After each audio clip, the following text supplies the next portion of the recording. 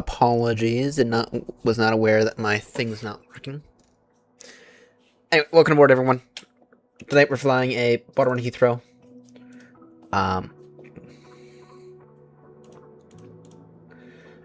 Let's go ahead and get everything set up. Got some radar. Seb and I were just doing a lot of absolute fun. Right.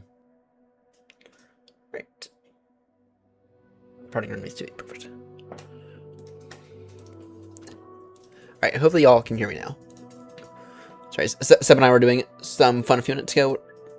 Just fucking around. Sorry, well, not mucking about. We were flying via a US VFR flight from Durham to another airport. Shared cockpit. That was a lot of fun. So, alright, let's get on the ground at Baltimore. Stand Echo 1, as per what BA uses in real life. I've never seen them anywhere else. And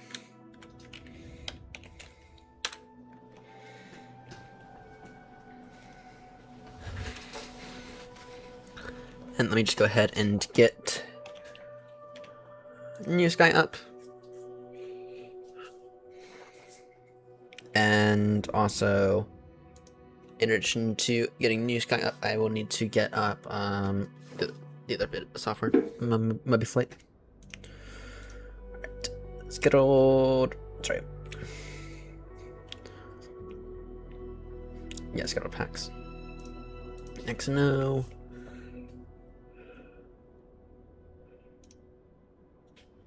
Baltimore to Heathrow.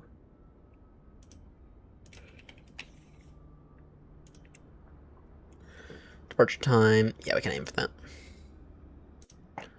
Flight, and then in terms of movie flight, run that guy up there, and go and get movie flight up. Oh, sorry, CMAP Pro up. All right, let's go ahead and connect up as Speedbird to Lima Juliet.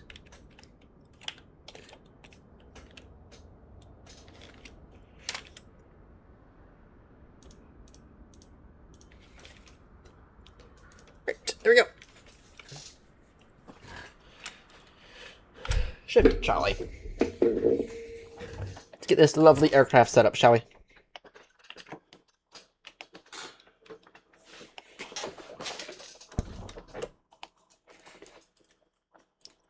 External power on, batteries on, those on. We can wait off on the APU for a few minutes. Nav lights on, logo, wing lights all on.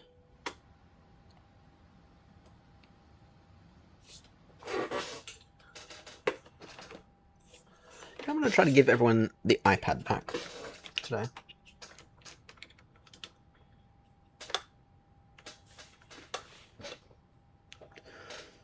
Let's see here. iPad should be connected now. Should be, that is.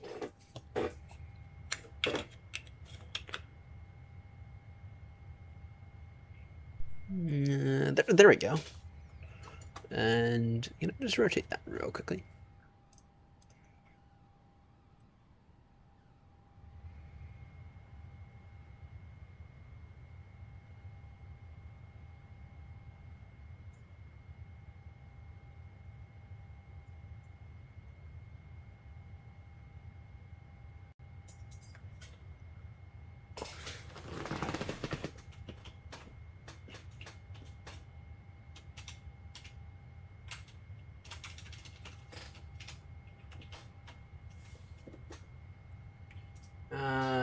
No, that's not going to work. Oh, that's fine. Just go ahead and use it like that. Alright. Airports. I did file this flight plan, right?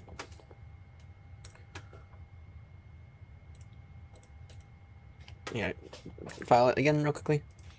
Alright. Go and request our data from SimBrief. Do a dead flight controls check real quickly. By the way, I have bad news about my ear. Awareness. Okay. Alright. Yep. Looking fine. All is good. Flights. Import. SimBrief. Speedbird 2 limit right. Alright, and then that's working as intended. Perfect. Alright. Posit a knit. Oh, great. That's still beating it. Wind 290 degrees 5. Your 4 statute mass visibility broken 3.8. Altimeter 2992.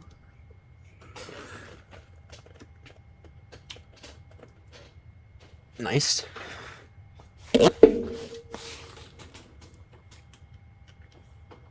Aim to be out of here in a few minutes. Go ahead and quickly monitor 126-100.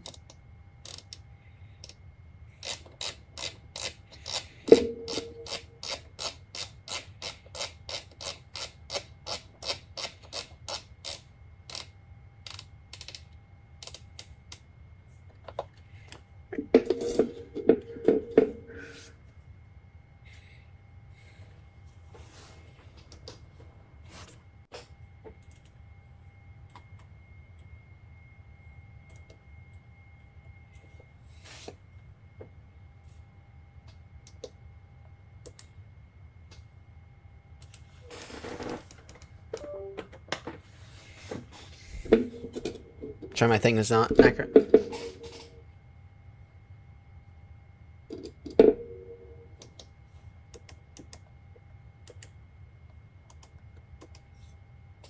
Right.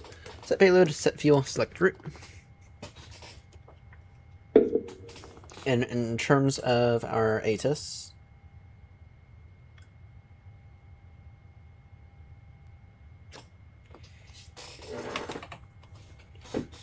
getting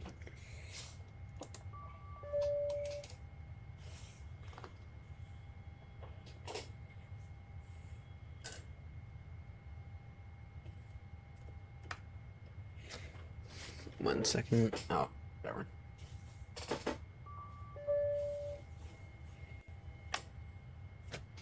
I've already leaked my email like 15,000 times.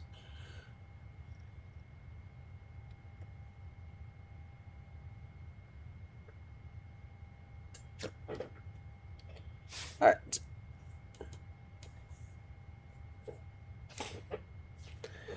We can go ahead and activate that route.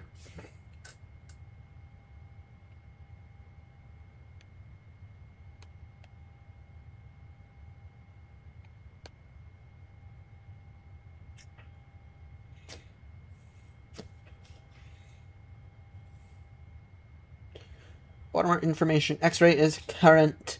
Wind 330 degrees, 6 knots, 6 statute miles visibility. 265. Okay. Departing runway is 28. Nice.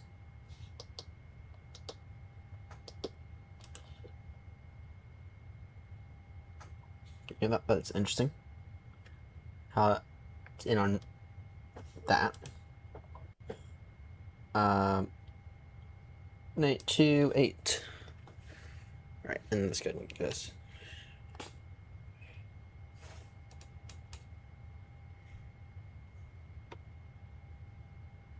So you're not.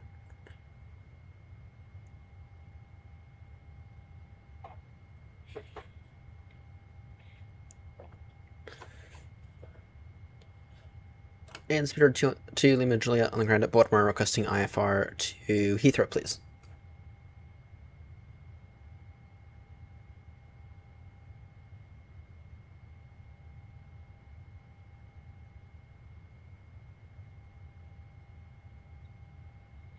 Affirm.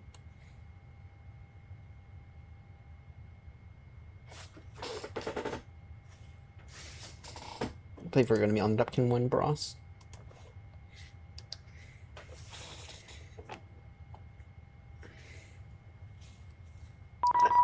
There we go. There we go. Let's see. Dupkin 1 Bros. Expect 35010 minutes after departure. 6505.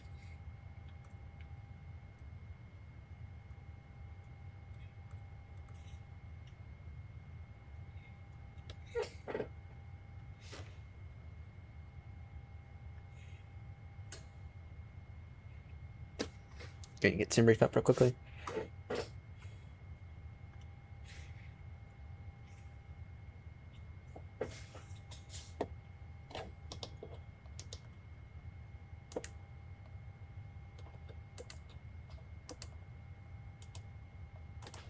Okay.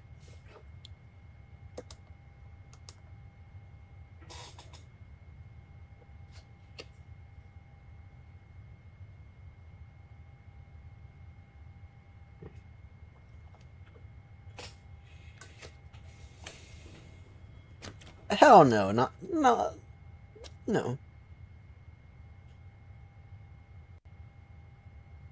Go.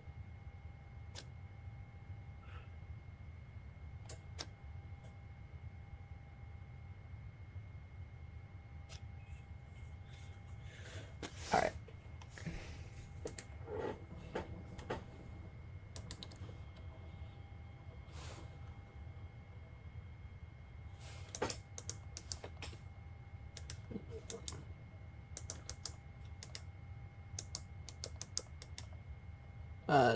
Plus 20, and then contact ATC for a push.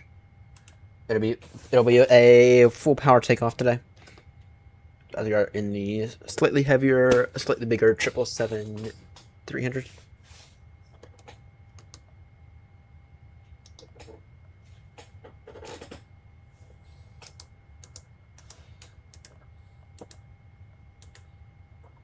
Let's see here. Close enough. Close enough. All right.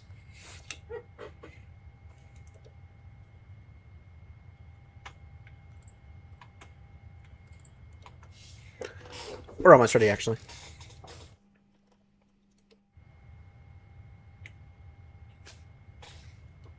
Ladies and gentlemen, welcome aboard British Airways flight number 228, service now London Heathrow. Current time is 2:15 Zulu, 10:14 in the evening. I do apologize, we do have a slight delay.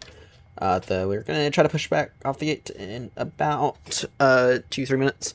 At this time, any ground crew, please vacate the aircraft as we are about to push. Overall, the flight plan is looking not bad for tonight. Got about 7 hours across the pond. I'm hoping to reduce that down to about 6.5. The current, like I said, the current time is 2:15 now. We are expecting some slight turbulence as we cross into the Atlantic, but nothing too significant. We will be expecting a northerly arrival into Heathrow, so you should get some nice views, depending on the winds at Heathrow, which we'll get later. Thank you all so much for flying with British Airways today. Cabin crew, if you want to begin your safety demonstration, and any ground crew, please vacate the aircraft as we are about to go ahead and get our clearance for push and start. Thank you.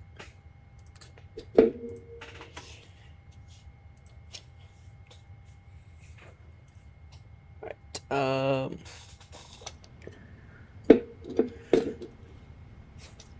and set that correctly. And control, Speedbird 2 Lima Juliet, stand Echo 1, bottomer, request push and start.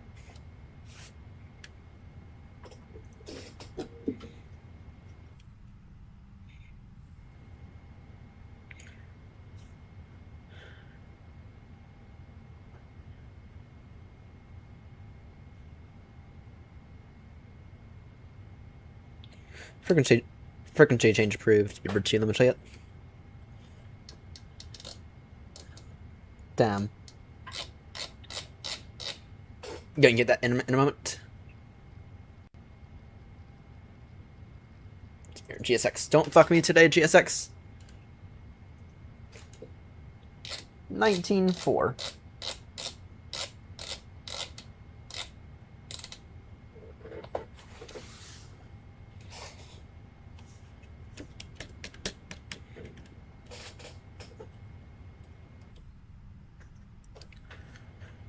Baltimore traffic, speedbird 2, Lima, Juliet, stand, Echo 1, push and start now.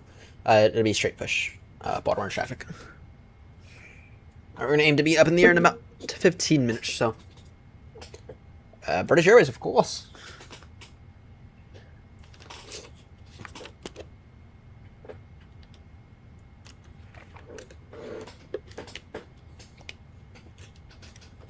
And of course, this is not linked up either, because Windows didn't update, and it's annoying. Alright, there we go.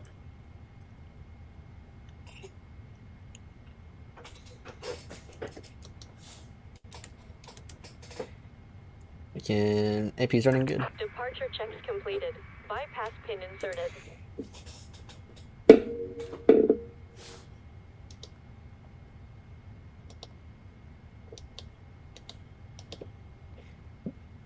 Excuse me.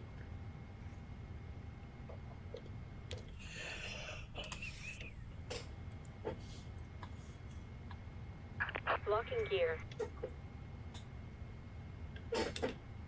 In the meantime, we can go flight directors on. Initial speed is 159. Initial heading will be 285.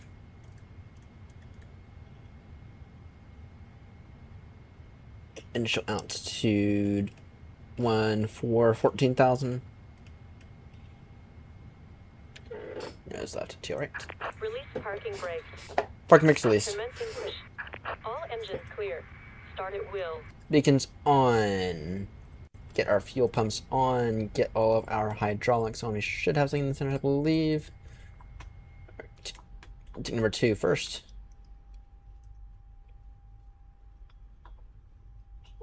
Go ahead and make sure LNAV and VNAV are indeed enabled. Go ahead and make sure VORs and ADFs are on. Perfect. Absolutely perfect. And then updated QNH for Baltimore is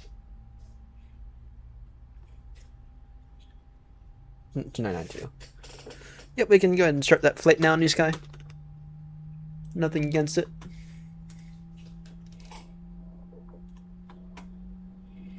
And start number 1 now.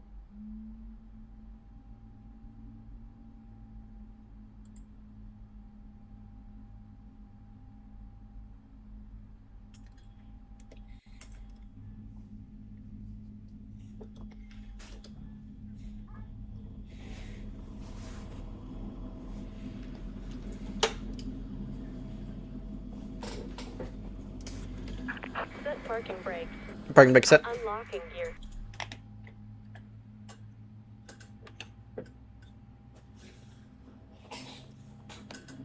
In terms of our departure, we'll also get these engines up and running. That's what it looks like between 4 and 7 on turn. Then up to above 5, then at above 13. So our initial climb for this thing is 14,000, I believe. Yep, from ducking maintain 14,000. Expect further 10 minutes after. Alright, let's go ahead and get our taxi lights on. Let's go ahead and get our flaps going. Tow truck disconnected. Bypass pin removed. Flight controls check. Rudder, full right, full left. Ailerons, full left. Or sorry, full up, full down. Full left, full right. Trim is in the green. Nice. We are looking good. I do know that in the 787 you do have to manually set it, which is kind of unfortunate, but whatever.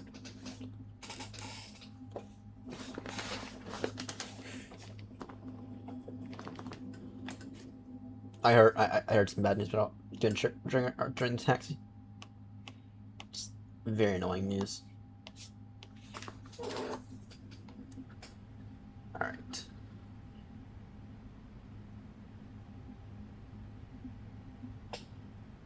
Taxi now. Uniform 1 for runway 28 via Bravo Tango Charlie Uniform 1. Baltimore traffic. Speedbird 2 Lima Juliet taxiing now. Uniform 1 for runway 28 via Juliet Bravo Tango Charlie and Uniform 1. Baltimore traffic.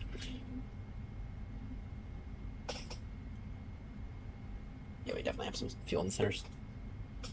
Actually, let's confirm that.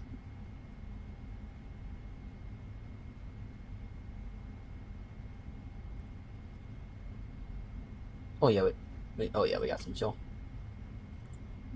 Got 10 tons of fuel in the center, which, for reference, we are lucky if we get any. Now, we are also in the big triple. So...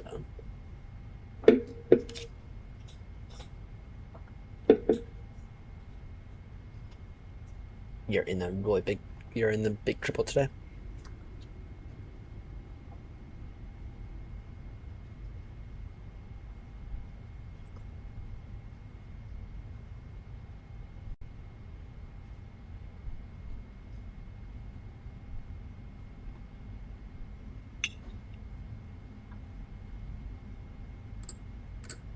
And get turn off lights on now. This guy has been started. Good. No de-icing required. Though I do have a slight visibility concern, as it is only 4 statute miles visibility.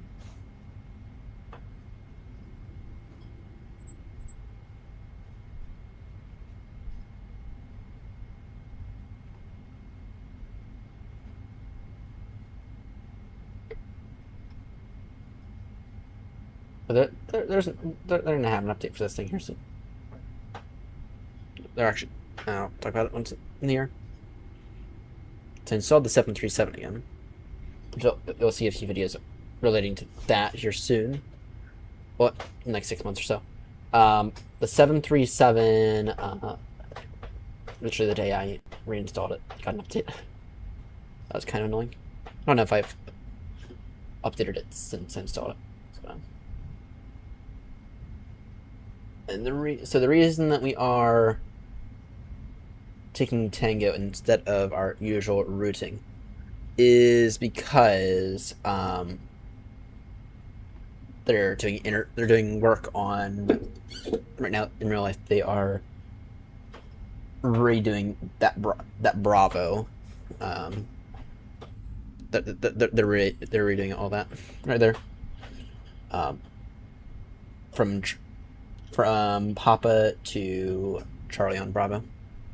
And I think they're even redoing that whole intersection there. At least that's what Novgraph is saying.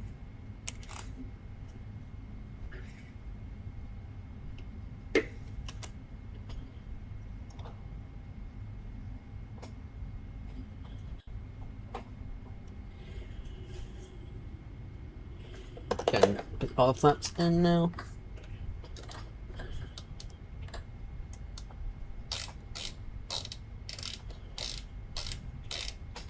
That guy needs to be on Unicom.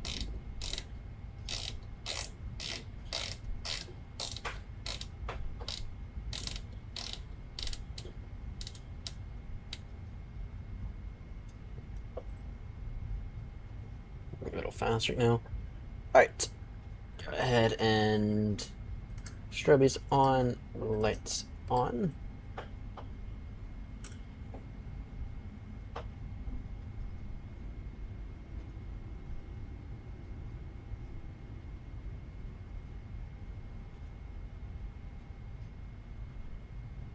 Baltimore traffic got a citation 10 on a 2-mile final, 3-3 right Baltimore. Baltimore traffic, speedbird 2 Lima Juliet to via Uniform 1, lining up now runway 28. I will hold for arriving traffic, Baltimore traffic. Approaching 2-8. Alright, lights are on, good.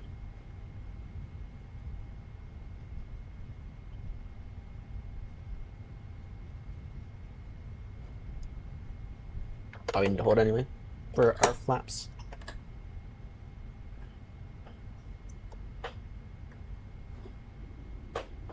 On runway 28.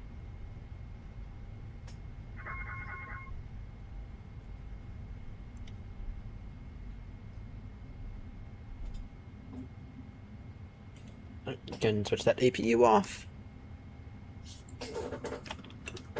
I need to go ahead and ditch that for a bit.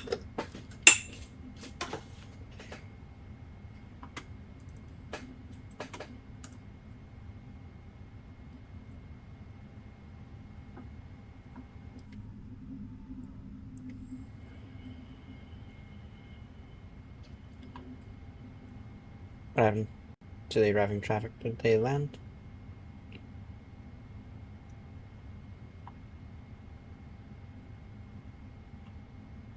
Did they land whilst I was in the middle of all that?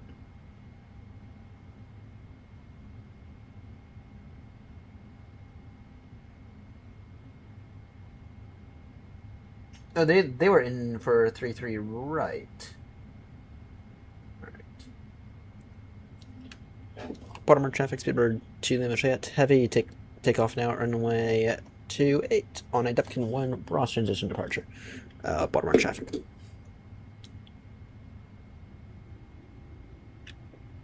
Appreciate you waiting for the wake turbulence there. Yeah, of course. Right.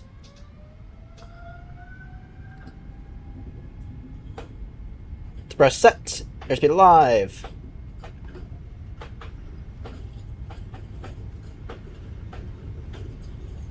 $80 knots.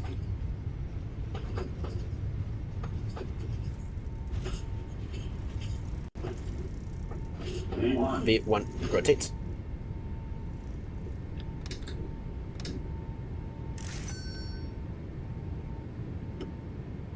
Pause right gear up.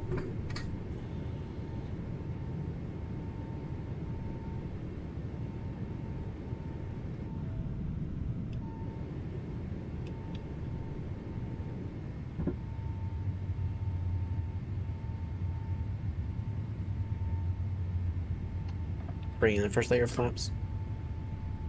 Baltimore traffic, speedbird 2 Limited heavy, now airborne, passing altitude 2,500 feet. Initial climb 14,000. Baltimore traffic. Flaps entirely. Or, no, flaps to the next layer. And yeah, why not? You can go flaps entirely. In the turn.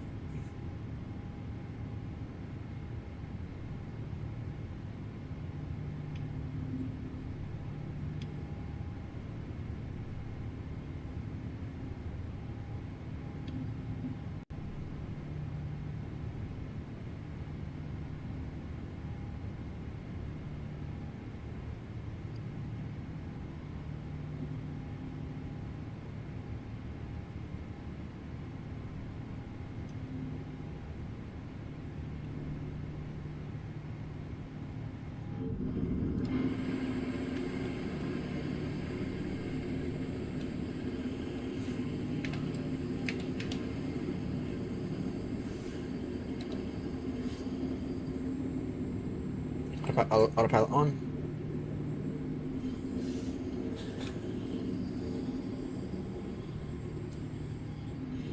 Inbound London Heathrow. Current ETA for Heathrow is 9:16 Zulu. Is that? I don't know if I ever got the wind. The wind now. 8:52. So, okay, normal time then.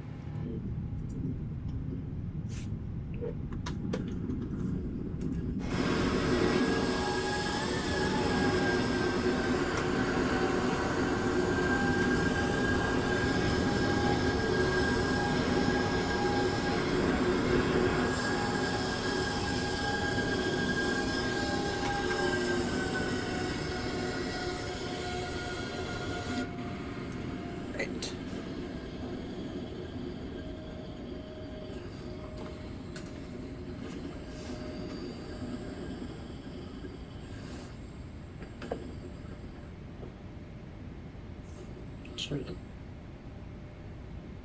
Why are we 230?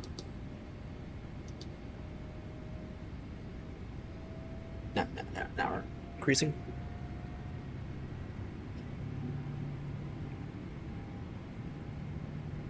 Alright, climb now, level 350. Actually, yeah.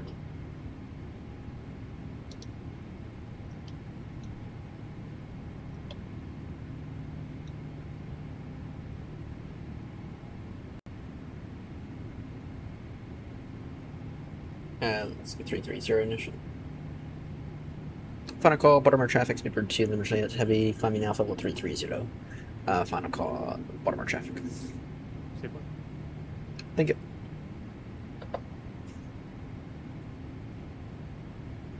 Baltimore traffic, speedbird 2, limited airborne out of runway 28 on the Dupkin 1 Bros transition. Climbing now level 330, currently passing 9,000. Baltimore traffic.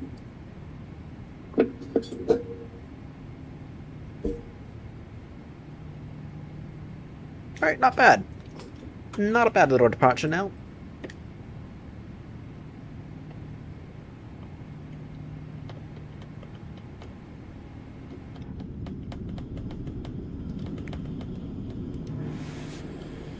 Passing 10,000.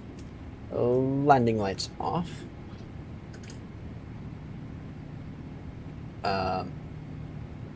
Seatbelts to auto. Alright, go ahead and turn off. Taxi lights and running turn off lights. Cleared. Direct Ross. Speedbird shooting the jet. Turning now direct to Ross. Baltimore.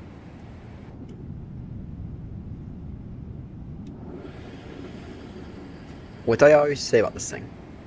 Yeah? The 777 rules the world. That's what I always say.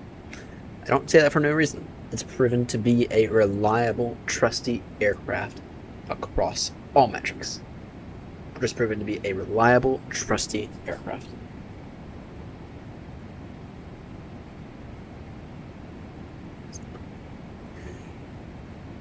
You know, let's not forget standard pressure now, even though no need to, because I mean, altimeter was 2992. To translate that as QNH 1013. To further translate, it was standard pressure. Baltimore was neutral today. So.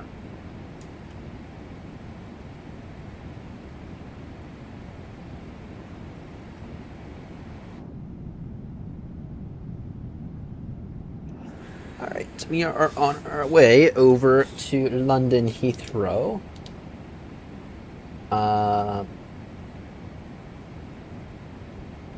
Currently estimating Heathrow 852 Zulu, estimating with 21.7 tons of fuel.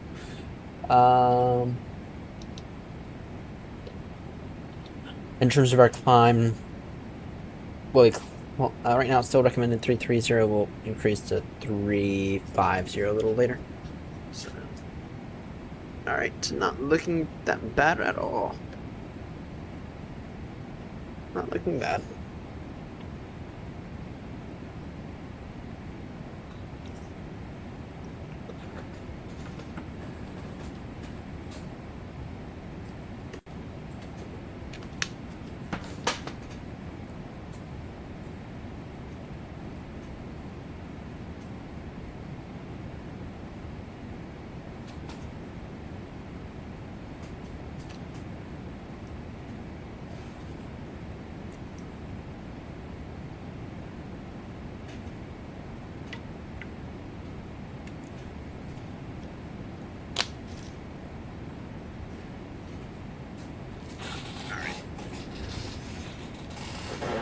Little package, not gonna lie. Not really that much I can do about that. Though, I mean, get myself a bowl of ramen here soon.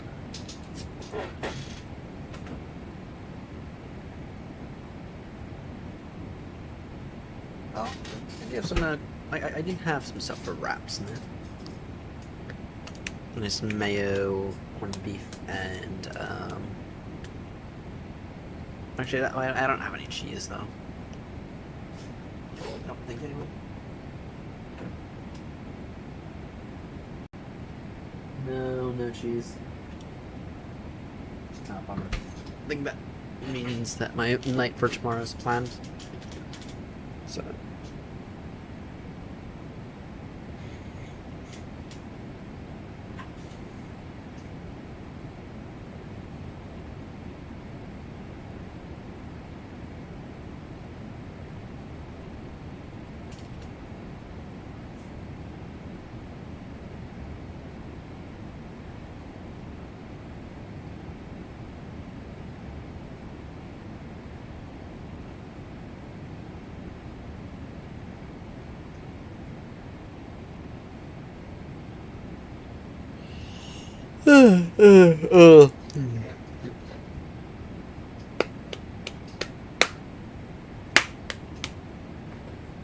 Alright.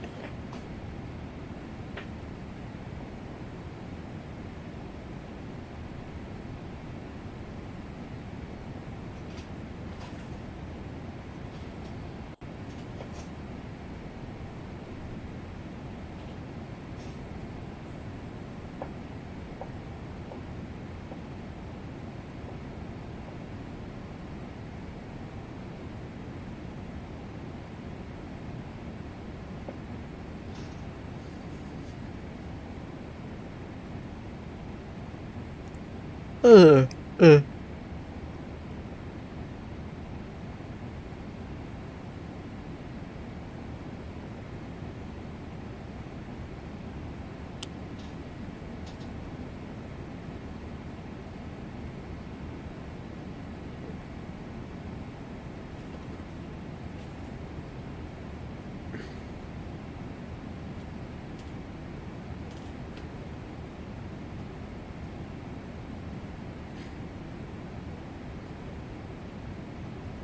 This Strummer's not Prime Minister yet, is he? Oh, sorry, not Strummer, Burnham.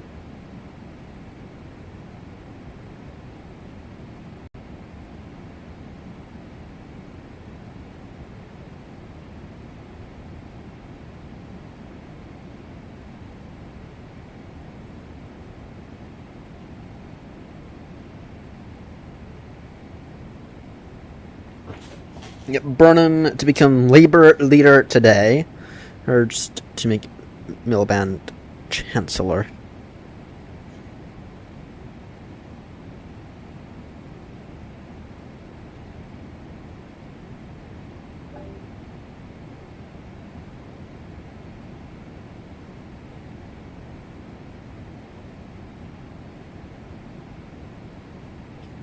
All right. Let's see here.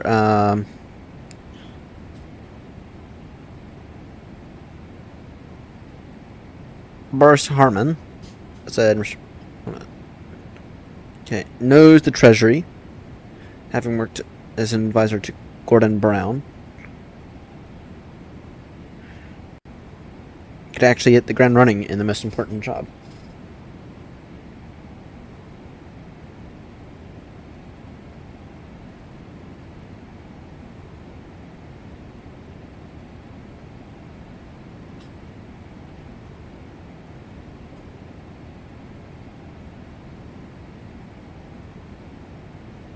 Can't have all your cabinet members from London or all your cabinet members from Northwest. Yep. Okay. All. Alright. That's not bad.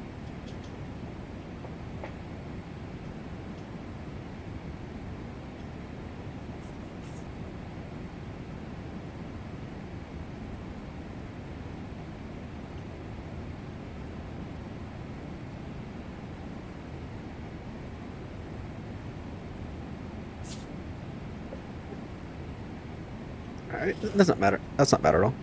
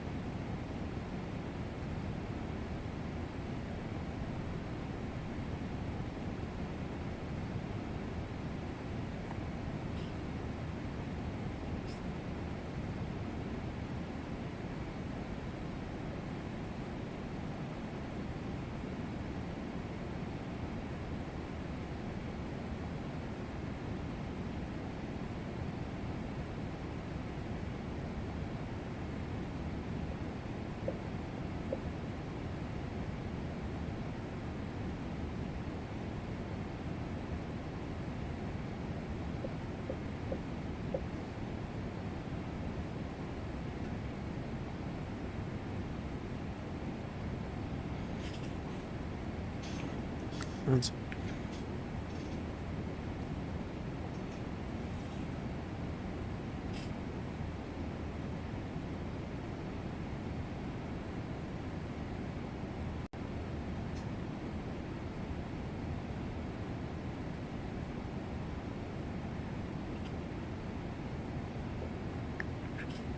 Conditions.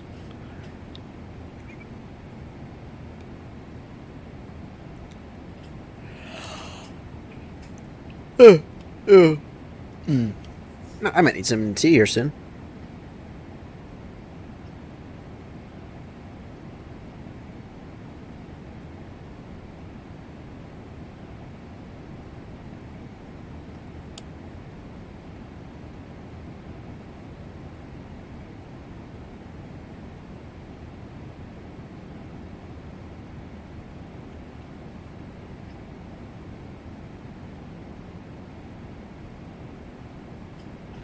I might have to step away. Alright.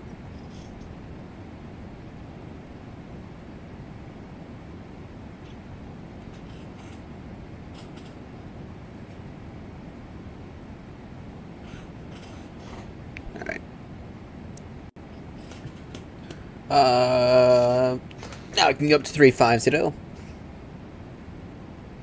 Climbing now for level 350. Traffic speedbird to Lima Juliet Heavy for the climb now for level 350 traffic. Do you have a set climb at time 6:36 Zulus? That's that's a while. That's like 4 hours.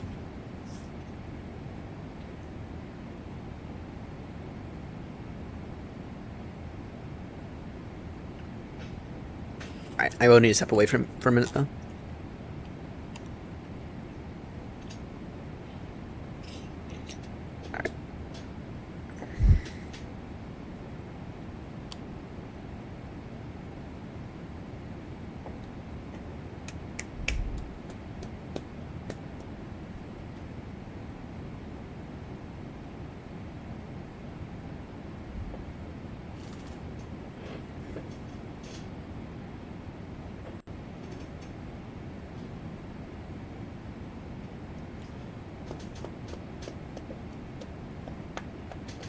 And yeah, I will step away for a minute or so.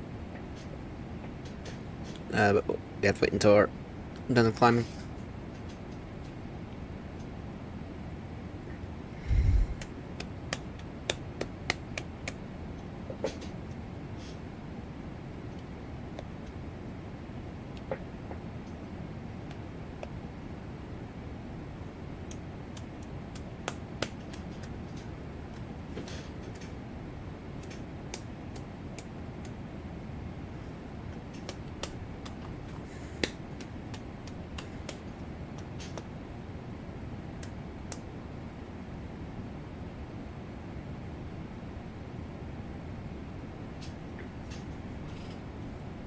Alright, I'll be back in about 5 minutes.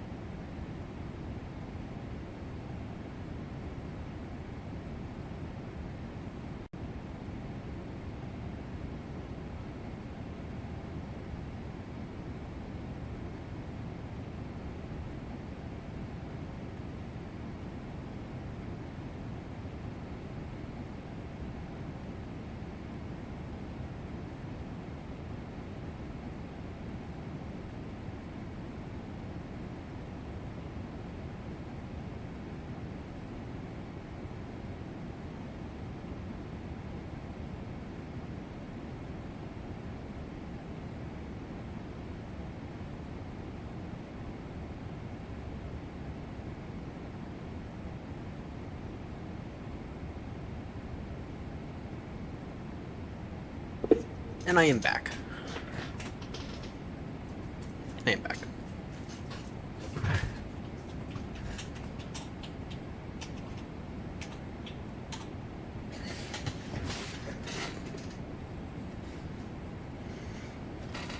Alright. Well, I'm kind of annoyed right now because my ear infections are turning. Going back on the medicine, because I still have some spare medicine they gave me. Let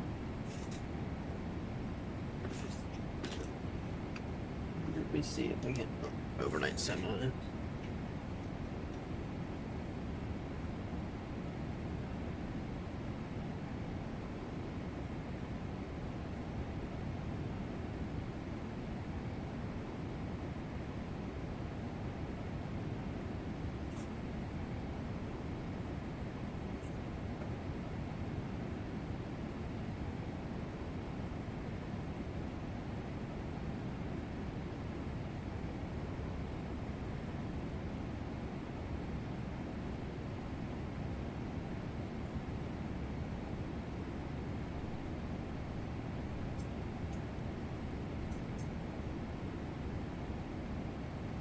Let me look around and see if I can't find anything.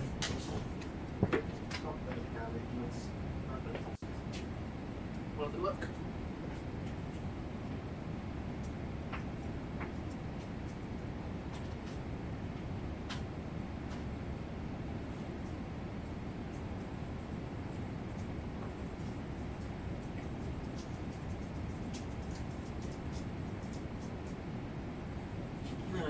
I have some.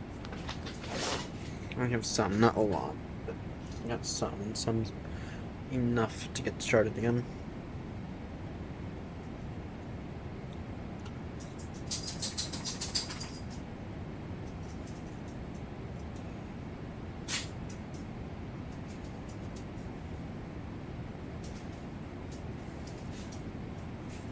Some's enough to get started on the treatment again.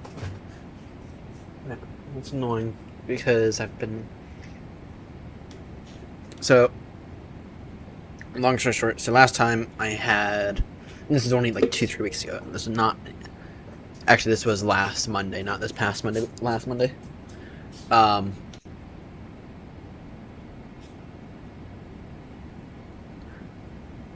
Actually, no, it was the Wednesday before that. So, yeah, it's been 2 weeks. I got up around my normal time I went to bed and my ears started bleeding. Went to the doctors a few hours later. They said it was a pupil, but it had escalated into, but it was like really, really infected though. That's what they said.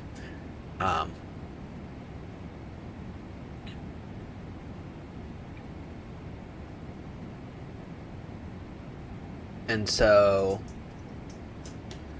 I mean, it was a pupil that had escalated into being a full-on outer ear infection, which was beginning to make its way slowly into the actual ear part, which is, that's not great now. So, starting back on the treatment for it, which was antibiotic ointment over it, and,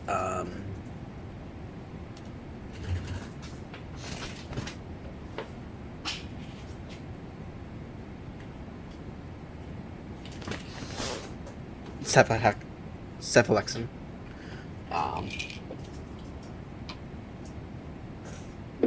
So either way, I'll go back on that, get back on the course for that, and yeah.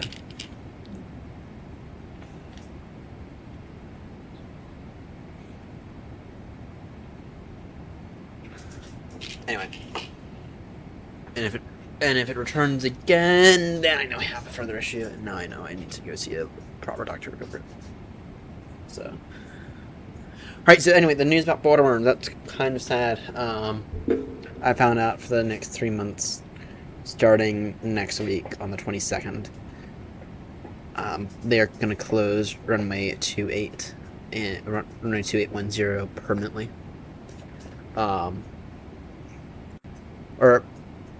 when I say, well, not permanently, for about 3 months. They're going to close it. The reason being, they are going to be doing some resurfacing works on the runways. And they're going to start off with runway 28, runway 2810, and then I think they're going to move on. Most likely next spring to 33 left, 15 right. So either way, right now for Baltimore, we're going to be strictly on 777-200s,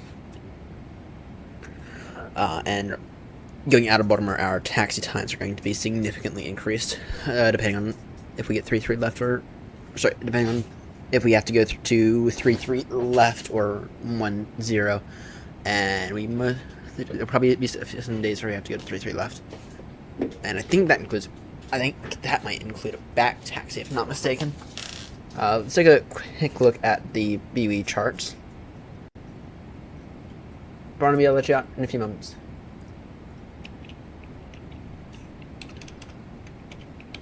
But I think if we have to go to 33 left, can't call me, but I think that means they'll have to back taxi.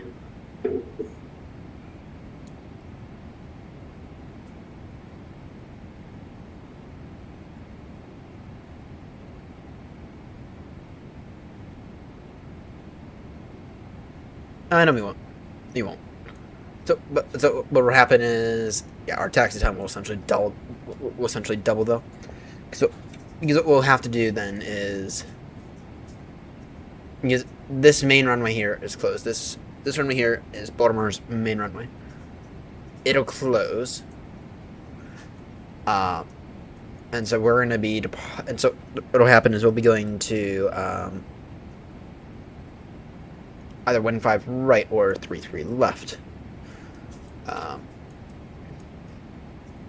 Which means we'll be taxiing most likely via Juliet Bravo at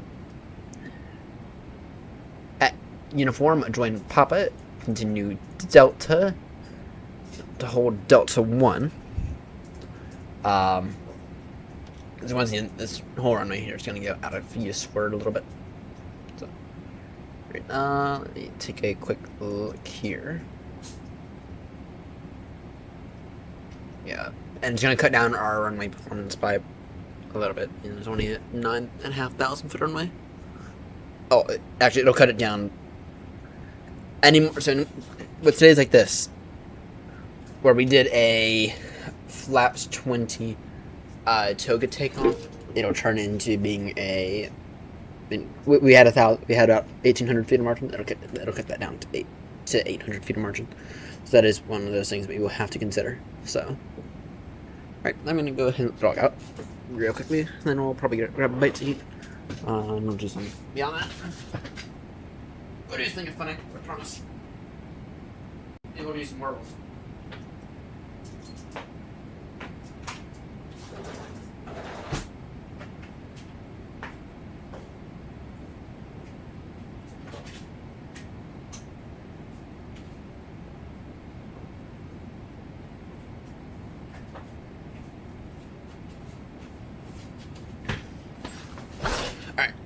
Yeah, let's go ahead and begin today's Wordle, shall we?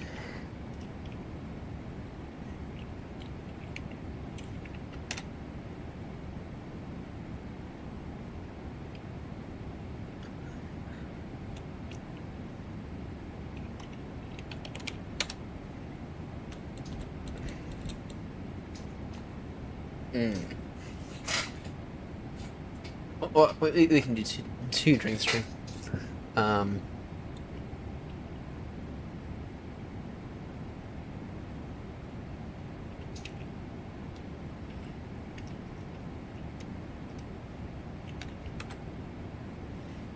No.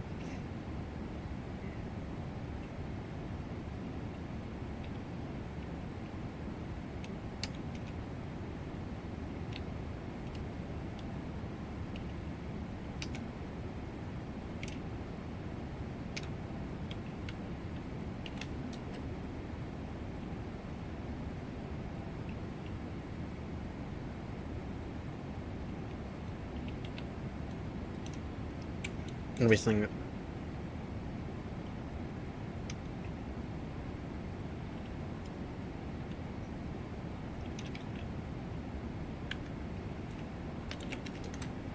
Shoot. Damn it. Damn it. Damn it. So, that means that the UB...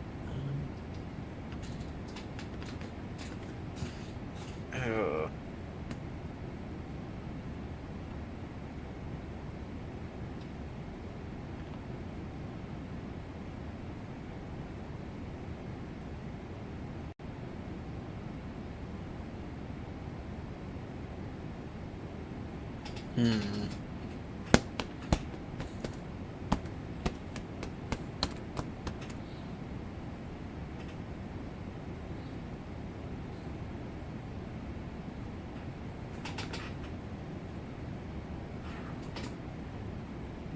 I'm lost here, to be honest. I'm lost.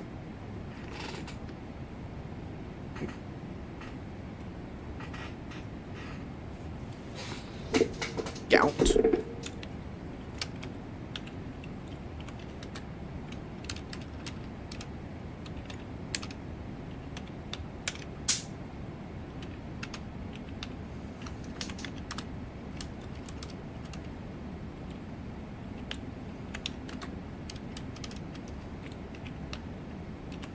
What? Oh wait. Not that those work anyway.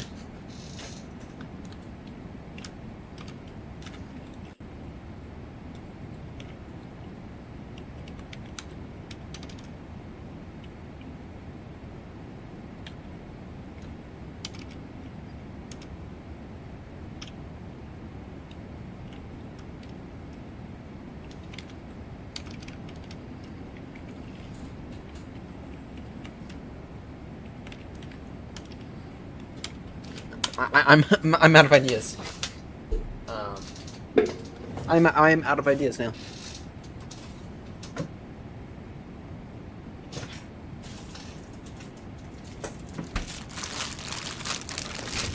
I'm out of ideas. I got none. I'm not getting wrong. Tomorrow's a trip over to Safeway, I think.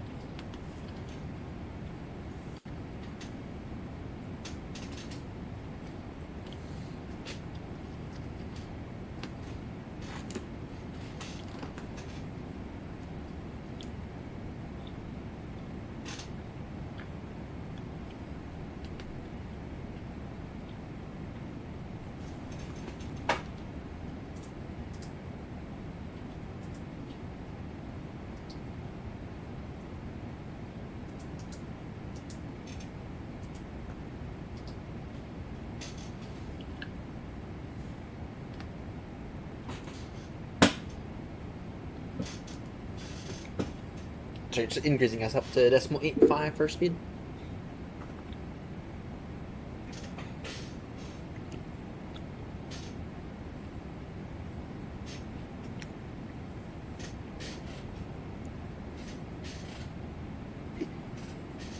No, it can't be cutie.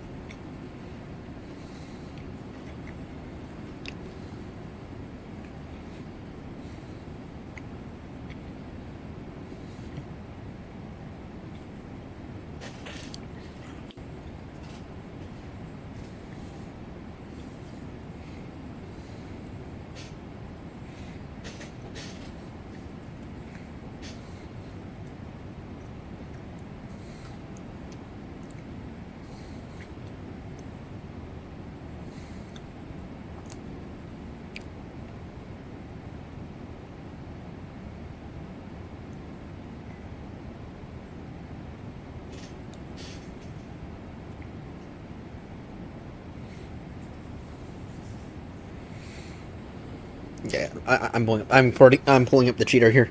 The cheat.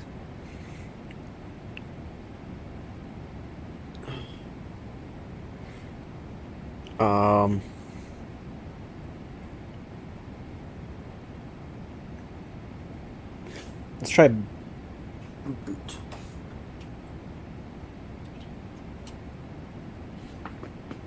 Yeah, I was thinking that'd be it.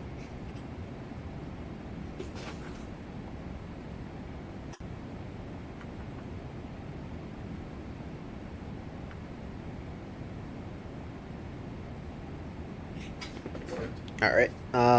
Skill, awful.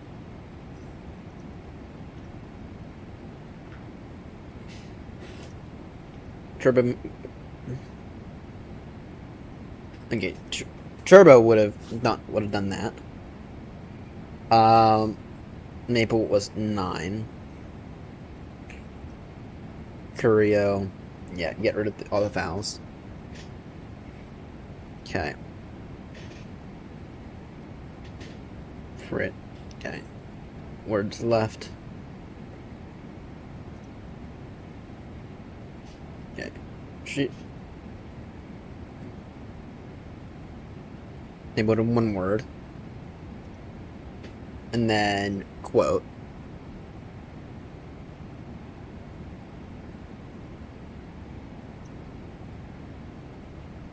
So that would have been Slate Turbo Butte. Okay, Slate.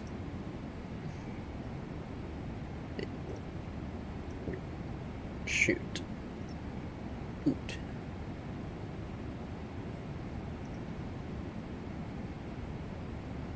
Alright. Yeah, okay, I gotta. Yeah, I was about to say, no one's guessing it first try. Okay. A Deo could have been another good guess. Or, actually, audio, I think, is one of the better ones.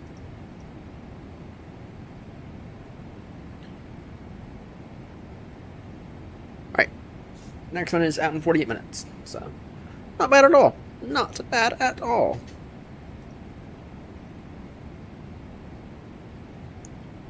Alright, we're direct to Alex right now.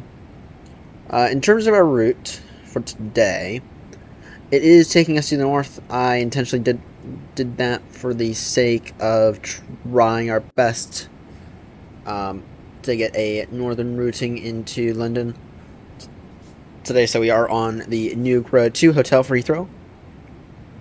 And we'll find out what the winds are looking like. And let's take a look at Mavis. I have access to this.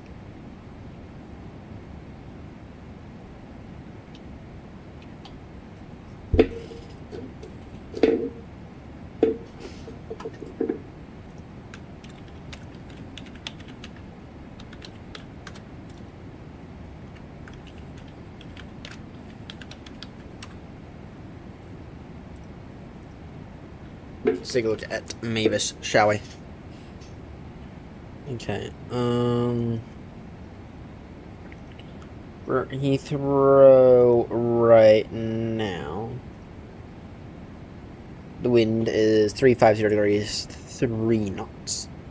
NH1017. Let's take a look here.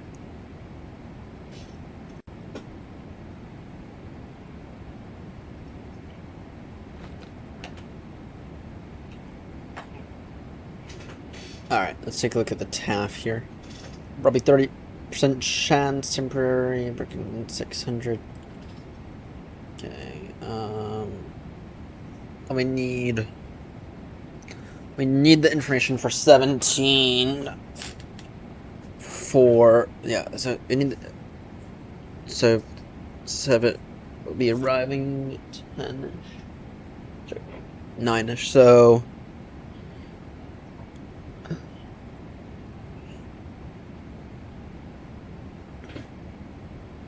yeah, so it'll probably become a 2-7 day, to be honest. Which is nice. I mean, well, actually, no. No. Well, it could become that. It could become that. Between that was at 250,000 not long ago.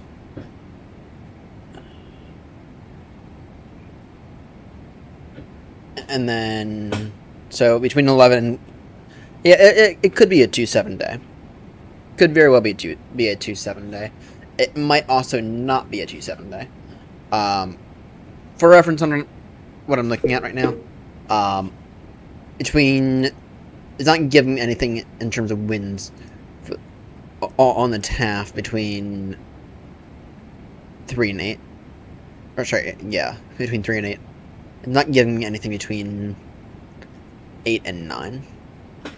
So, or sorry, 8 and 11. So that is thing to note. TAFs are not perfect.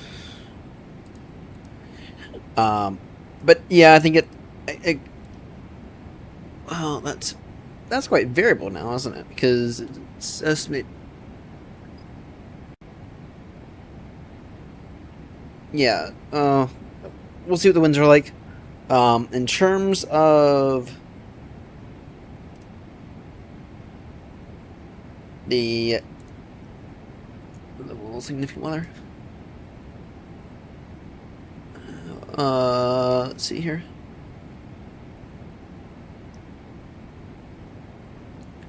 Between 8, we can expect some isolated. So we can expect some smoke. Well, yeah.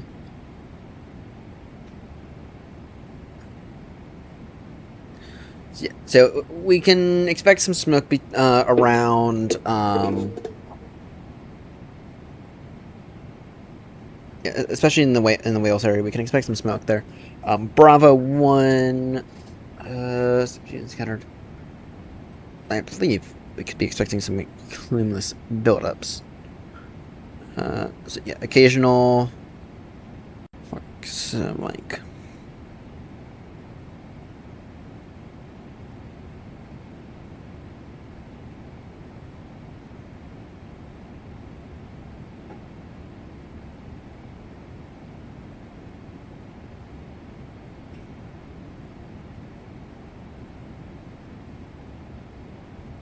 Alright, sorry. From yeah, so we might have some isolated cloud cover between.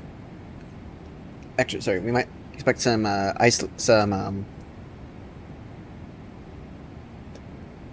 isolated thunderstorms or killing line buildup from 4,000 to 6,000.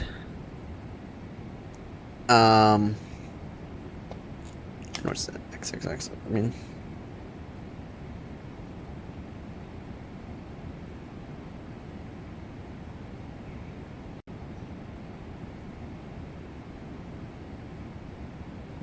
doesn't know. And Strato, and then yeah, we could expect some killing line buildup. We do have an area of low pressure coming in from the north, but overall, not expecting anything there to really affect us on that front. And then, yeah.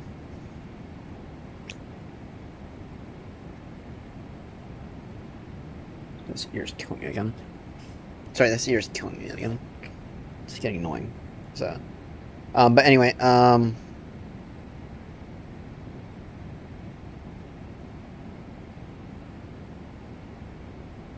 wait, that's to line 26.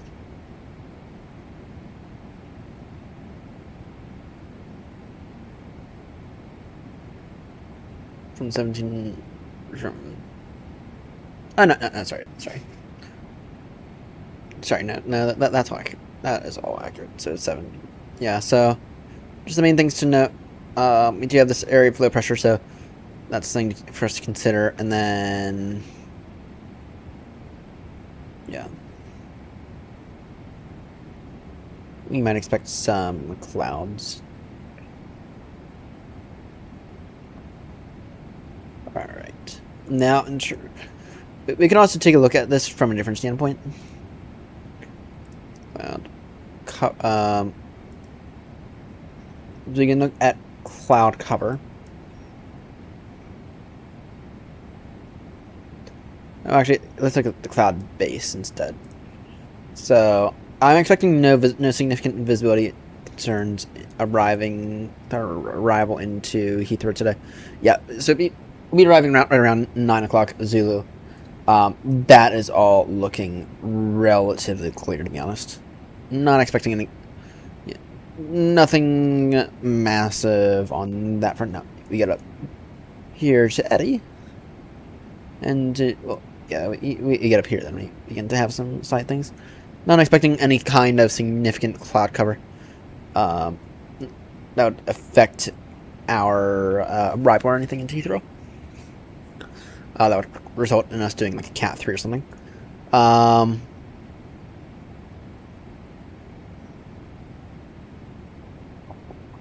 Surface winds.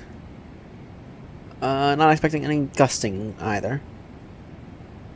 By the looks of it, anyway.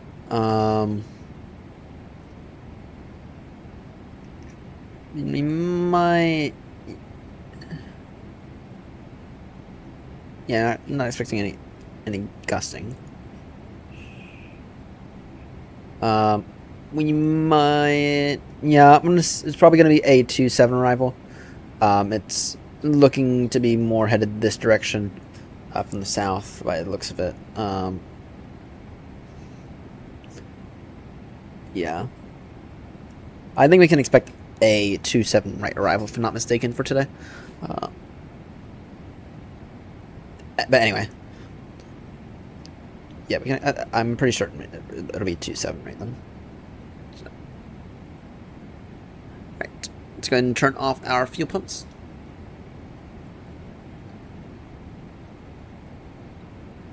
And let me let the dog in, because he's begging me to come in.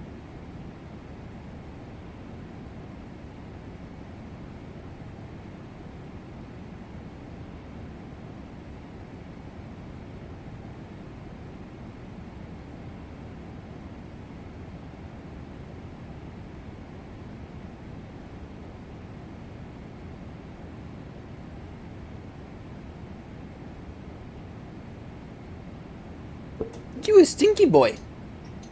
You a stinky boy. Yeah, I know it. I know it. I left you out there for a while. Did it allow you to use the restroom?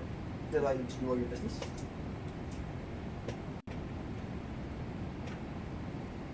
Go lay down first. Stinky boy. Stinky boy, go lay down.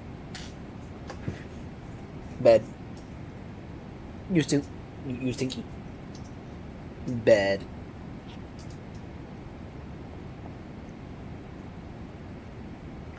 Big bed. Big bed. Yeah, I know. You can move the rubbish out of your bed. You know, you put that. You put all that rubbish in your bed. You put all of it in your bed. You realize that, right? You're the one who put it all in your bed.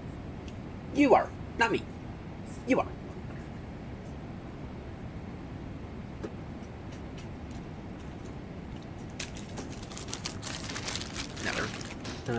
Grab some. Yeah, I'll go ahead. Make these final few wraps now. Got some corned beef here. Go ahead and make it with. Ladies and gentlemen from the flight deck, this is the captain speaking. In case you have not realized, or in case you've been asleep, we have been airborne now for the better part of the past, call it 45 minutes or so. I do have an updated ETA into Heathrow. We are currently expecting a westerly arrival a westbound arrival into Heathrow. Currently, anyway. We currently have an ETA of right around 9:15 Zulu. So that's right about 10:15 local. So we can get there a little faster. We are going as fast as we can because we are aware that we are slightly delayed, and also we have a really good arrival slot into Heathrow. Alright, but anyway, first the flight is looking smoothly. No real significant things. I mean, we might get a slight bump coming up here soon, but of course we will turn the fasten seatbelt sign on for that. Now, as for BA policy, we do kindly ask that you remain in your seats with your seatbelt fastened sign, or with the seatbelt fastened the entire flight. Say in the event of any significant turbulence, which can happen, you don't bump your head on the overhead panels above. Anyway, thank you all so much for flying with BA today. Speak to you all on the other side of the Atlantic, assuming everything goes alright. Thank you.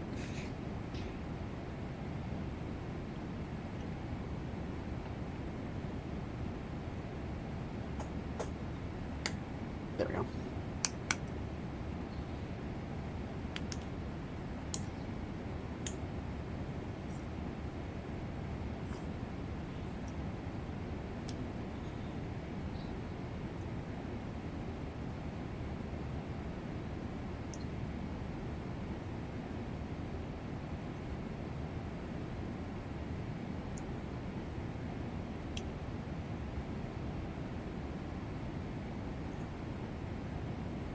Let me just opening up some corned beef.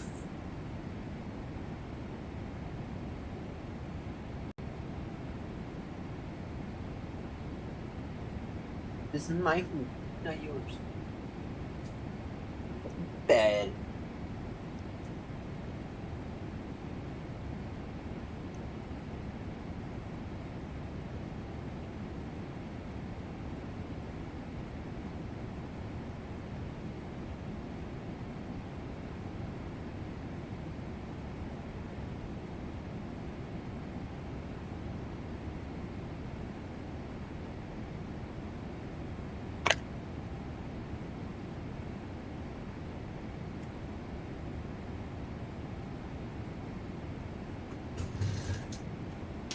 And when I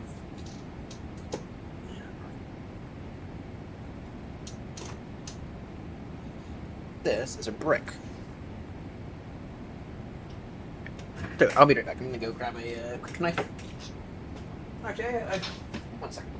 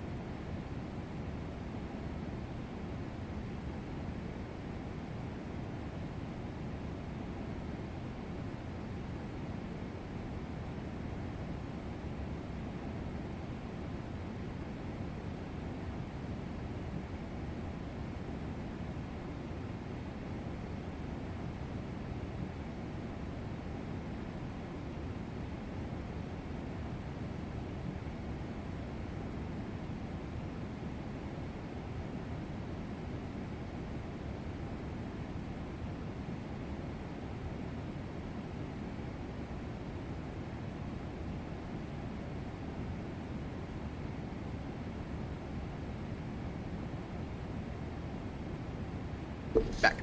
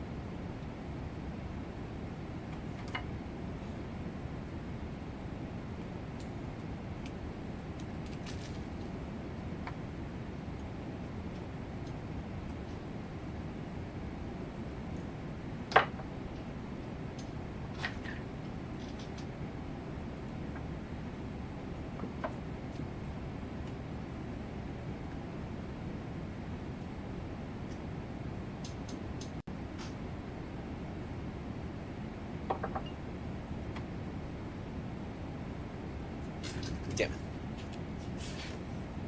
What do you hate about corned beef?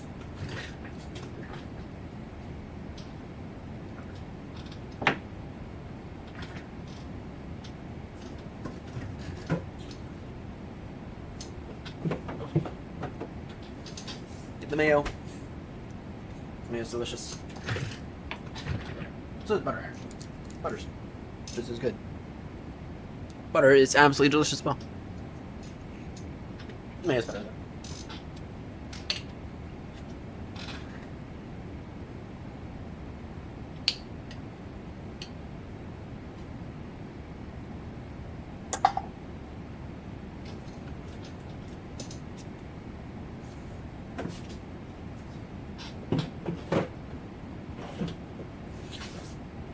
You're still direct, Alex.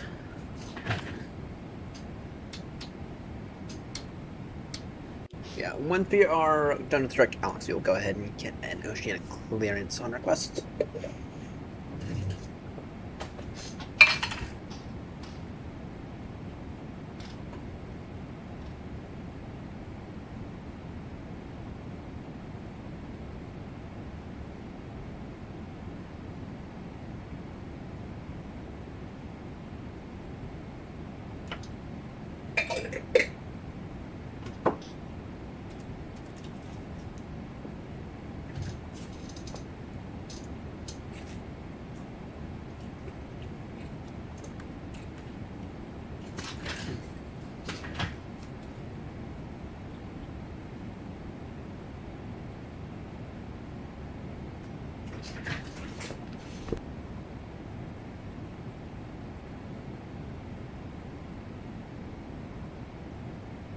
Not that good, but good enough for me.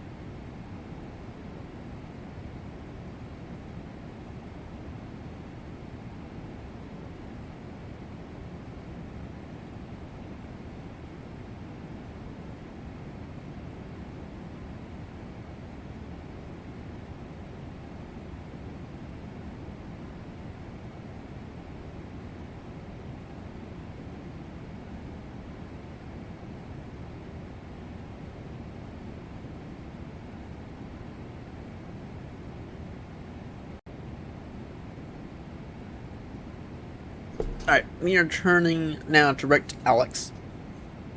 Or sorry, direct to Depp. You can now go ahead and get our oceanic clearance.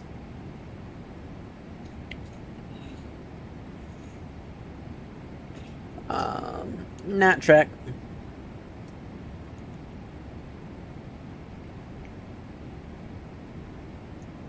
"25 minutes before the next whirl. Request clearance. We are going to take up days that climb 37 now. 370 085. We are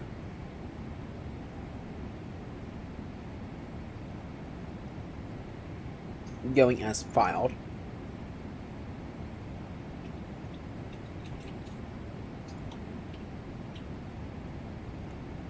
Uganda to Depp. ETA for to Depp is 0450.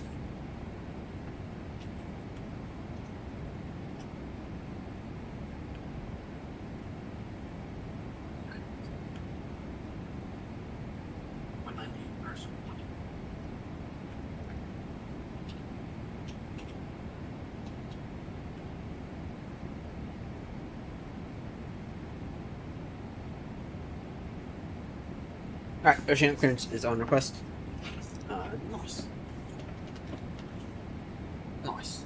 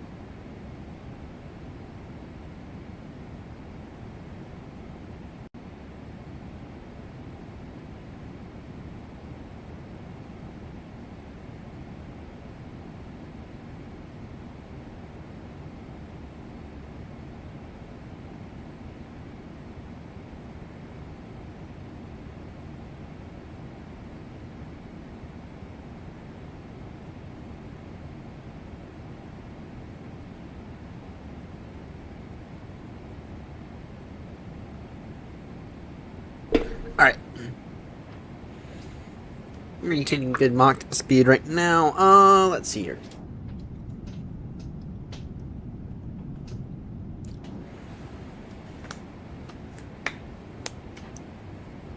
You know, I can't. You know what we can do? We can. One of the things I need to do is I need to make a fresh log, a fresh pilot log for when I fly VFR.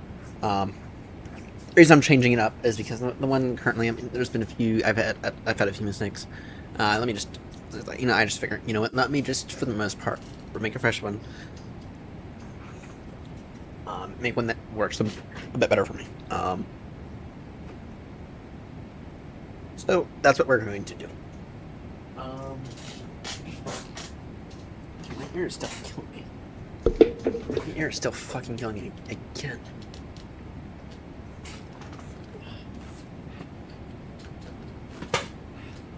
Trying hard not to go after my ear.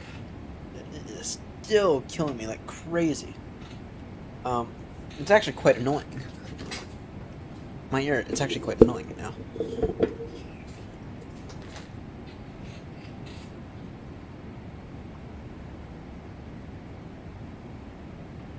What I may have to do is... Oh, welcome aboard, Crypto! Welcome aboard.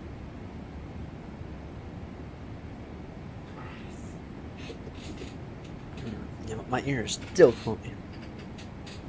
For those who don't recall, I had an ear infection a few weeks back, and I think it's back. Restarting the medication after it for another week. Try to calm it down a little. You haven't missed that many. I mean, you missed the one, which was Kennedy to Baltimore because someone decided to move this 777, and I decided I couldn't continue on with a Baltimore Heathrow that night. So he ended it off there. And outside that, you haven't really missed that much, to be honest.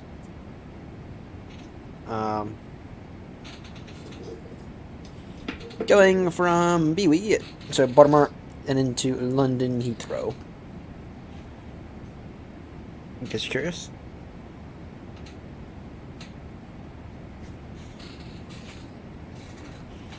Flying a lovely BA 777. Do you not know where London is? And do you not know where Baltimore is? Okay, Baltimore is in the USA. A bit north of DC. I'm not gonna give you any help with the other side though. You know what? Actually, that goes like.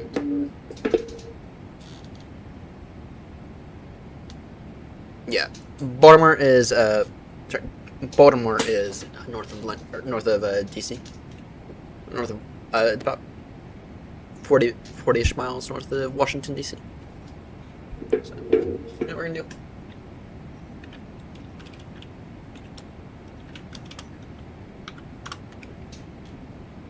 Trying to get better with naming countries.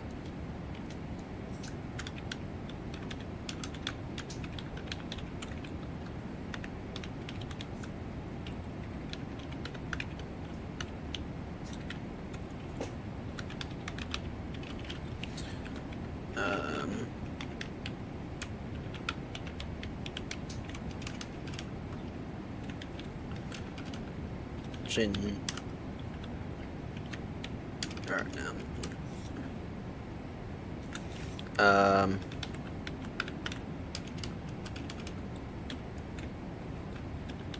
Ghana, Chad, Costa Rica, Austria,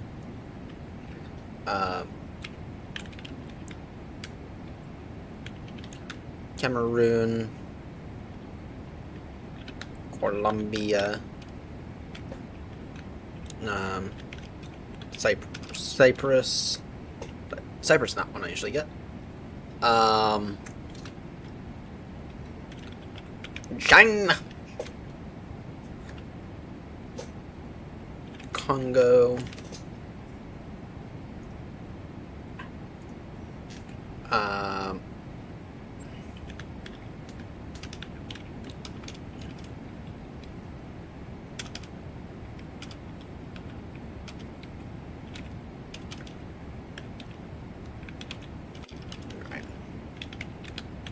Germany, Portugal, Spain, France, Italy,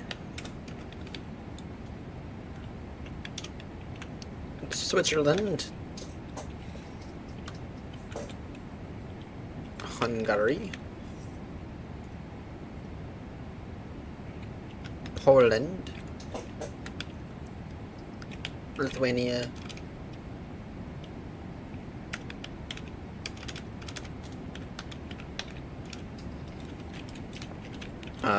Luxembourg,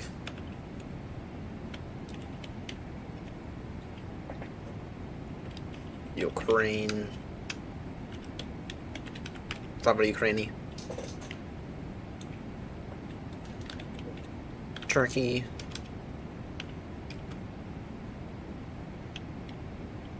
no, please don't help, I'm trying to test myself. Czechia,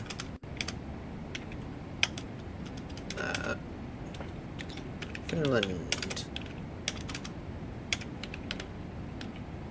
Poland, oh I did Poland, Sweden, Norway, Denmark, Ireland, Belgium,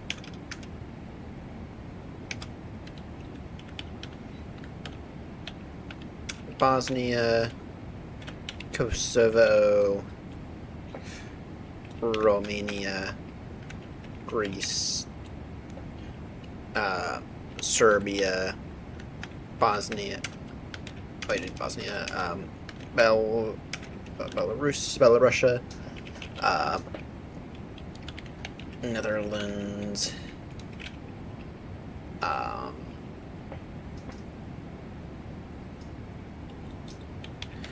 Vatican,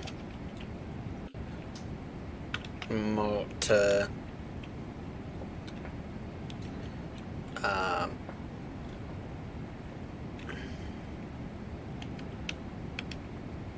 Armenia,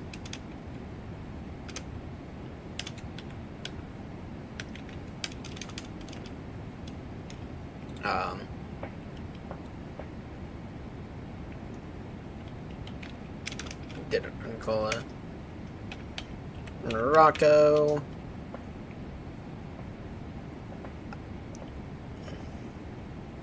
I'm gonna cheat here, look up Czechia,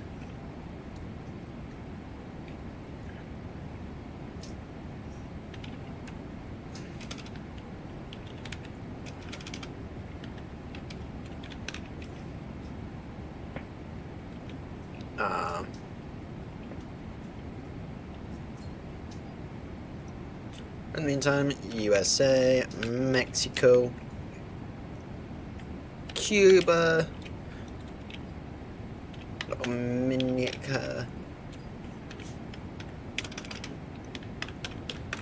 in Republic,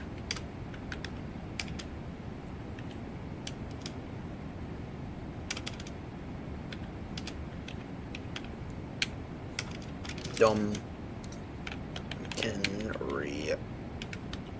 Republic, Haiti, Panama,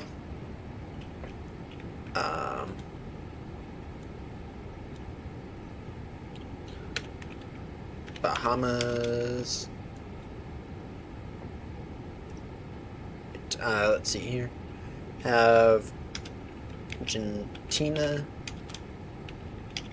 okay, come back to that one, El Salvador, Peru, Brazil, yeah, please don't help, please don't help, Colombia,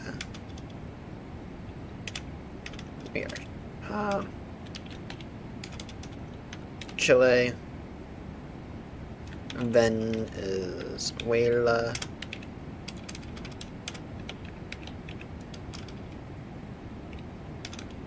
come back to that one,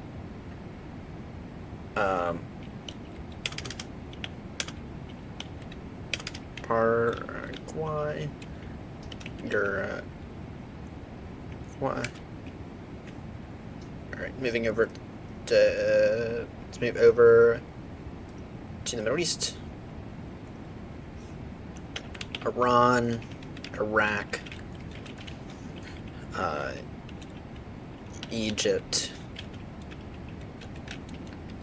Qatar, UAE, Yemen,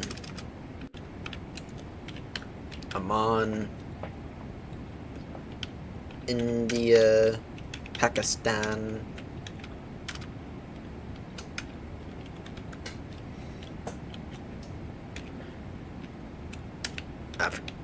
Afghanistan,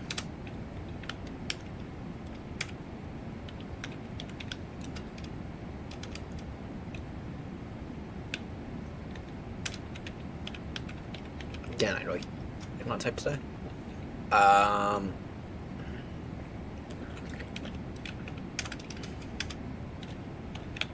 Lebanon, Israel,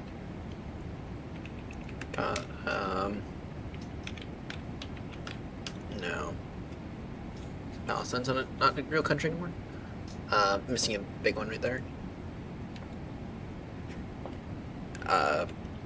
Turkmenistan,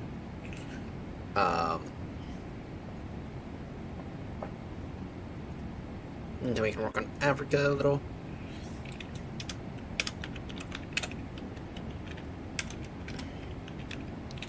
Sudan, South Sudan, Senegal,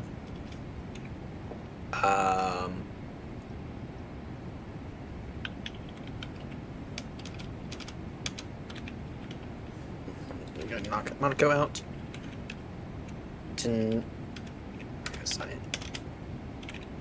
Tanzania, we already did Congo,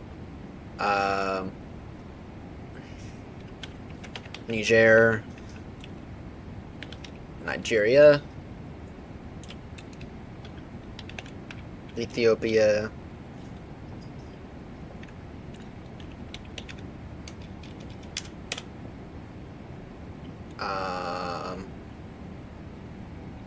yeah, let's work on this area here. Fiji, Australia, Turkmenistan,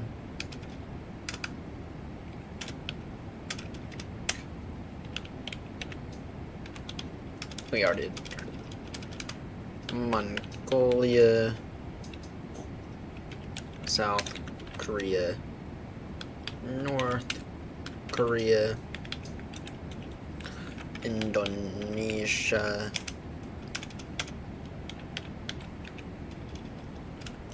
come back to that one. My spelling sucks today. Japan,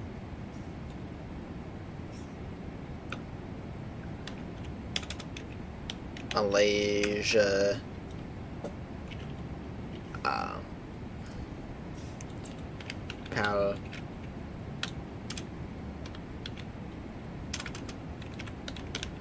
Thailand,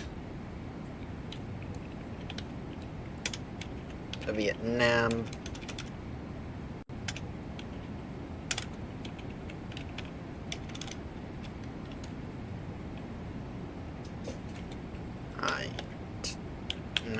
there we go.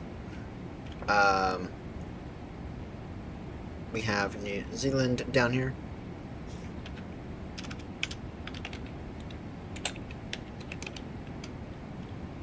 New Zealand, Singapore,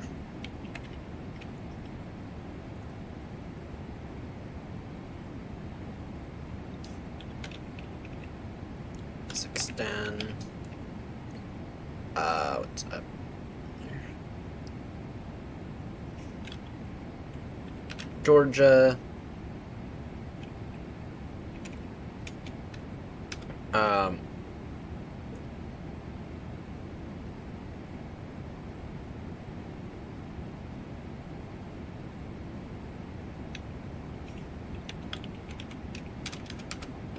are. Okay.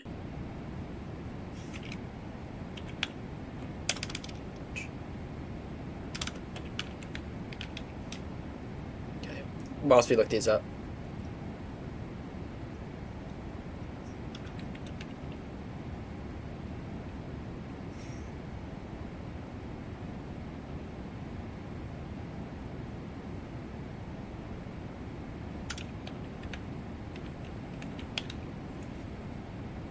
Argentina. Wait.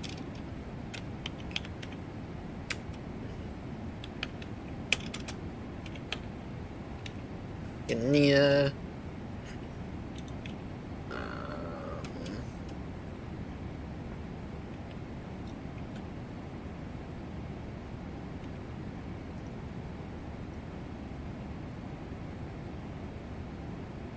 Doing pretty poor today.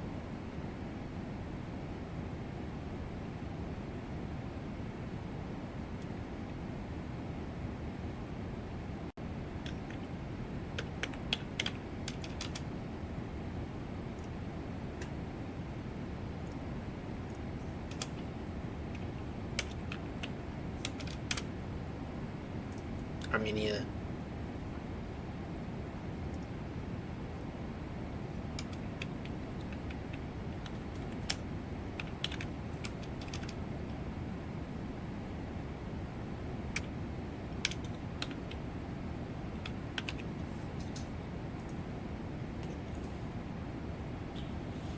Um,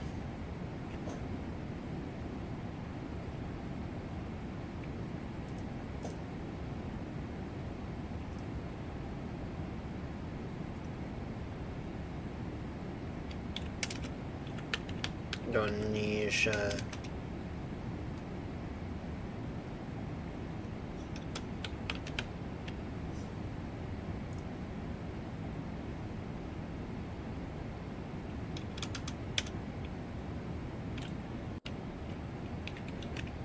Here we go, Indonesia. What's the big one I'm missing right there?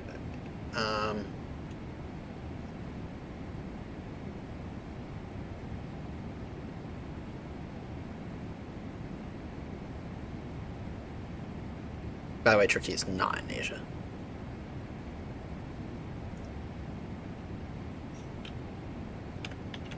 Botswana.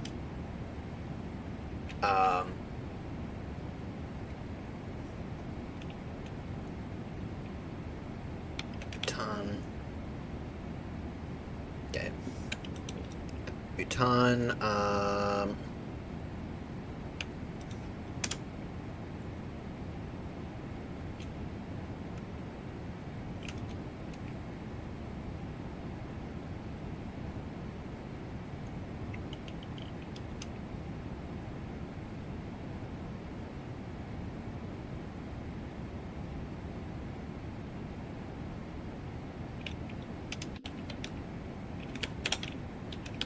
Islands, the Solomon Islands.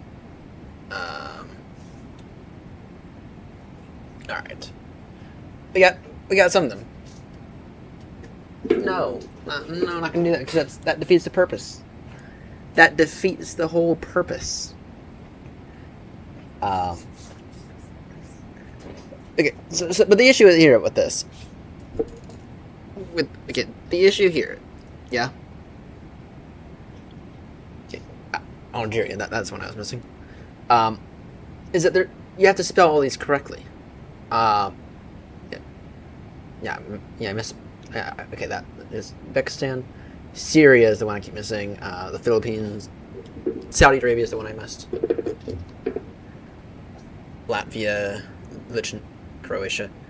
Yeah, so you have to name 196 countries in a matter of 15 minutes, and you have to spell them all correctly. It's like, it really does become a game of, okay, what?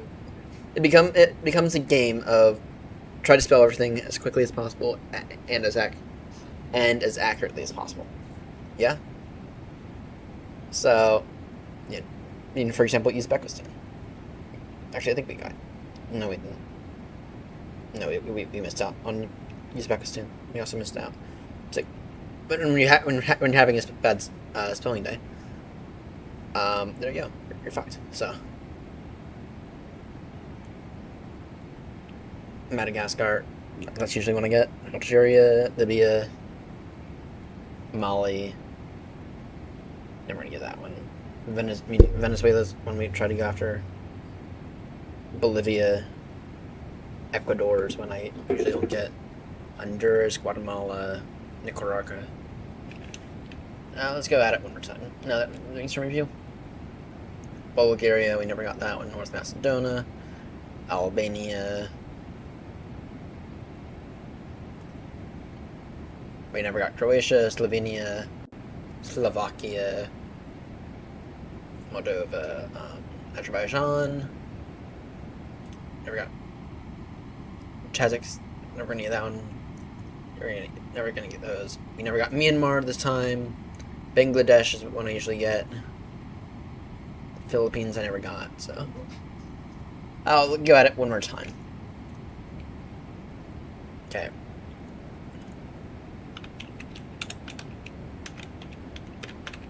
North Macedonia. Serbia. Syria.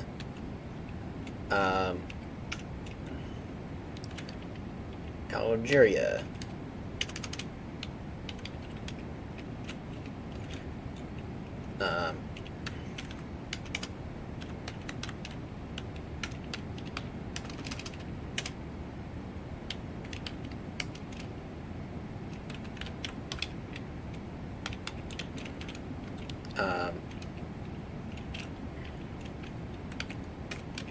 France, Russia, Madagascar,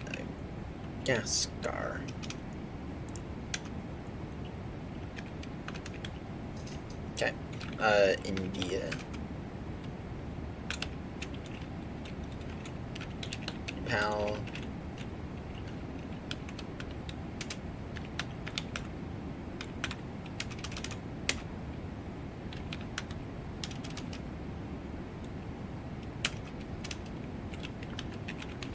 Canada. It's like, why does you think of them? So you do need to be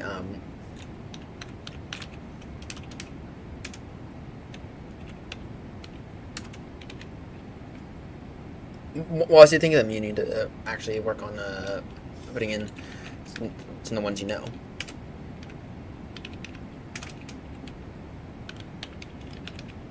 Bolivia, Brazil, Cuba,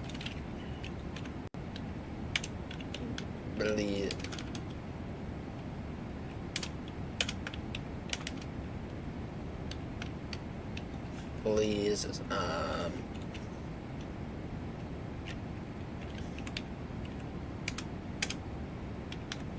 Taiwan, Australia, Fiji, Angola,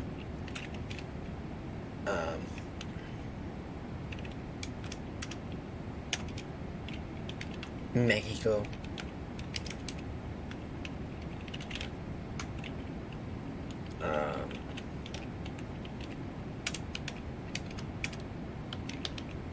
Guatemala,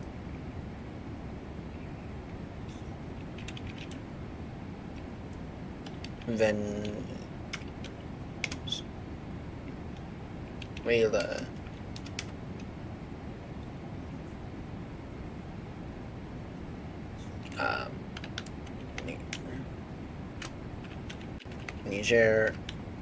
Nigeria, Ghana, Senegal, Turkmenistan, Mongolia, Kazakhstan, Uzbekistan, Iraq, Iran,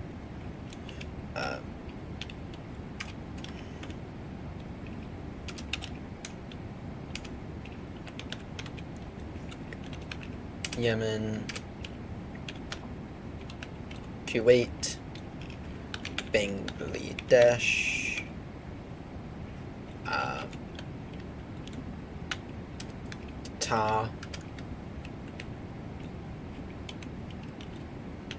Turkey, Ukraine,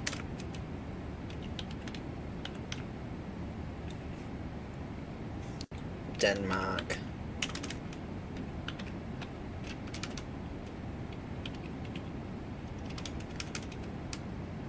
wait, we already did Iceland, Haiti, Sweden, Slovenia,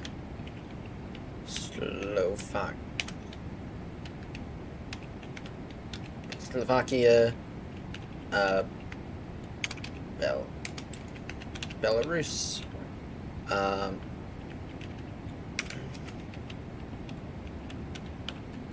Belgium,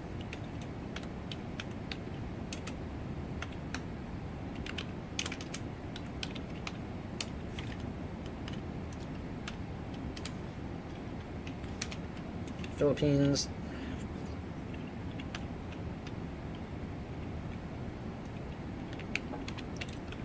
Indonesia, why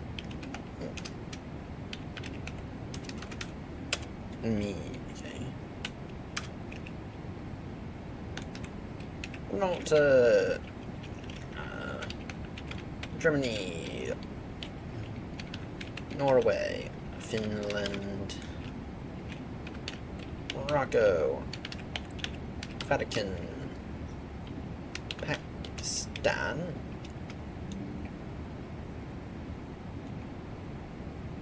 oh, we got a oceanic climate percent. Nice.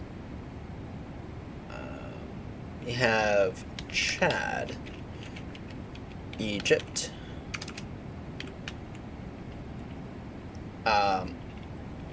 Sudan, South Sudan, South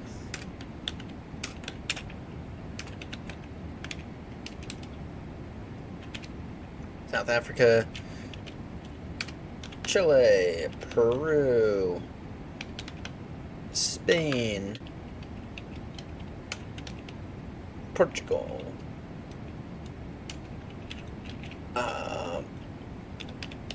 Netherlands, Singapore. I got Bangladesh right.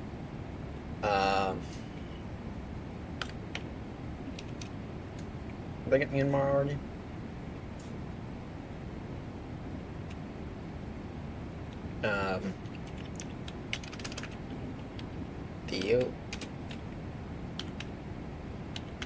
Ethiopia,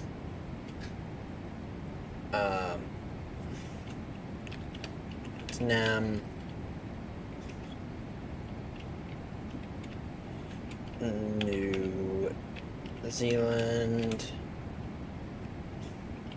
Poland. Yay,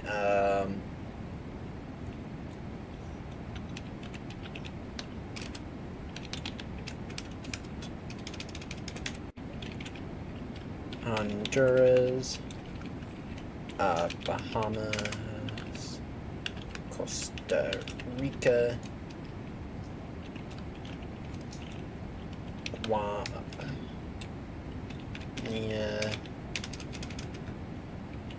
Papua New Guinea,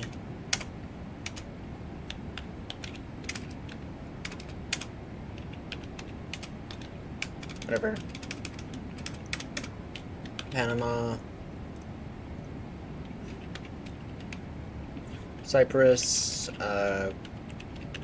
Greece, Bulgaria, Romania, I did,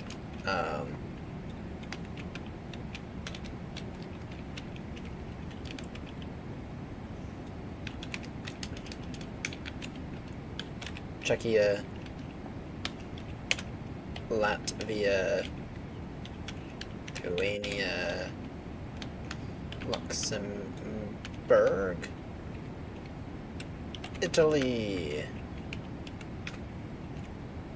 Switzerland. Hungary. Austria.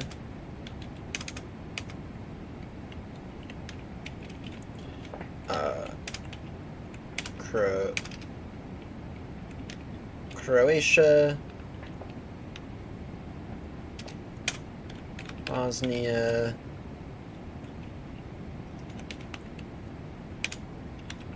Georgia.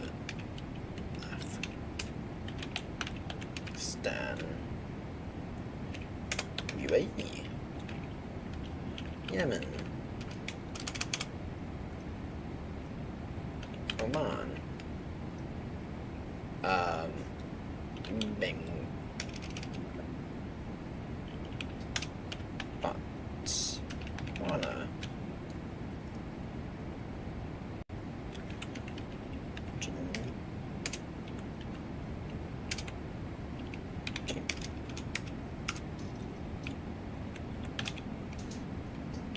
Peru.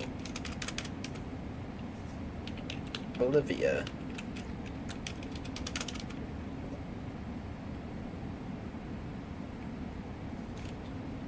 Fiji.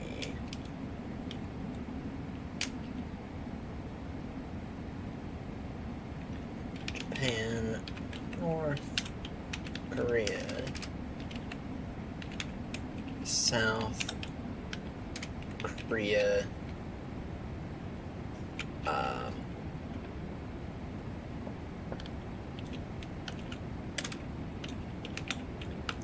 Lebanon, Israel,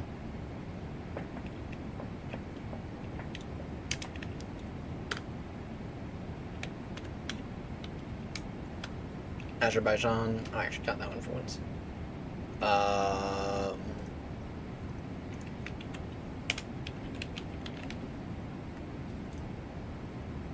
Did I get Singapore?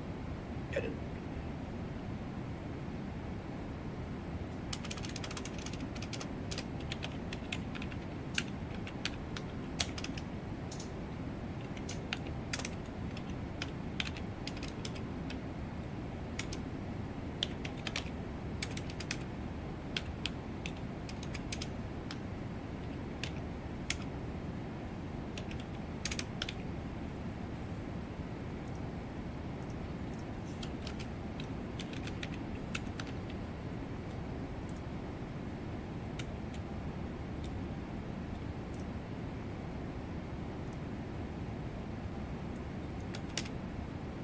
Papua New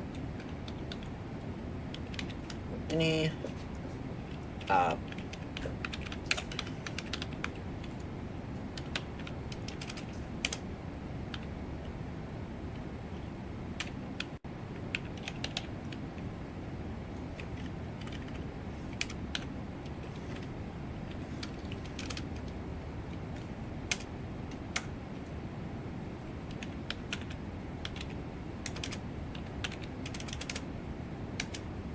Domin.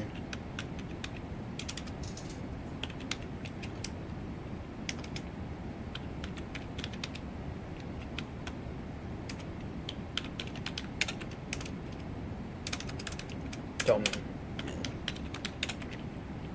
Public.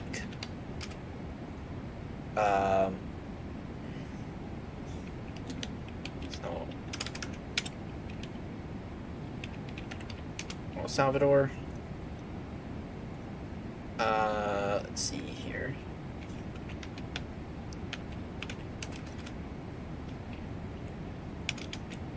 GIM, Zimbabwe.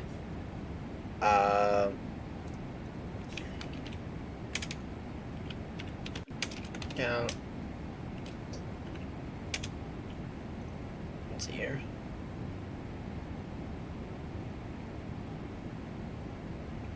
Congo.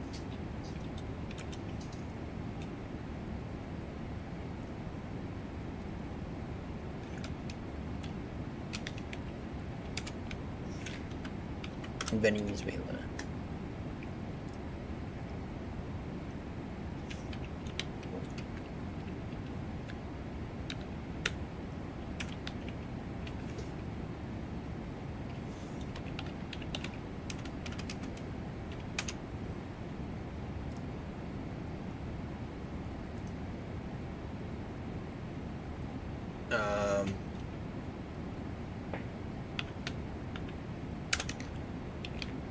Mar.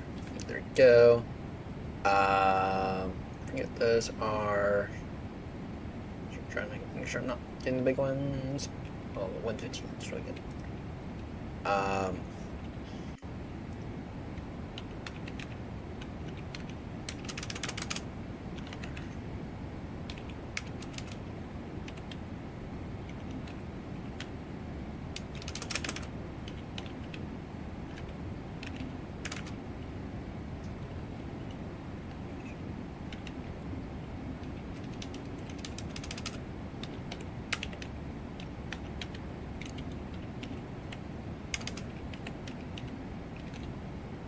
Why?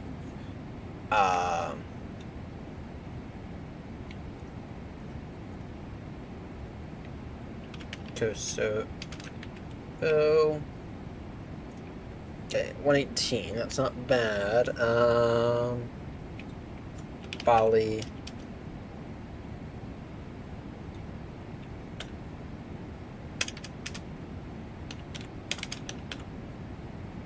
Hey, 60%. That's probably the best thing I've ever done.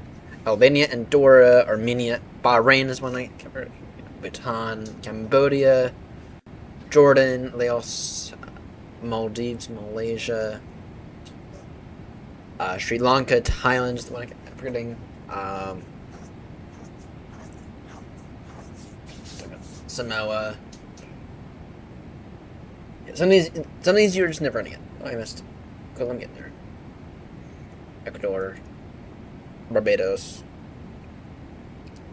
Cameroon. I'm gonna keep for day.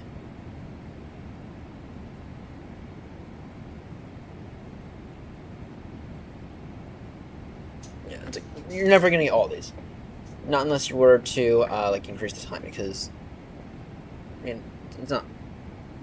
But I mean you just need to get something. 6%. That's probably one of my better scores so far. Let's see here. Cities. Population.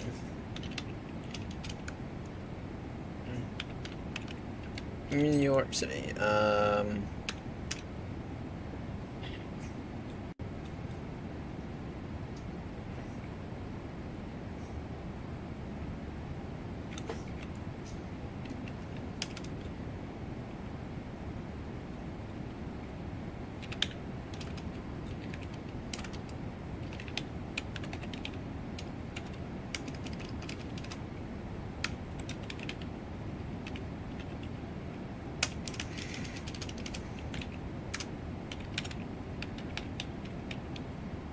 Los Angeles is on there.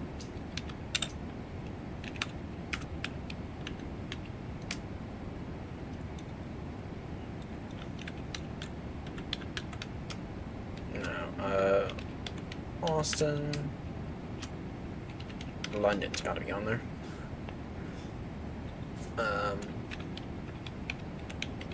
No, Manchester's not on there. Let me think. Actually, I'm curious.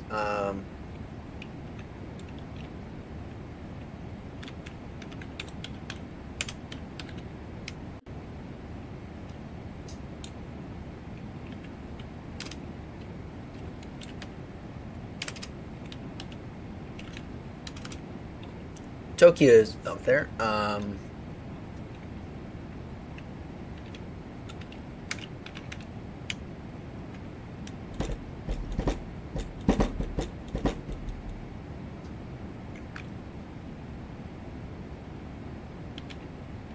Paris got to be on there. Okay, well, Paris is actually a little lower than I was expecting. Yeah,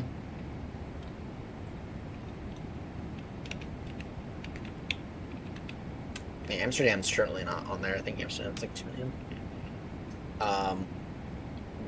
Yeah.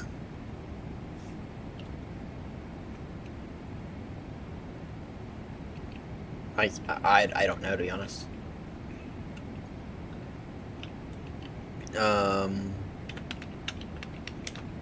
Oh, Moscow's on there. That's interesting.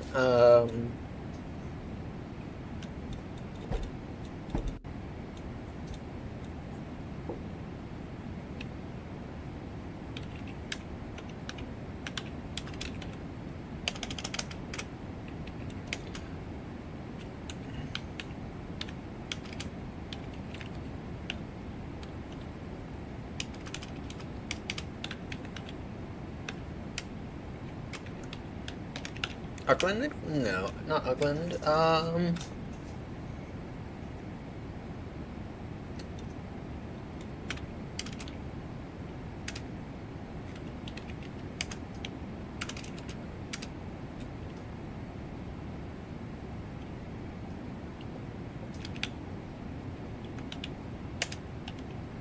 Bangkok is on there. Interesting. Bangkok's above New York City. That's interesting.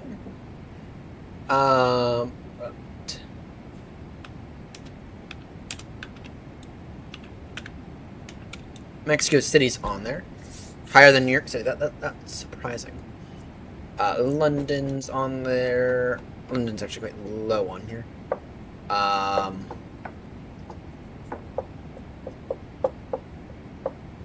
Tokyo's up there. What about no,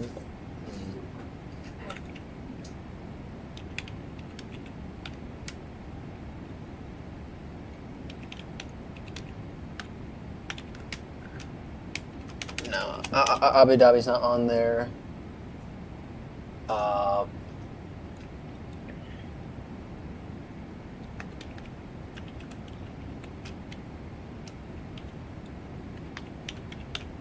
Berlin's not on there.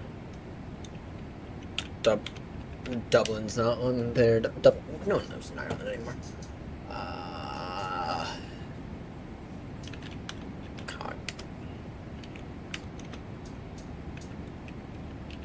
Chicago's on there at the very end. Yeah, and Chicago's a massive city as well. I don't know. I'm studying. I'm just letting the clock run out on this one. Move this over here. Come on. This camera shit, by the way. Tokyo.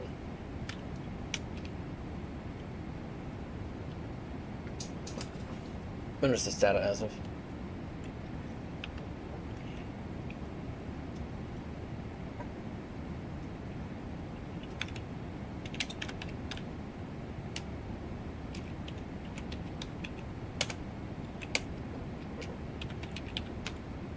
Miami is not on there. DC, I could have sworn it was on here. Because DC is a pretty big area. Many millions.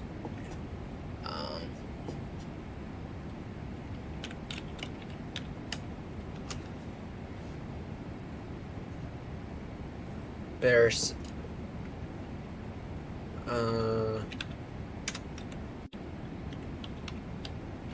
Amsterdam, no.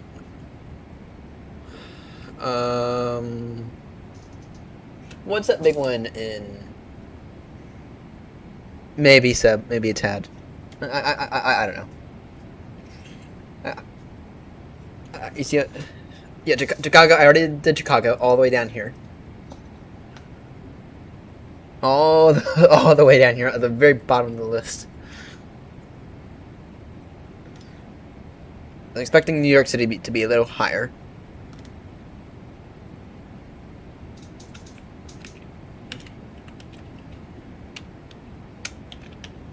I thought I tried San Francisco like 5 times.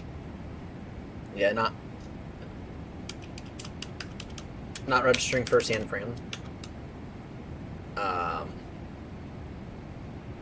Tokyo is number 3.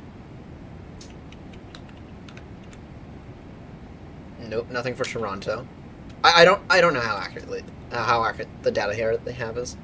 It's got to be bad, because there's no way in hell that more people live in Moscow than in Chicago. Well, maybe there is a way, but I don't know. Name me what's that other place in China? Not Hong Kong, but the other one. I'm linked on it right now. Shanghai. Shanghai's number 2. Yeah, I thought this is awful. We'll see what it thinks in 15 seconds.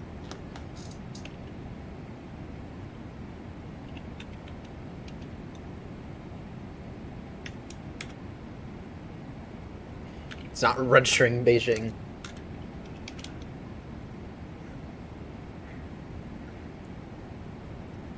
Shenzhen. Okay, there's no...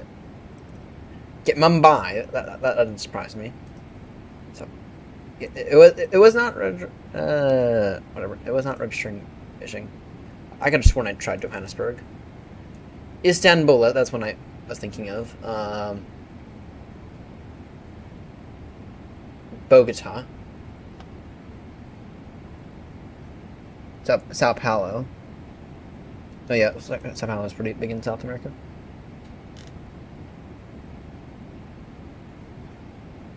Yeah, I'm curious. When was this data as of? As of January 2025, according to city population, Denmark. So, urban area population, not proper city population.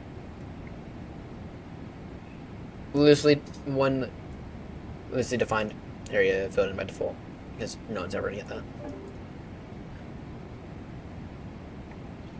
I don't know. Oh yeah, we have an oceanic control online.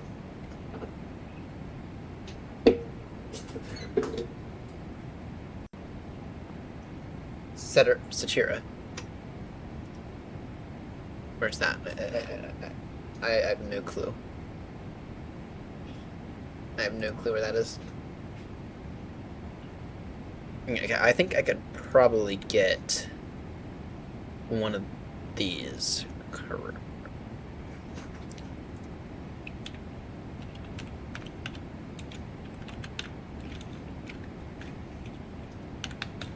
Let's bring me.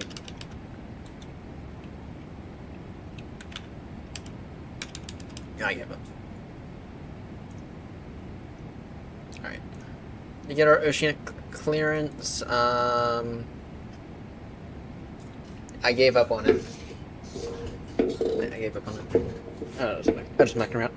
Alright, in terms of our flight. 370 at time 6:26, and we are going to contact Shanwick. Sorry, not Shanwick. Gander Control. In about 160 miles. Which means roughly 10 minutes. Yeah, about 15 minutes.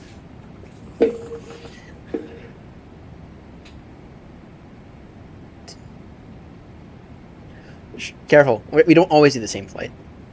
But I do like these. And I do feel as if this is kind of the channel identity. I'm the Baltimore Heathrow guy.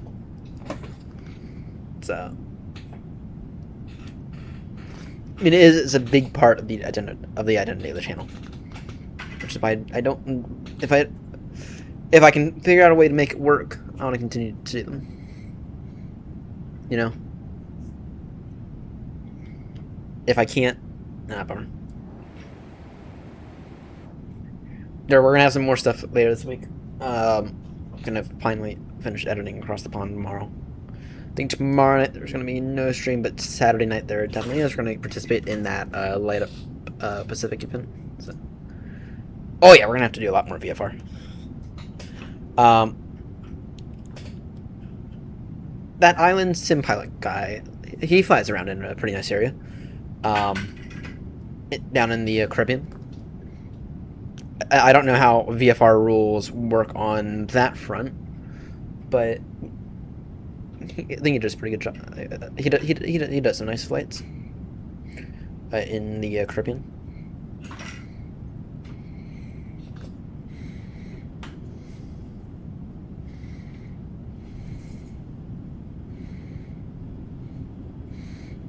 Oh, are they are they worse than UK?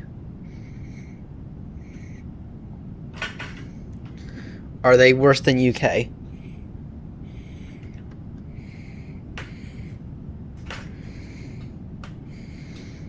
Because you keep saying that we have some pretty bad rules here in the UK. In fairness, I did show you that airspace, that tiny little airspace that we have to work with in the UK. We really do not have much, and usually our winds are pretty bad.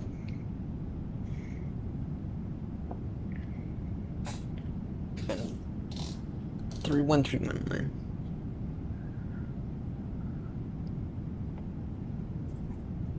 Because FAA back to CAA back to ESA.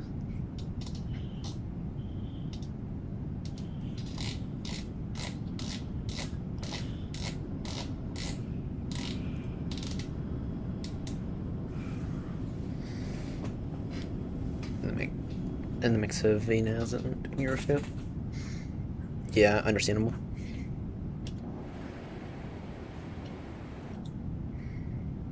Basically everyone has part of the Caribbean now. Well, not everyone, but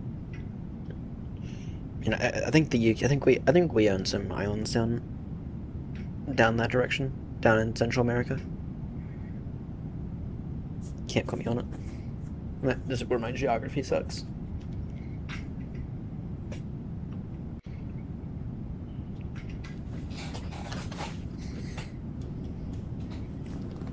We could fly to the USA's islands.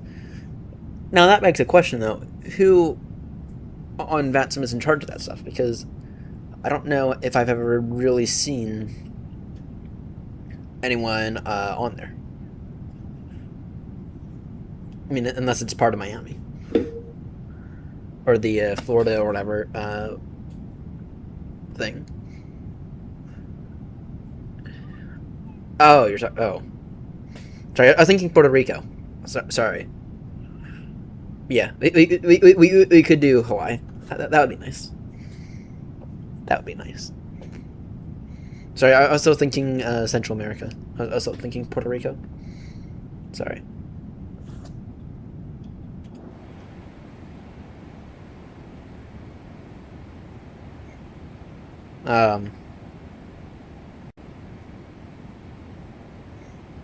Oh, okay. Is Puerto Rico awful, or is it more the same switching of rules?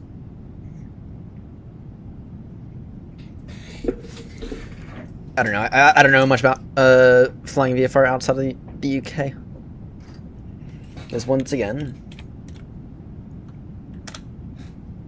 if I were to pull up a little nav map.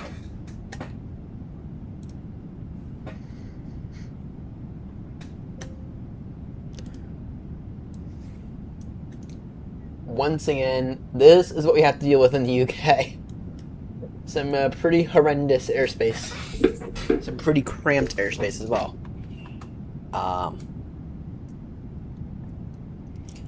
This is what Ireland looks like. Ireland looks a lot nicer. And then basically nothing in the US. Basically nothing compared to what we had to deal with. So, for reference, my Mr. Ben, I had a route the other day. Actually, I probably still have it, as long as I don't accidentally close OBS.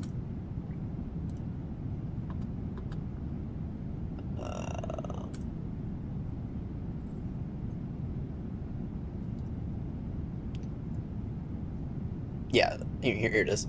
So we went from Shoreham to Booker, right?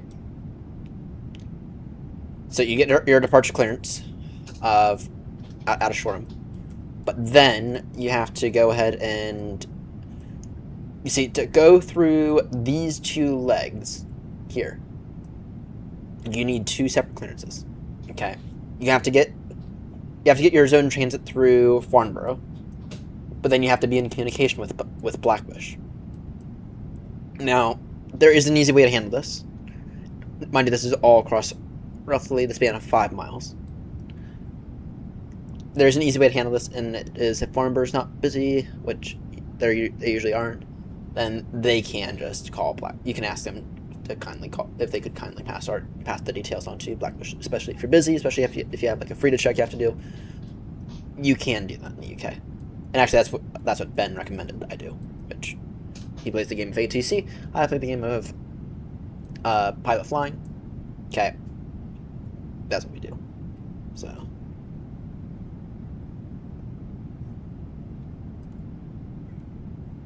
What do you mean? TDM. Sorry, I'm not following the acronym. The thing is, you top down. It is kind of. It's not showing this on here, but you have an HEZ here. And the HEZ adopts the airspace that it is in. So it'll adopt Farnborough's airspace. But you still need to be in contact with Blackbush because they might have, for example, VFR traffic doing circuits here. They might want you to be above 1800 or whatever. I don't know what it is for Blackbush. Mind you, in the midst of all that, we have to be careful of the class Alpha because you have your airspace here. You have a 2500 foot.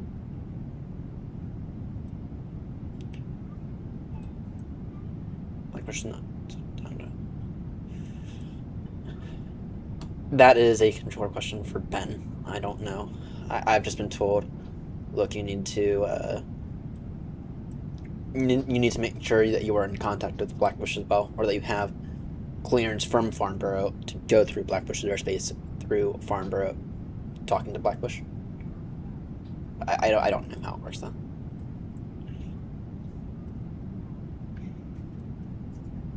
And actually, and he did tell me that actually this visual reference point here should have been on a risk because you might not be able to see it. So this was Fleet Pond.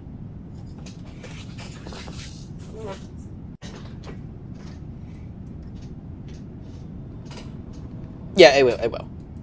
But when you're on the when you're doing the P1, they still want you to. They're still going to expect you to change all the frequencies and, or at least get the radio telephony correct. Right, Ben will still say, okay, he'll, if no one's covering Farnborough with the zone of transit, he'll expect you to repeat all of what you're expected to say. So,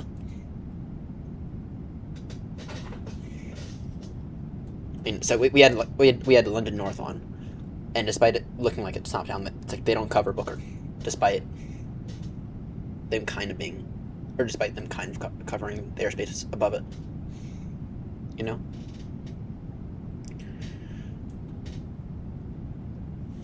I mean, I think they cover up through the Alpha, if I'm not mistaken, so through the 2500.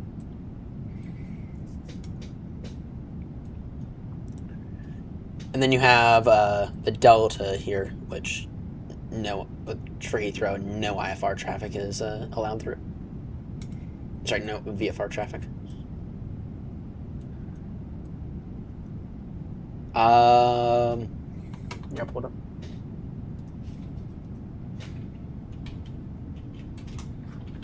It's on the VAT UK leadership board. Carpenter, I think.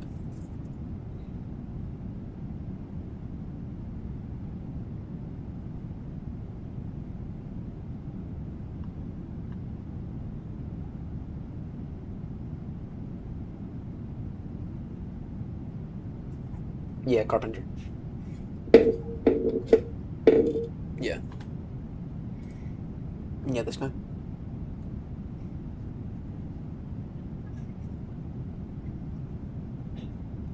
You know, I almost had to,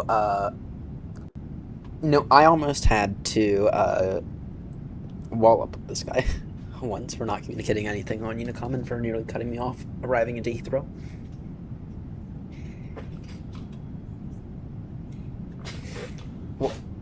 Wallop the supervisor. That'll go well.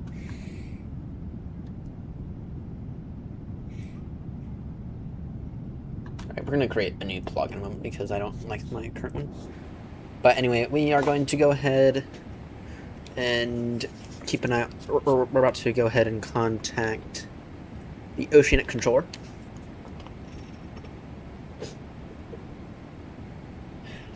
Yeah, well, the issue is that I was communicating everything on Unicom, and he still nearly cut me off, and I was keeping an eye out. So I did not.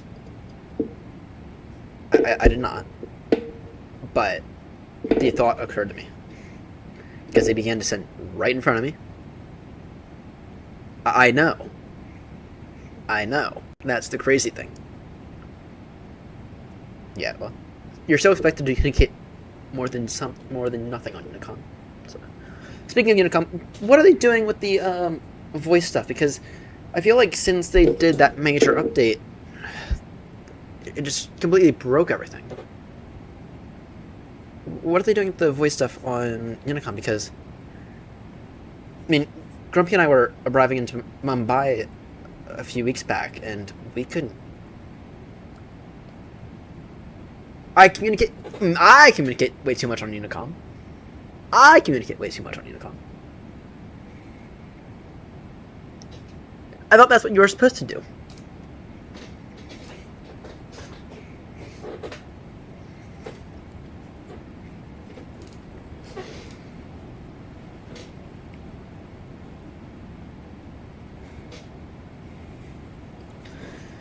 I thought you were supposed to communicate a lot on Unicom.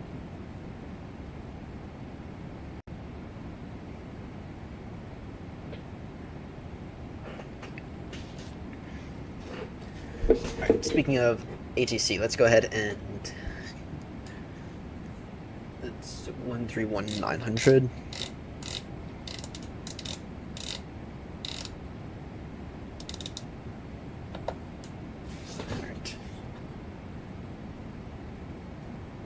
I thought you were also supposed to communicate like your top descent, all your descent and everything, and then your speed if you see it necessary. Anyway, let's see here. Gander Radio. Gander Radio, Speedbird to Lima Juliet with you, flight level 350, Shanwick next.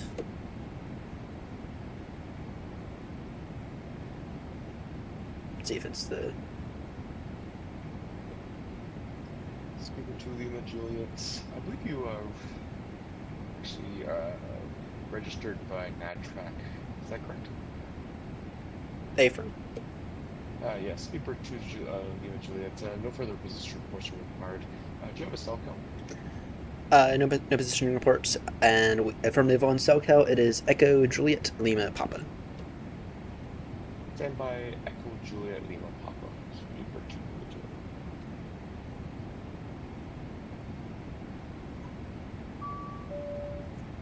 Cell count alert received for Speedbird to Lima Juliet. Continue to monitor cell count. Continue to monitor cell count. Speedbird to Lima Juliet. That's the way to do Oceanic. Also, make sure you get your clearance. Make sure you file it ahead of time. Even if there's no controller, it's still good practice. Because if a controller does come online, then he's gonna they might want it. So it just helps them out, from my understanding.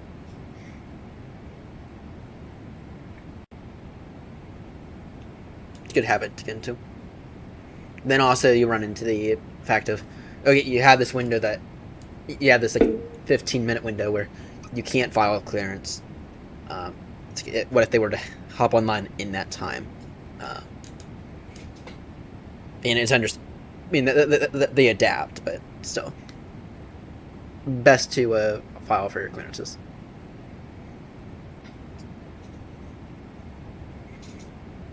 All right, let's take a look at Vet Simulator. Let's see who is flying where.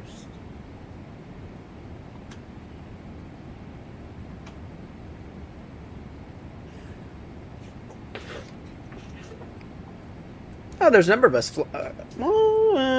Not going to say any more than usual.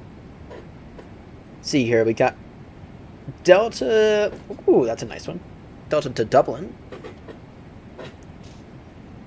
Guitar to Hamad.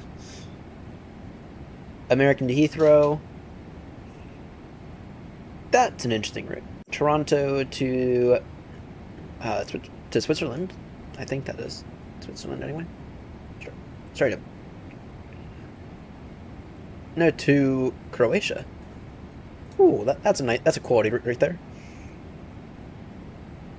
there we get to Dugao. Sorry, Lufthansa to Munich. Speedbird to Heathrow. Oh, that's not bad. That's not. We got some quality.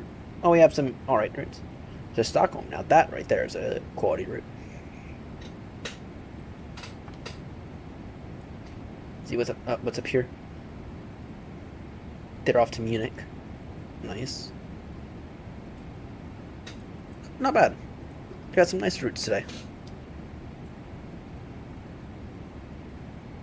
And where's that guy coming from? From Leipzig to Cincinnati. To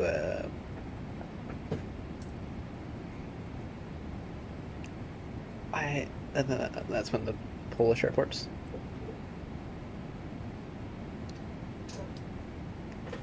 For last year, we almost had to go out of Estonia for across the pond last year. Almost. Then I swapped someone for Dublin, and that worked out pretty good. Speaking of, I do need to finish editing that tonight. Probably not gonna have a stream tonight. Probably have. We definitely will have one. Again, Saturday night though. Icelandair to Keflavik. Speedbird to Heathrow. Not bad.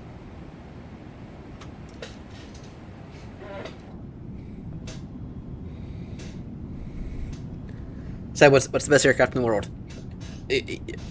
What is the best aircraft in the world? I think you know it.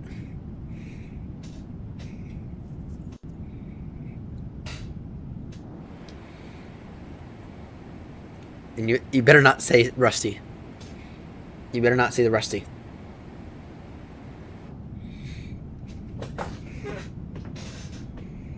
There is a correct answer. Okay. Actually, the Cessna 172 is not. That's not a bad aircraft. It's a slow one, but for training reasons, it's a good aircraft for training. The thing I like about the Cessna the most is the fact that the wings are overhead rather than in the Piper they're under. Which means you don't have to, if you need to like quickly see the runway, you don't have to like make a slight turn to be able to see the runway whilst you look. The overhead wings are nicer. I will say that is a nice thing in the Cessna that I kind of like today. That said, that the PA-28 just flies so much better. Yeah, so if you're looking for a nice aircraft to fly, though, you have the Cessna. That's not a bad one, but if you want to get something that's even nicer to fly, the PA-28, the Warrior 2, is not a bad one. Now it doesn't have the G1000; it has the C100 gauges, but it's still really nice.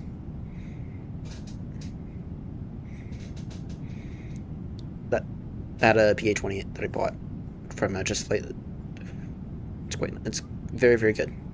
I like it a lot.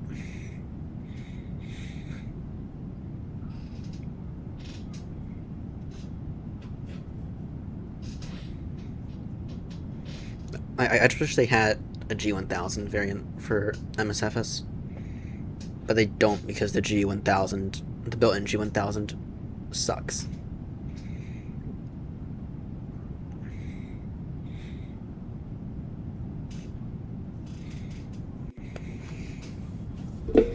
I think we all know. But anyway, I think we all know my favorite aircraft. The best aircraft to have ever come across the face of the planet. Hint, we're flying it. Well, not the specific variant I love. But same family. Same family of aircraft.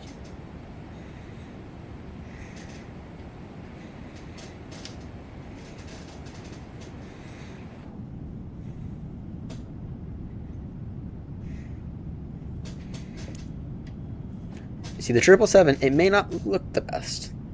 I will go ahead and say that it looks like the most boring aircraft ever. but it flies good and it works. And that is why, for the second consecutive year, I've named it the best aircraft on the face of the planet. Though that might change when I get access to or when we get a good 787. In fact, that probably will change when we get access to a good 787.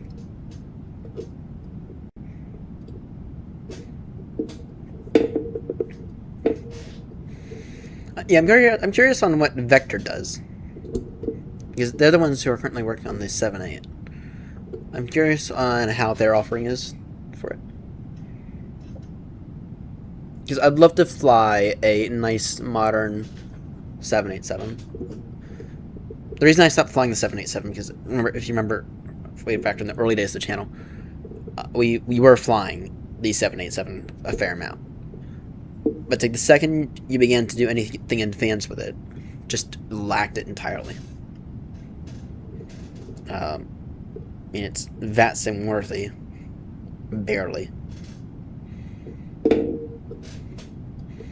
I mean, you can put in a hold with it.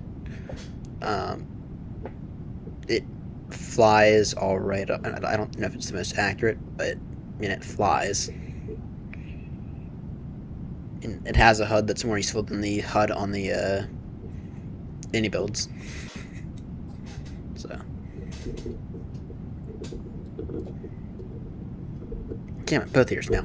Damn it. That'll be annoying. I may have to go back to the doctor. Shit.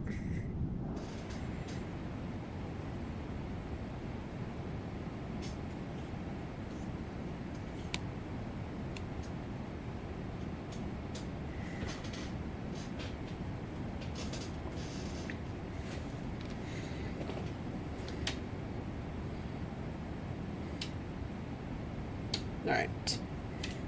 Let's go ahead and quickly take a look at the arrival situation for Heathrow. Expecting it to be... I'm expecting a 2.7 today, but I'll show you why. But last I checked, the winds were not good for it, but I'll show you why I'm expecting it to be a 2.7 day.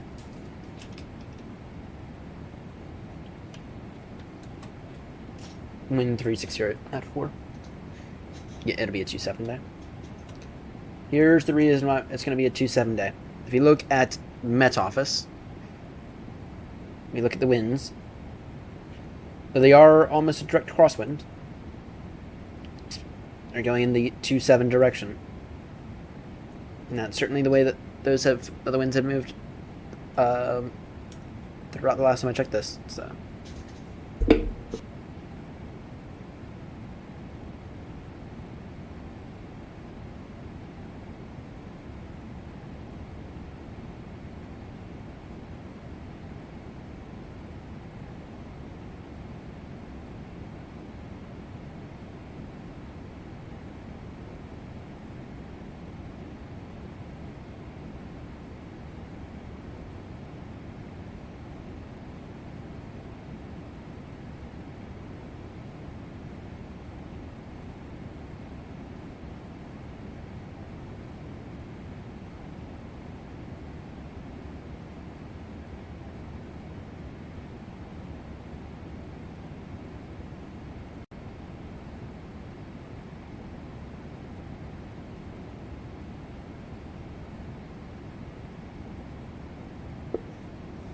Sorry. Well, it's important to note that Heathrow, it's really early in the morning for Heathrow right now. It's not actually, I think that Heathrow does theirs automatically then. Because I've never noticed that. I've never noticed how Heathrow is auto and how other places it's not. They measures to it automatically.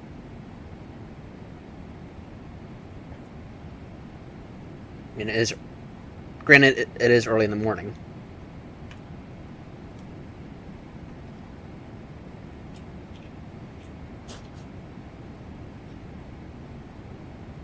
So,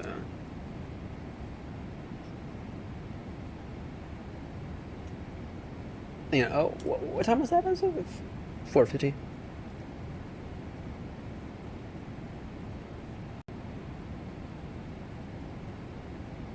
No, they're doing their left-right action. Called it 2-7 day. Called it. Which means it'll be 2-7 right, because they alternate between left and right opening every week. That means it'll be right, most likely.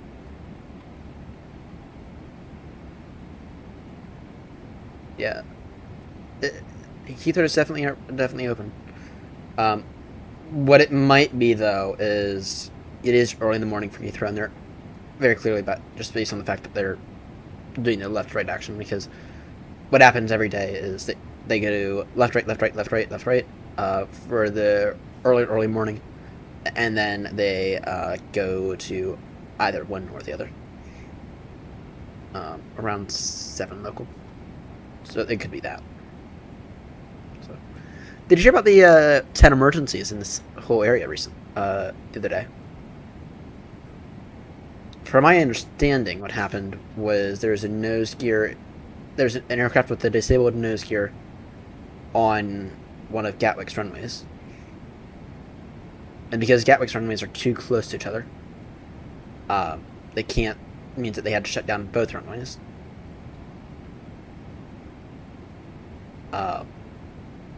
And so a bunch of aircraft just ran out of fuel because Gatwick's closed.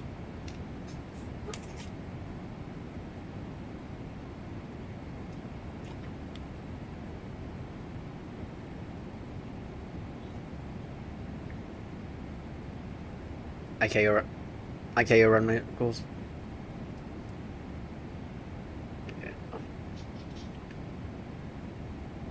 By the way, I know that they're trying to move this southern runway. I think it's 6 meters south, something crazy, and then that'll allow them to do alternates. I think. I don't know.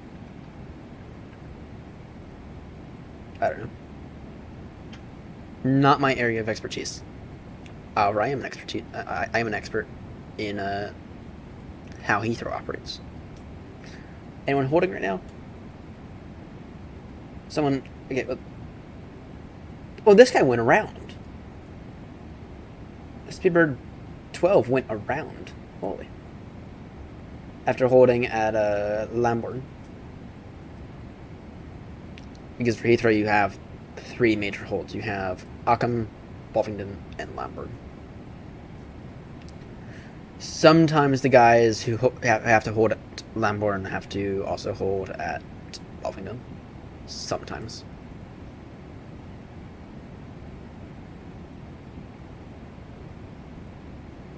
I wonder which one of these is going to go in first. I'm going to assume that... I think it'll be... Speedbird 1 and 2. Don't quote me on that.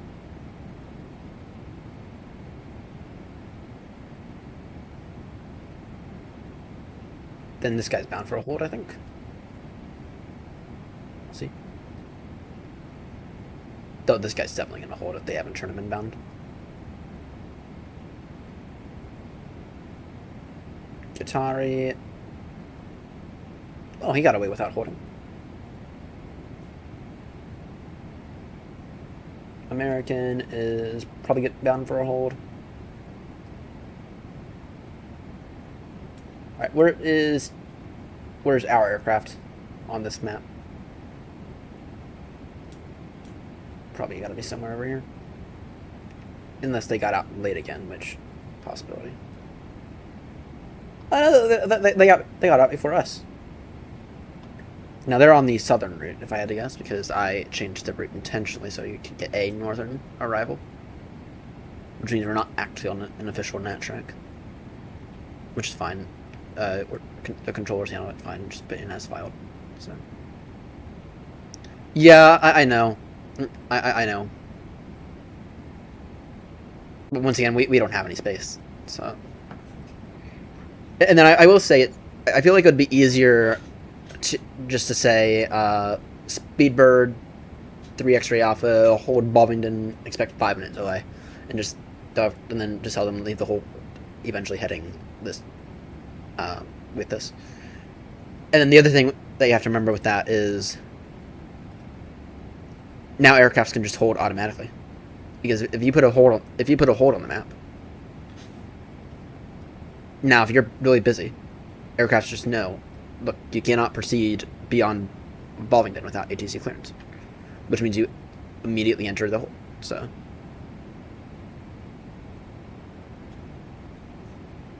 Oh, I know it's. The FAA sucks, and that guy who's in charge of it does not, or the DOT guy, he does not know what he's doing. But yeah, I feel like it's just easier. Like, put it on a chart, and if you put it on chart, and an aircraft still continues without clearance, well, a pilot deviation. But put it on chart, and now every aircraft will hold.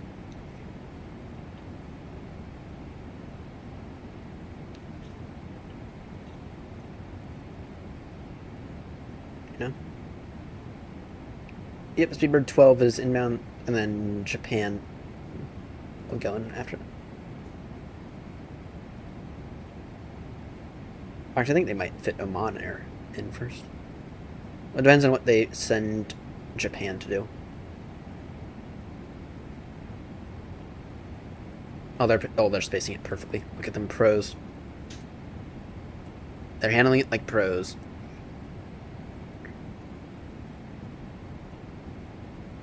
Yeah, I know, it's a pain. Rather, here's just on the charts. Hold, expect 5-minute delay. Hold Bovington, expect 5-minute delay. There you go. Or hold Honolulu, expect 10-minute delay. So much easier. So much easier.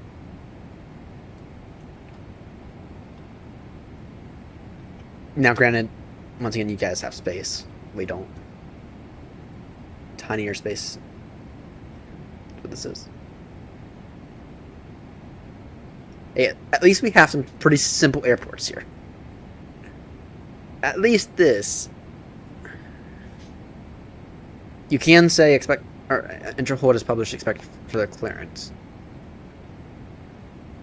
Okay. Well, that's something. Yeah. Okay. At least we have airports though that look like this, and not. Oh, I'm sorry. Whatever. The fuck mess. This is.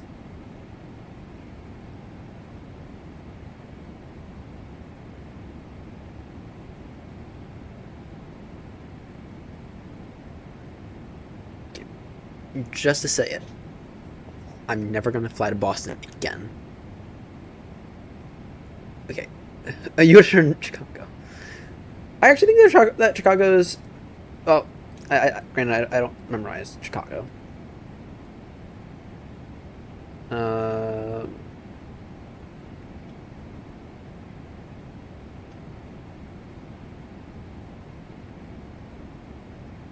Okay, well. Okay, yeah, now that's a mess. Now that is a mess. But actually, you know, that doesn't look too bad.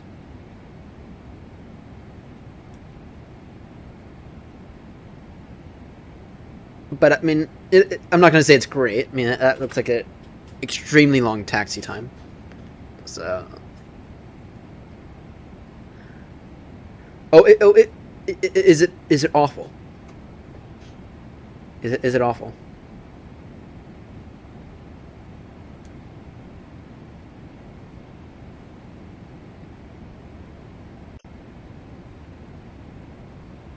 O'Hare looks pretty busy.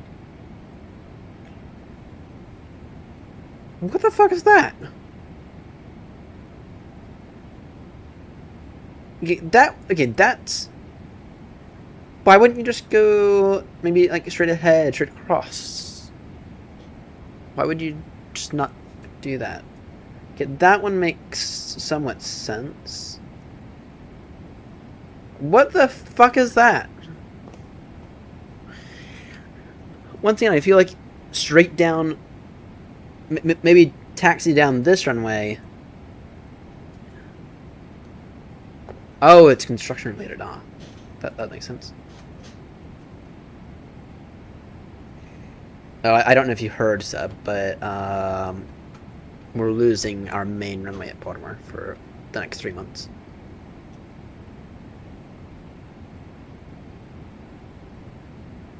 Yeah, I noticed. Yep, we're gonna lose our main runway here at Baltimore for the next 2 months. Sorry, for the next 3 months.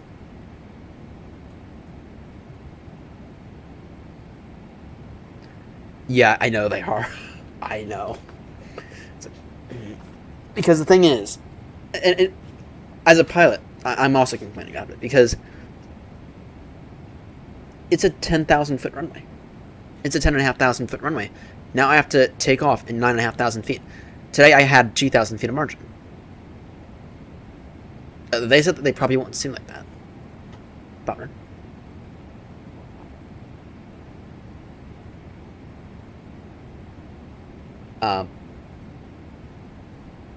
But I mean, as a pilot,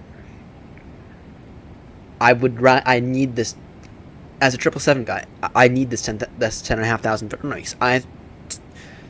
Today I took off in this 777-300 with about 2,000 feet of margin. We are fully loaded.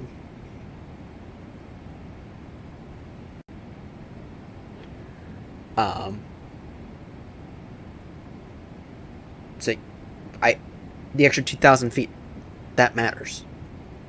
Or sorry, the extra 1,000 feet. I mean, it matters a lot from the 777 standpoint, especially when you're flying transatlantic. So, and the even big bummer is, okay, now instead of it being a fairly straightforward taxi just down Bravo and uniform here, now my taxi is going to go from Juliet, Bravo. This intersection right here is closed, so it'll be a Tango, Charlie, Tango, Charlie, Papa, Delta, Delta 1. So, because remember this intersection right here is closed. Damn. I'm not saying that it doesn't need to get done, but here's what I would recommend you do. Adapt the Heathrow approach to it. And the Heathrow approach to it is, okay, at night, go down to single runway. Do what you can at night, but make sure you're in a position where, at whatever time the airport gets busy again, make sure you're in a good position to go ahead and start departing and start using that runway again. I mean, it might take a little longer, but less operational effect. So, I think it just needs to get done. I think they have to look at the items. I think they're beginning resurfacing works.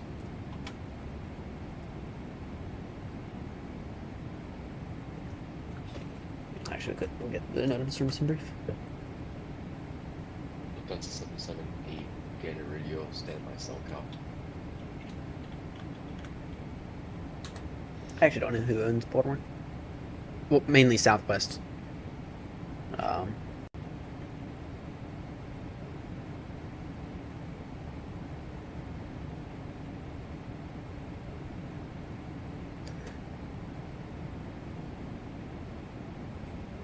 Lufthansa 778 maintain cell count function.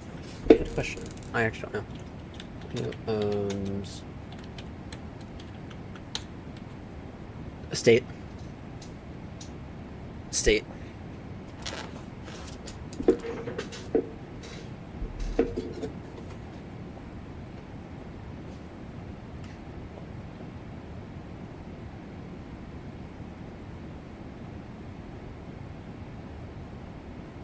Gander Radio, Air Transit 212, requesting climb flight level 3902.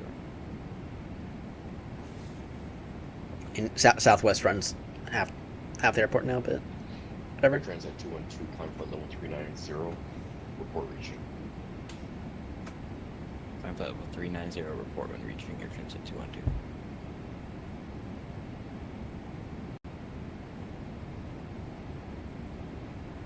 Probably isn't worth the cost to pay for a night.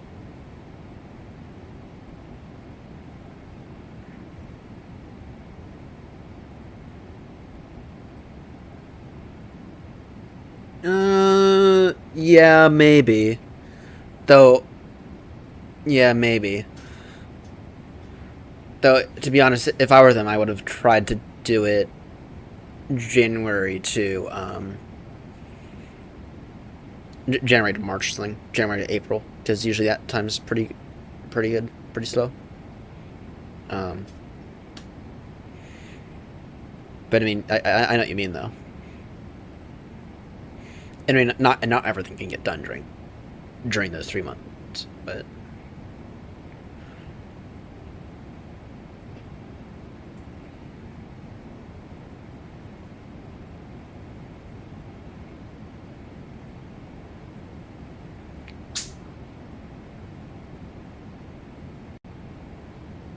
oh, fair.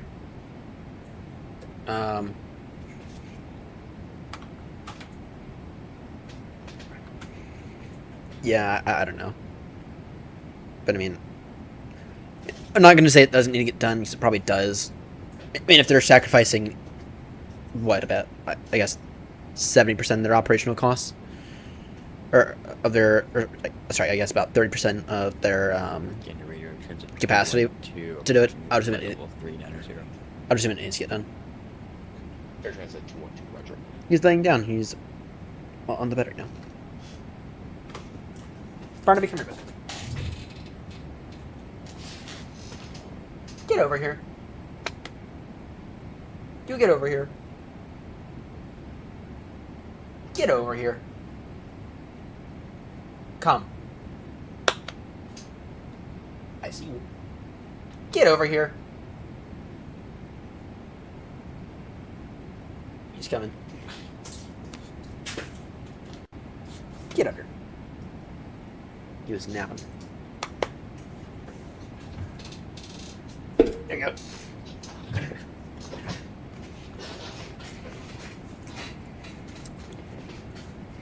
Little bastard.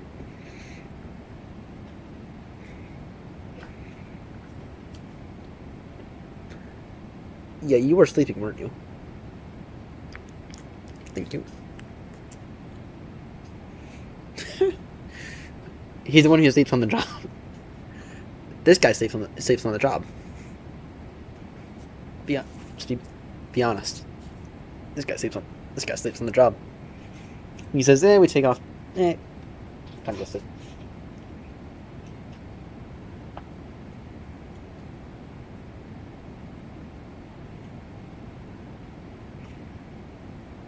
How's your ear been today?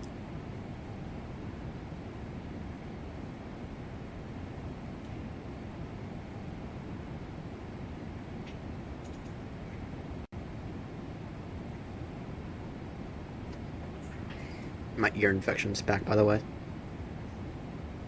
For reference, I had an ear infection 2 weeks ago. It was freaking annoying. But now it's back. And now I'm kind of considering going back to the doctors to say we did what we did last time. Didn't work.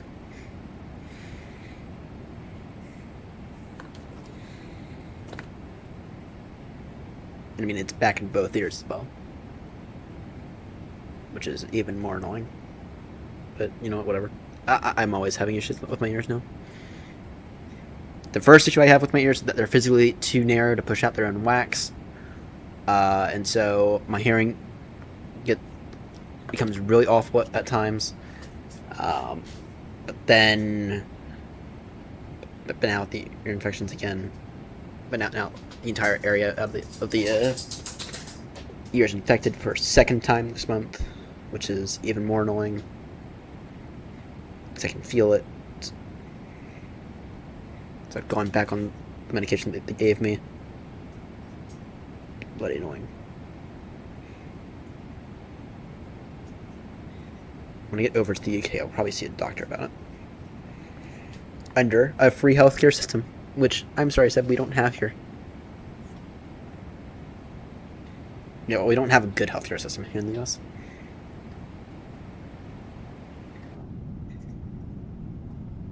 At least in the UK we have the NHS, which has been poorly funded, but that might change under Burnham. He'll become prime minister in 3 days and change.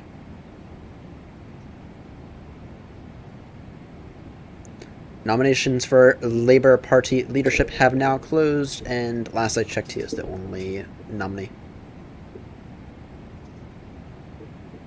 Actually, last I checked, he actually became Labour leader.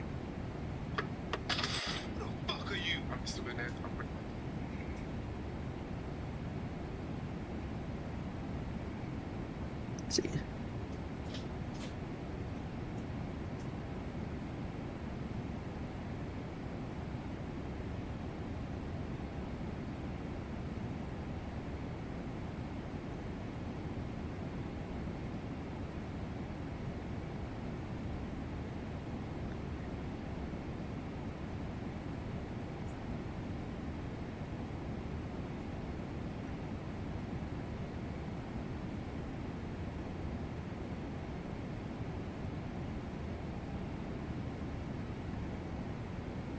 No, he'll become Labour Party leader later today, and then Starmer's resignation will go into effect, and then Burnham will go to meet Charles.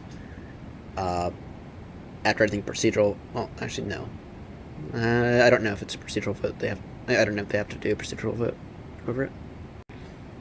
They might. Either way. On Friday, he'll go to meet Charles, and that's when the famous handshake will be made, and, yeah.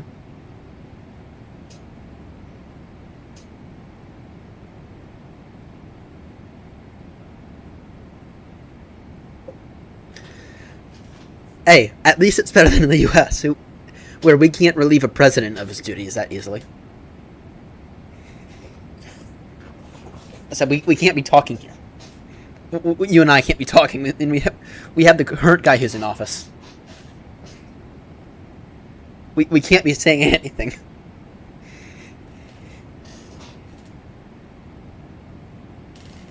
I mean, how long did Starmer last? 2 years? A little over 2 years. How long did Liz Truss last? Shorter than a head of lettuce. How long has Trump lasted? I mean, Trump's been in this game now for a whole bloody 10 years. Over, actually. It's bloody annoying.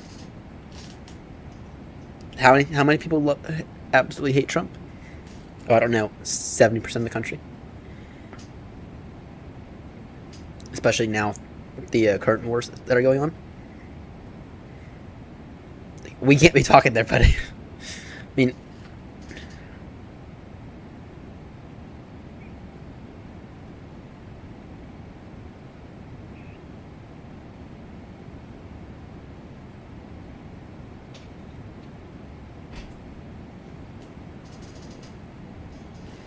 well, okay, I'm not going to say anything, but I know what you're saying.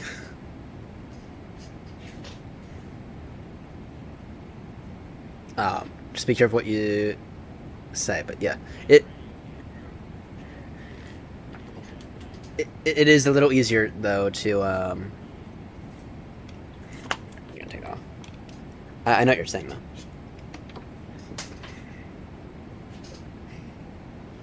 Hey, it's the UK. The UK's prime minister. They do one thing wrong. I'll resign. You're awful. Get out of Downing Street. I know what you're saying. I do know what you're saying. History would not prove to have good odds on their side for presidents in terms of impeachment.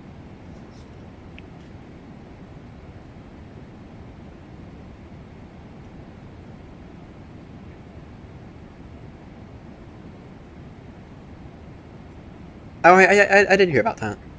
Oh, I heard something about that. I heard it wasn't even a virus, though. It was a parasite, I think. And doctors had recommended you just don't eat salad for a week. Over it. And I heard that we had stopped tracking it because of the cuts.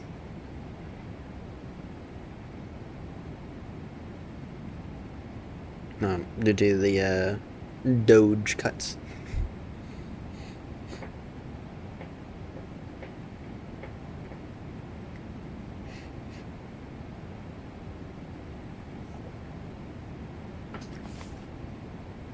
Yeah, I did hear about that. Well, I'll happily stay away. I'll happily continue eating my fried chicken.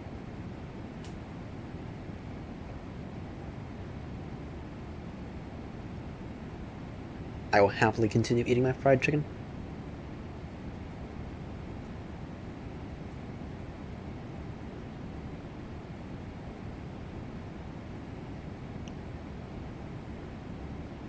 Yeah, we do.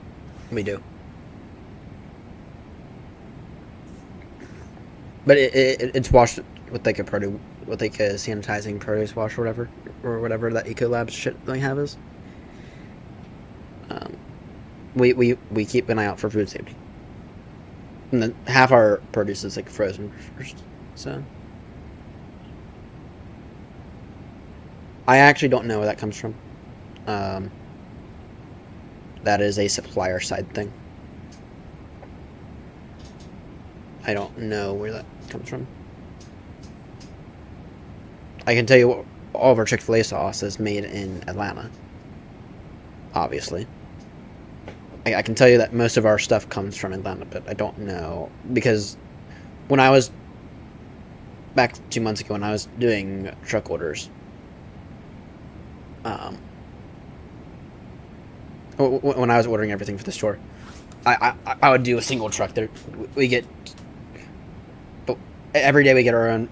A separate truck comes for produce. That was all a kitchen side thing. I never did any of that. I just ordered all of our chicken and all of our... well, I did some... I ordered some produce, but... Like blueberries, but... Didn't order that much. Or didn't order any... Or didn't order that much produce. But I was in charge of ordering like the Chick-fil-A sauce, the cups, the lids, all that stuff. Plates for catering. Yeah.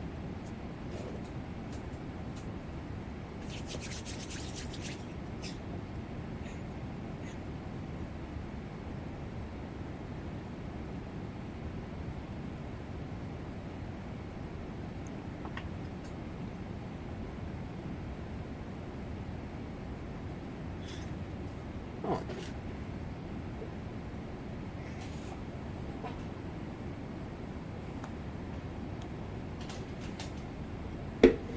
What sucks? What do you mean, what sucks?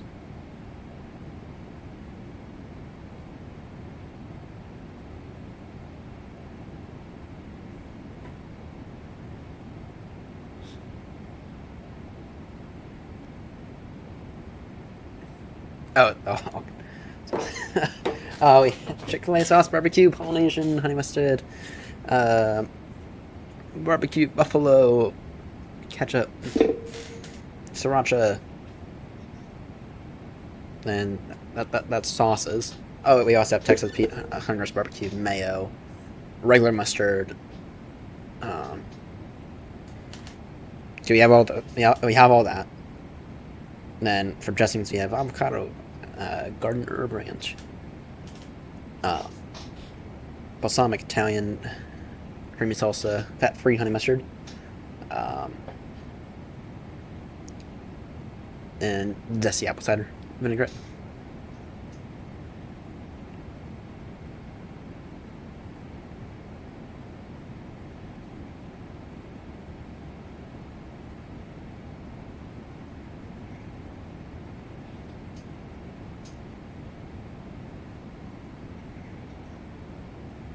Yeah.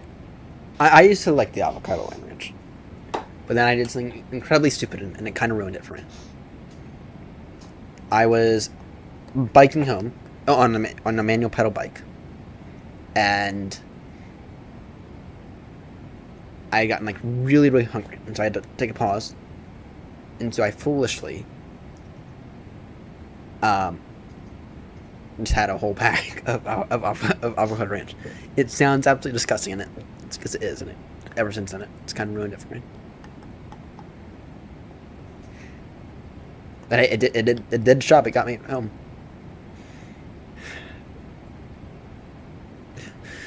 It got me home. Then at home I was able to eat.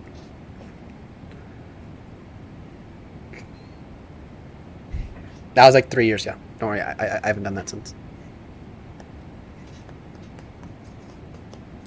What? Okay, what do you expect me to do? I have some spare avocado in my bag. Or back in the days we were able to take our food home. It's a mixture. Well, Chick-fil-A sauce is the most popular by far, but then Polynesian's right behind it. The Polynesian is right behind it.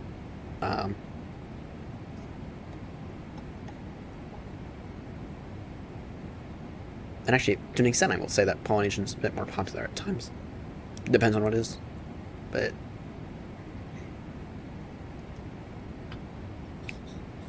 Yeah.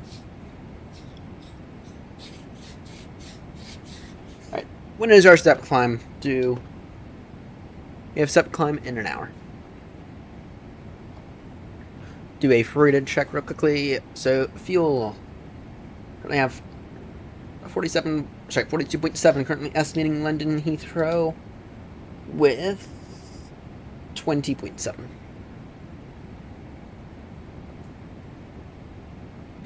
Radios are fine. Engines. Looking fine. T's and P's in the green. Oil quantity is fine. Oil temp is fine. Pressure is fine. Exactly what I expect it to be.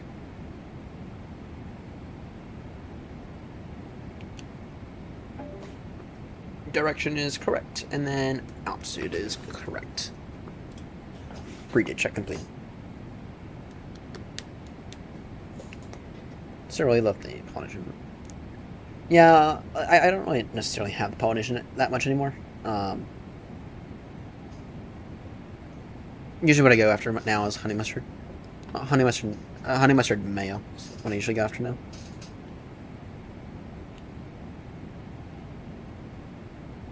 Alright. See you, Seb. Thanks for the flight earlier as well.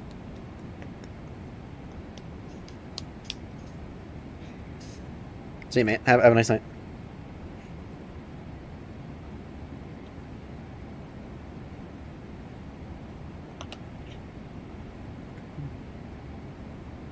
Alright,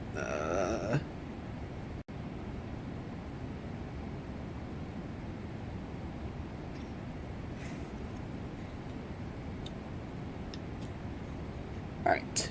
What time is it? 5:37. That's not bad. Not bad at all.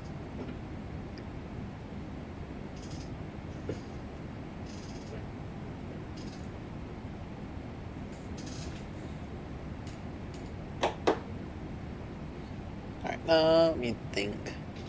We're gonna make a fresh pilot log in a moment.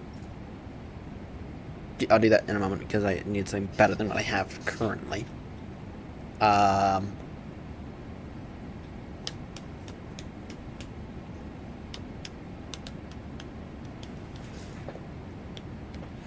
Alright, then I'm gonna run to the restroom real quickly. I'll be right back.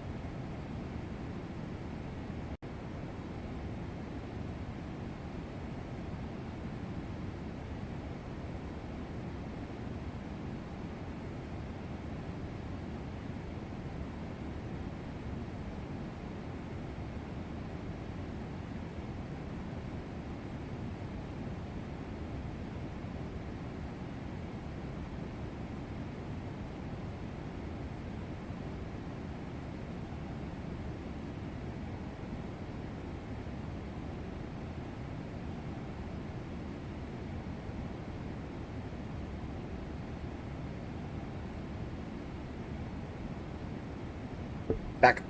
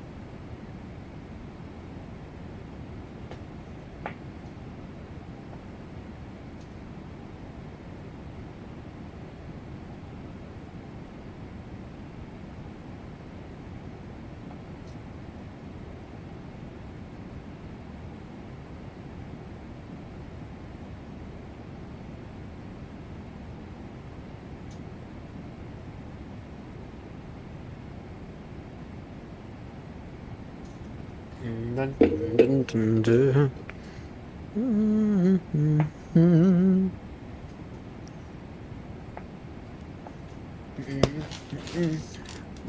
Do, do, do, do, do, do, dun, dun, dun, dun.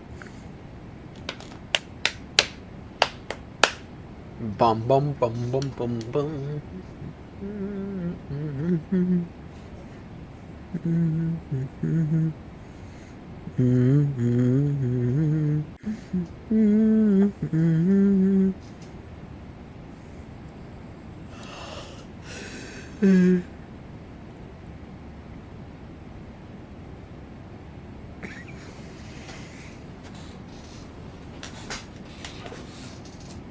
Approvals. So I found out today that we were, or yesterday, I found out.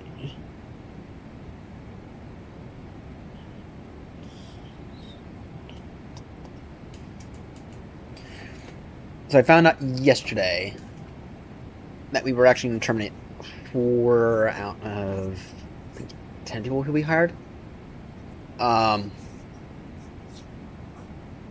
Actually 5, potentially 5.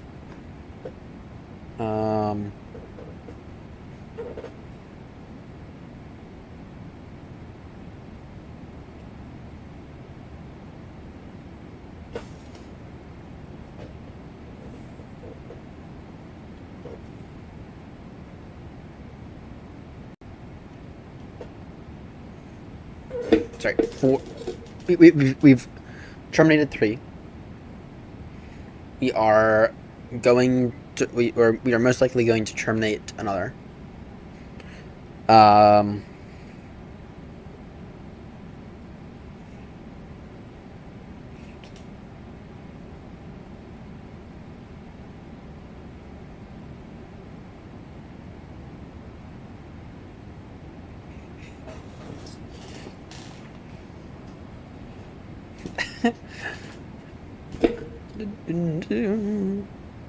See here.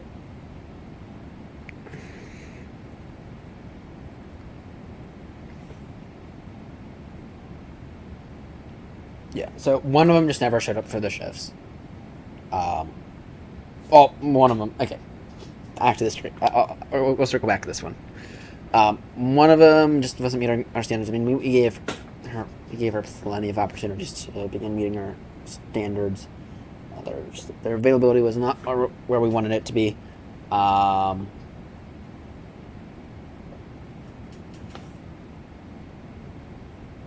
moving with enough urgency. Core 4 issues.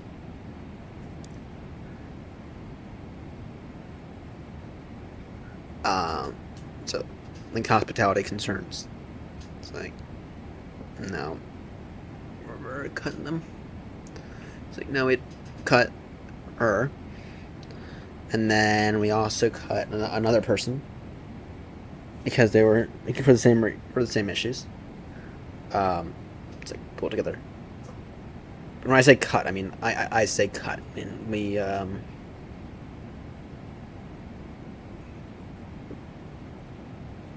not necessarily easy decisions.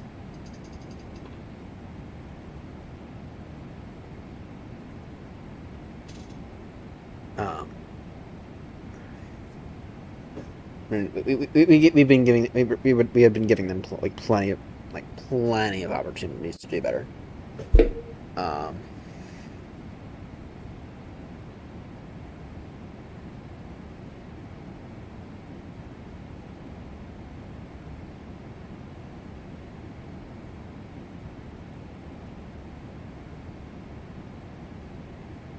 this is.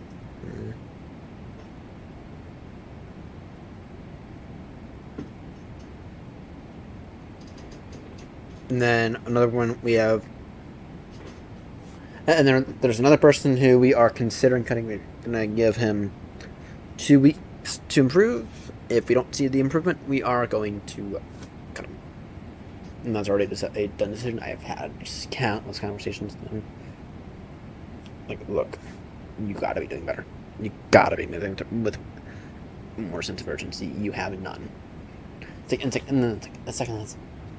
The crazy thing is, okay, the second after we told him that, what do you do? Move slow as dirt.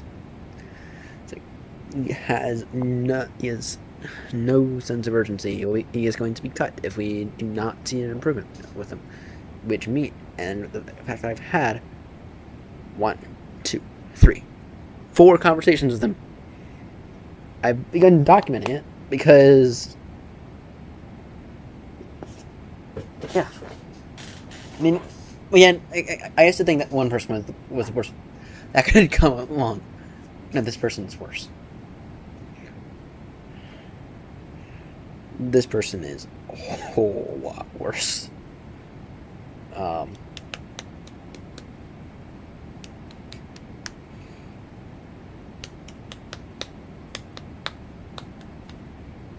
bum bum bum bum no no no no no no. Oh, no no no no no no no. But yeah, anyway, and then this other person we cut, who we decided not to continue with. He actually I had an issue with them a few weeks back. Essentially, they came to me saying, "Oh, I have stomach issues." It's like, go ahead then. I can afford to lose you for the day. Just go home. And what happens? Then they call my boss trying to get me in trouble. It's like, I've literally come to you. And I notice you're leaning a lot. I have asked you, is there anything I can do to help you out? It's like, no, I'm having stomach issues. Okay, at that point in time, it's a food safety issue. I'm sorry, I don't have a choice. You gotta send me home. Then you wanna call my boss and override the decision? Okay, that was awful. That was a slap in the face. By the way, she's no longer with us because there's just a few shifts that she never showed up for. It's like, sorry, you gotta...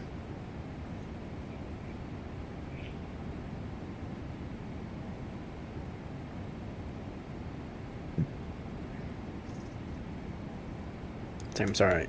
You gotta do better. So... Alright, anyway, let me see here.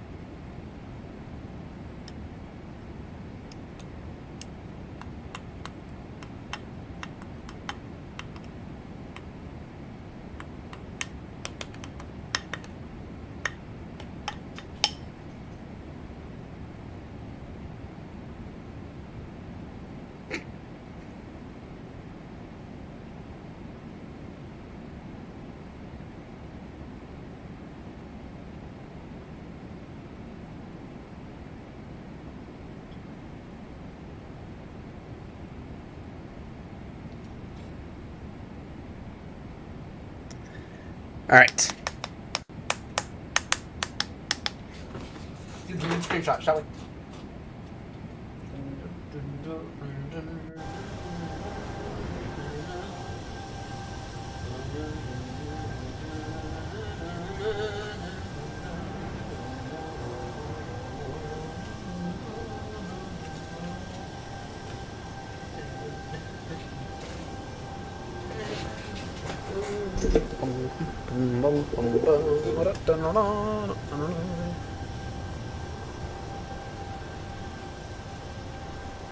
Yeah, in a moment I'll go ahead and work on creating a new plug.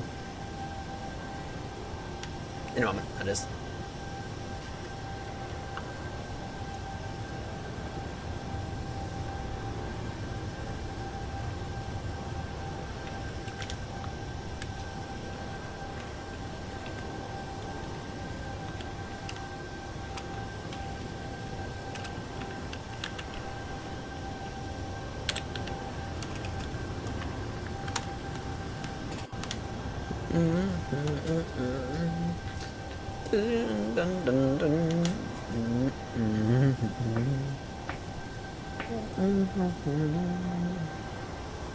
Alright, you know, let's begin work on this plug, shall we? If I don't leak all my Discord information. So, when it comes to creating this plug, or this, like, kind of like guide, here's what I want to do.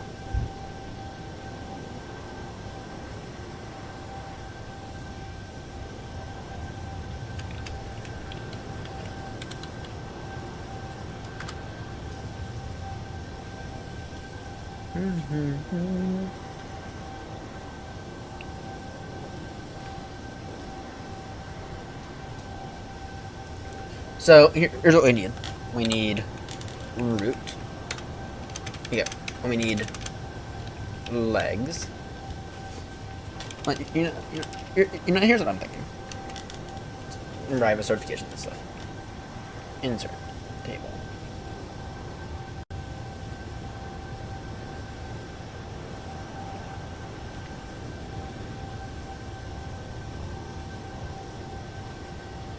Oh, you know, so first things first. So we need leg. So we need leg, distance. Or sorry, yeah, let's go leg, heading, distance, time.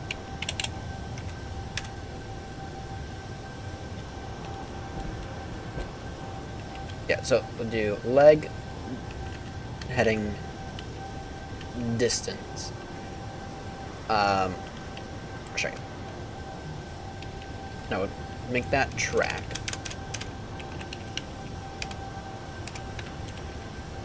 Then we'll do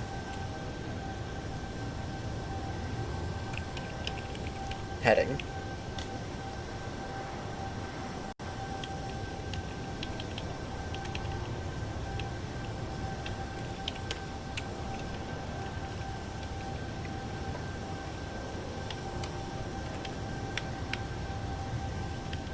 And then, so, because here's, okay, for reference, here is what the here's what the existing plug that I use looks like.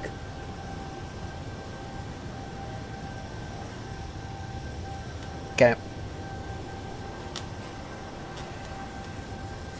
Oh wait, we do an art MSA.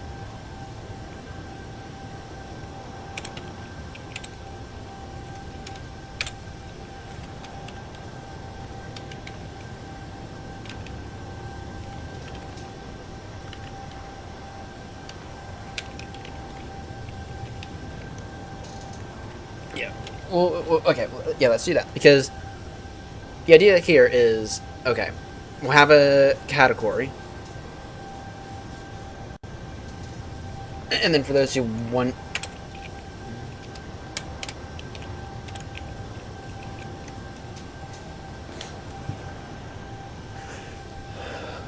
The idea is... Okay. I think this works a little bit better. So that's 1, 2, 3, 4, 5, 6, 7, 10.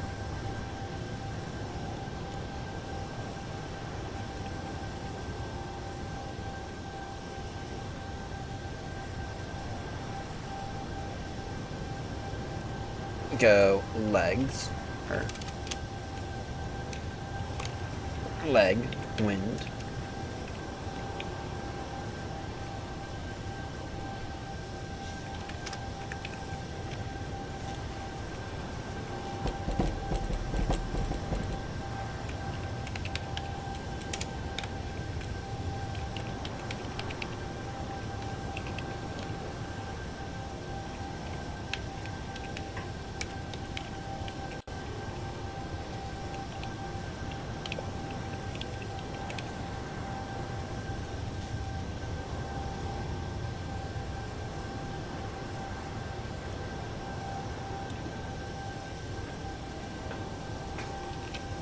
ATA. Okay.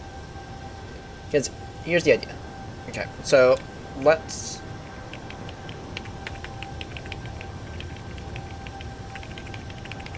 get this, right?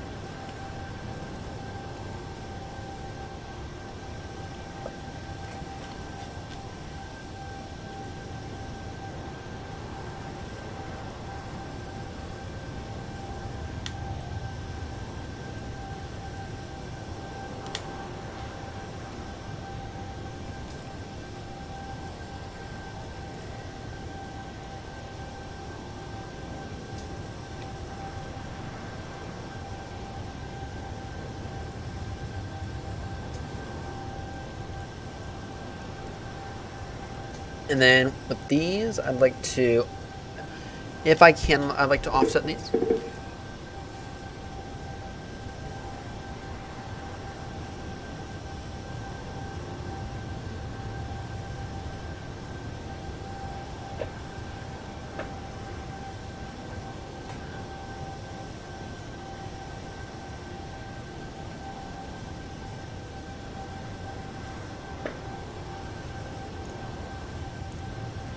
Yeah, like this, right?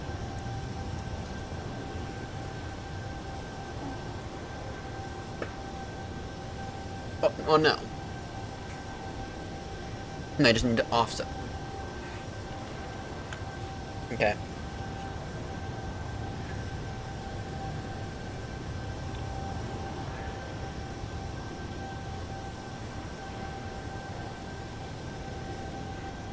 No, how do I do that?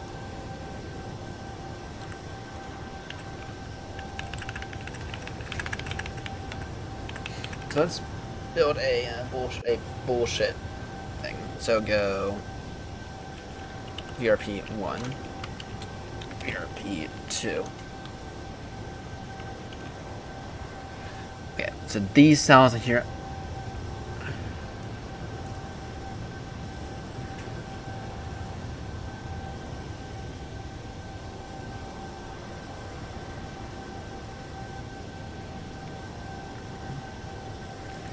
I'd want to merge these cells here,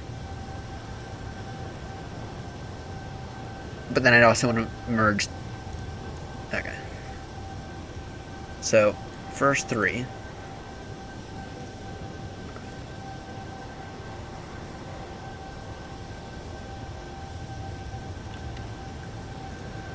But no, what I'd want to do is I'd want to merge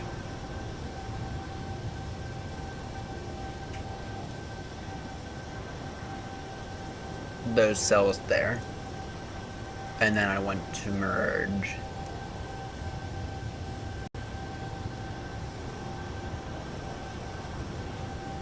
these cells here.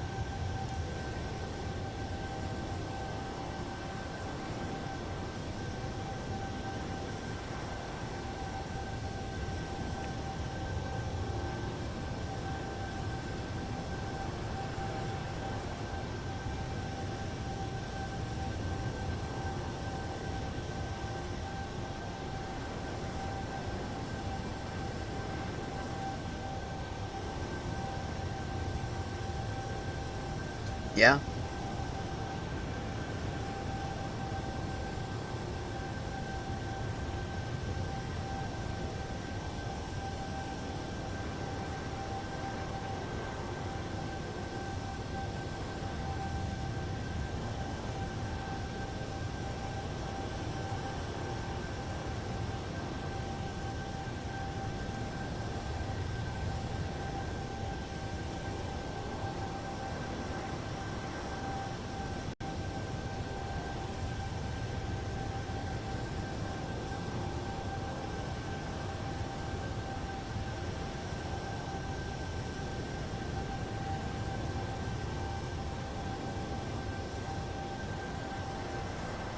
And of course merge those, right? Because now the idea is, okay, you put in, right, so you put in VRP3. Yeah. And now you can just go blah, blah, blah, blah, blah, blah, and now you don't have to put in twice straight, which is one of my issues that I have with this guy. they have to do it multiple times.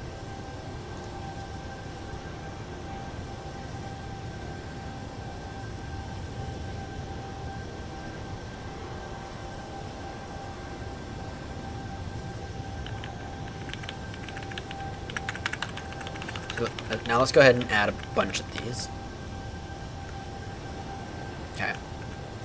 Because what I like to do is I like to show this to Ben next time I have him as an instructor.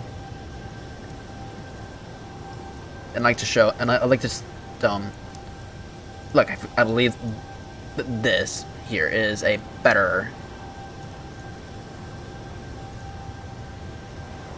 thing.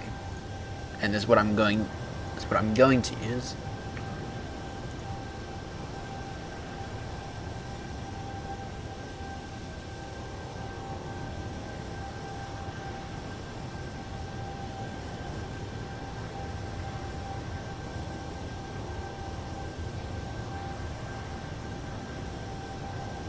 Now the only downside is that it is a bit of a pain in the arse to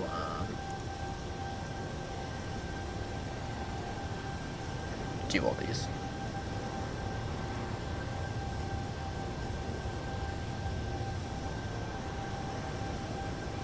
Maybe there's an easier way to do this.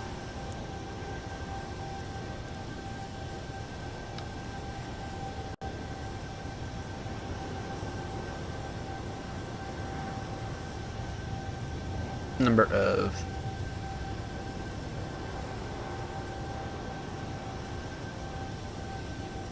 rows.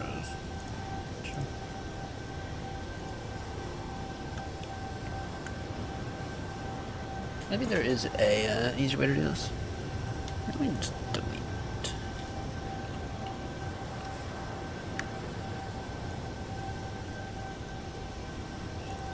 Cells. Okay.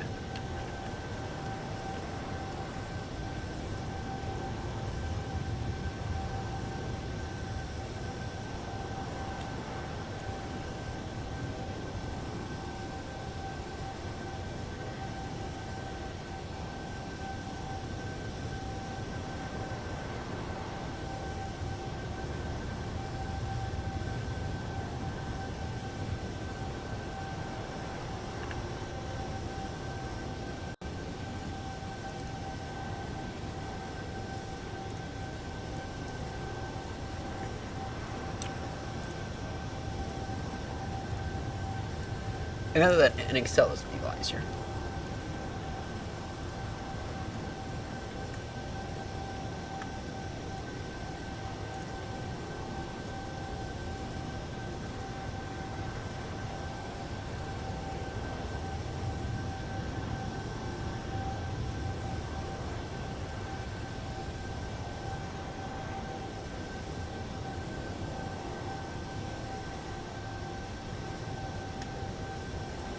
Where I have both an active certification for both Excel and Word, even though it doesn't seem like it.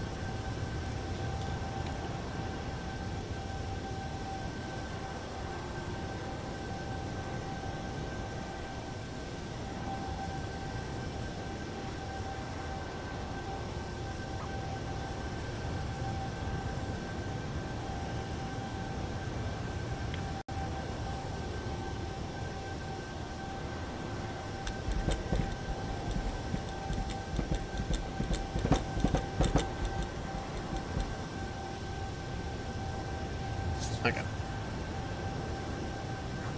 And then, yeah, let me see here, because I'd like to...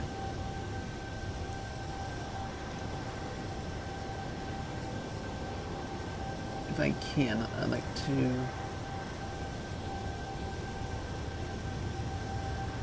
Number of rows.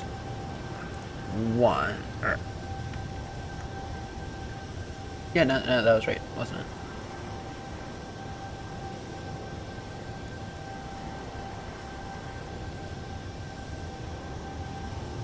Number of columns will be 4. Will be 8. Yeah, there we go.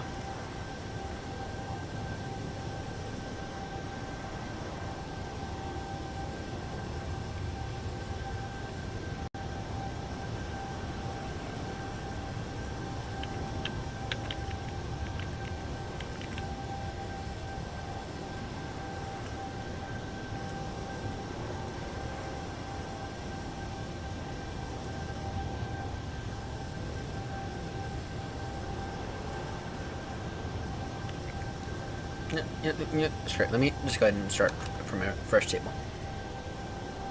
Yeah.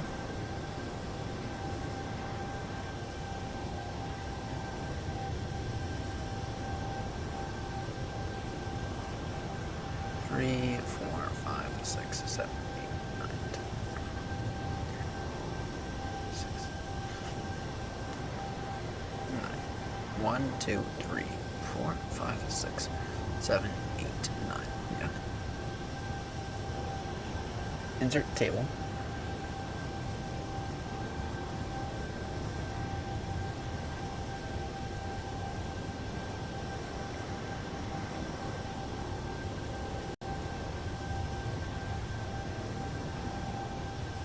Okay. Now, let me just go and create a bunch of these.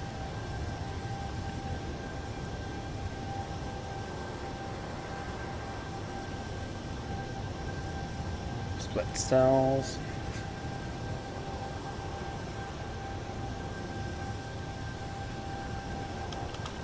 Eight by 1.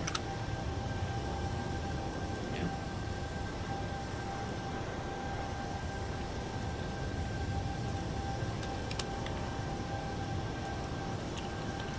Eight by 1.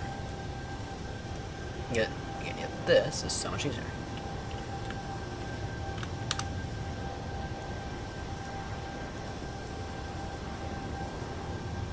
Yeah, well, what if I were to do this then? 1, 2. Yeah, 1, 2, 3, 4.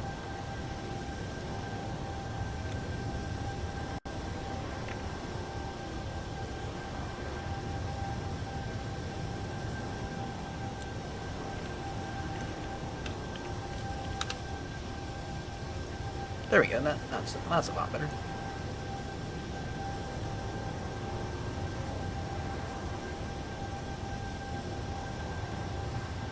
And then, yeah, you can just put in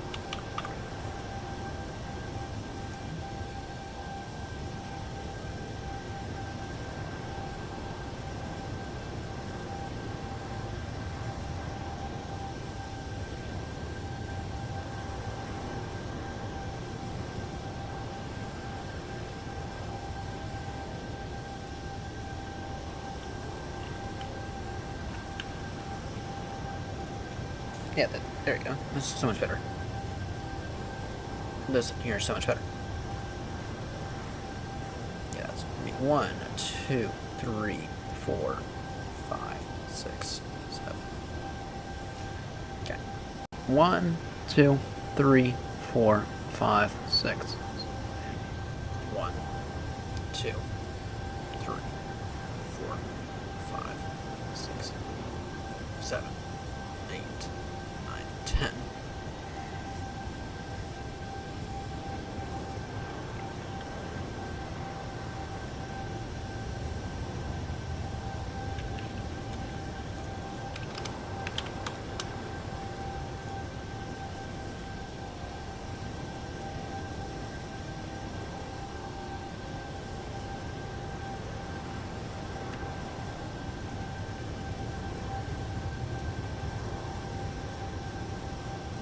So you don't need much to learn this.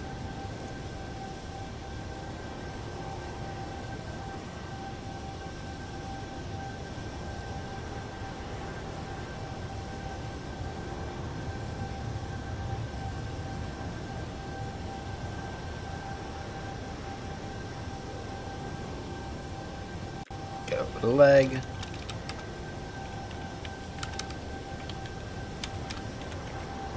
Wind, track, distance, altitude, heading, time, ETA, ATA. Alright.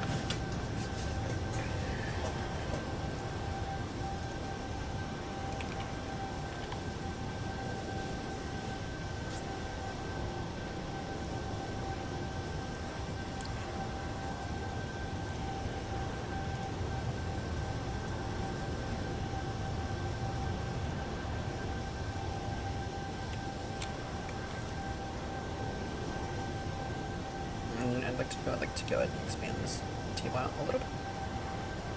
Actually.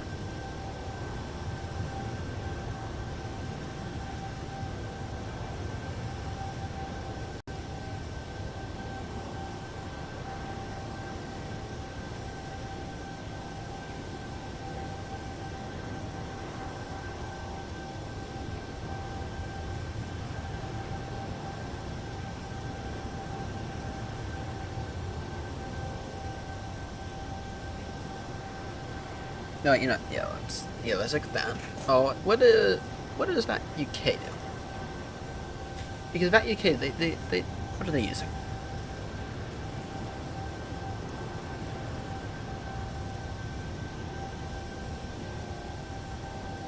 They're using A4.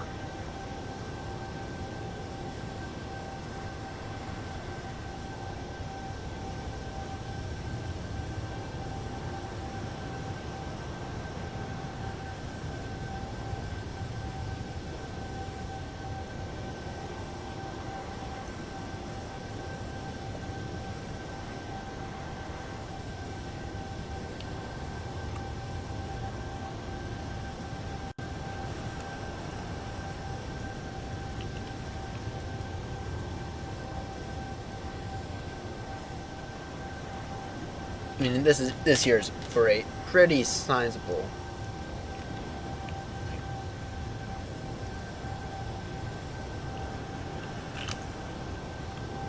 But then I want to add a very slight.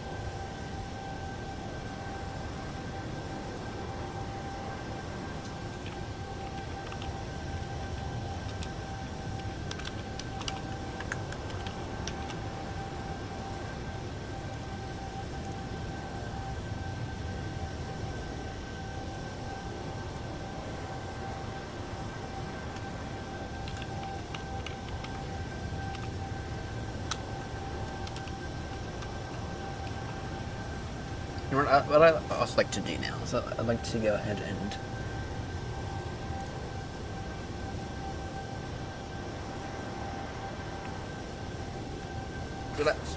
so I have all this, but then I'd like to go ahead and put in some extra stuff.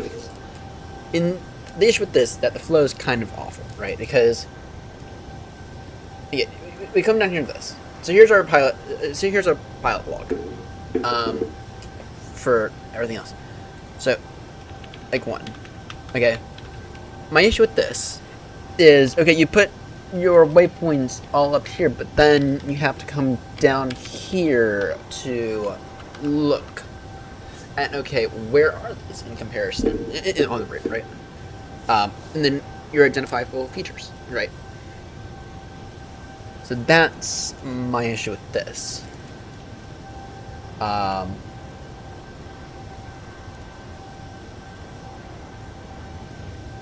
So really, maybe what I need to do is, because first off, already this is so much better. But maybe what we need to do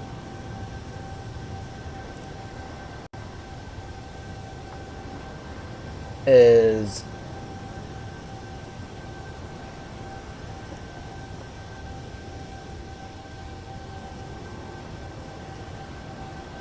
you know what we're gonna do?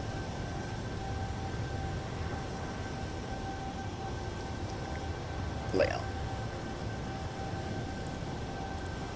We're gonna turn this into landscape. And you'll see why we're gonna do that.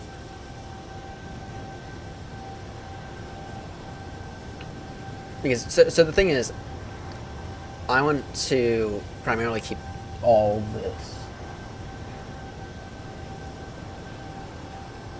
So the main thing here is that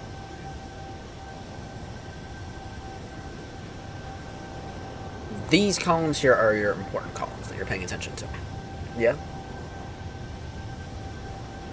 And you're paying attention to time, altitude, well, even ATA to an extent can come over here, to be honest.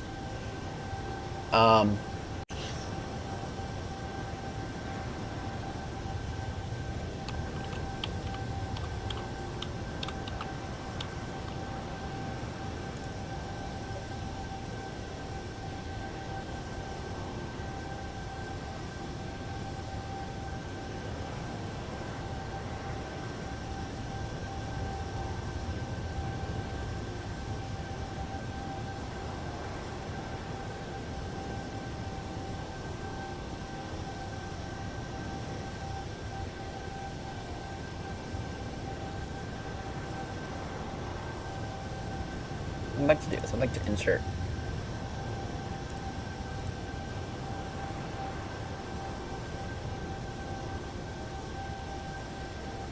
column left, and then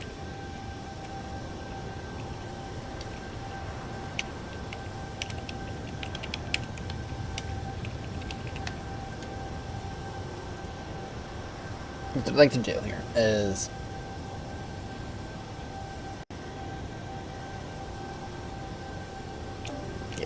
the cell here would be blank.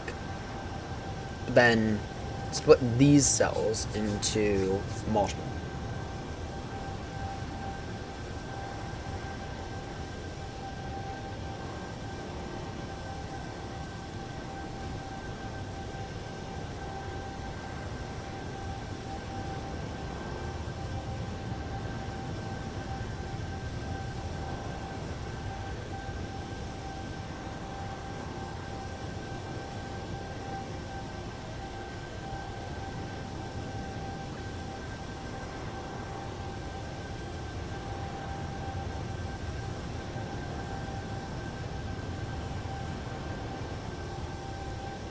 Again, already this is getting into no.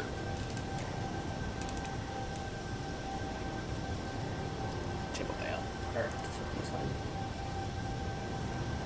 First tiles.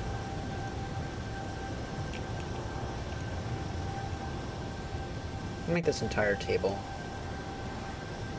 more than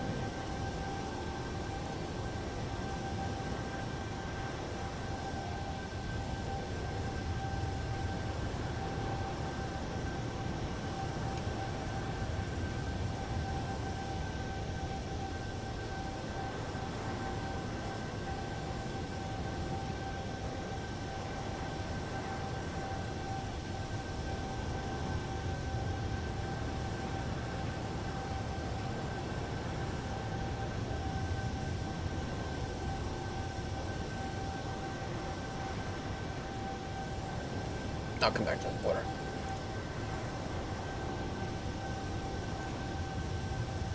Okay, we'll come back to the formatting here soon. I need to do. Okay, I don't like this. So I'd like to go ahead and knock out that one.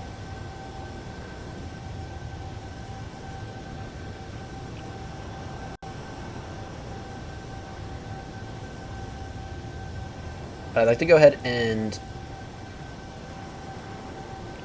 no. So for this, I want to look at okay. Time.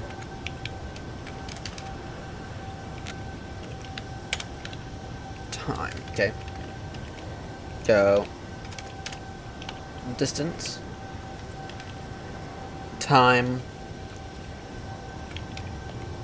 1, 2, 3. Okay. And also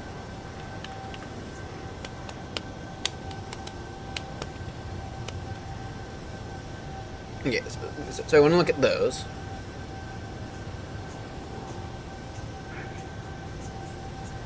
But then I also want to distance, time, feature 1, feature 2, feature 3.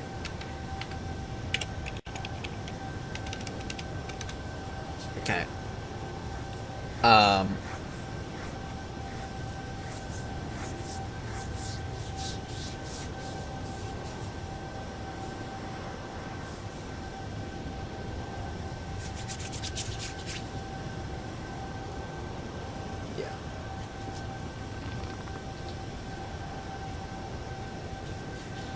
Oh wait, we have a set plan here soon. In about 10, or in about 5 minutes or so.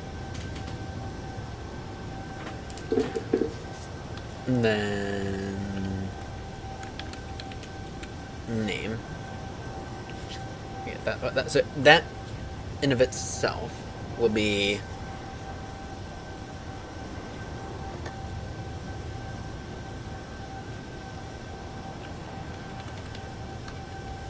one, 2, 3, 4, 5, 6. 6 columns. So 6. So that's here. Split.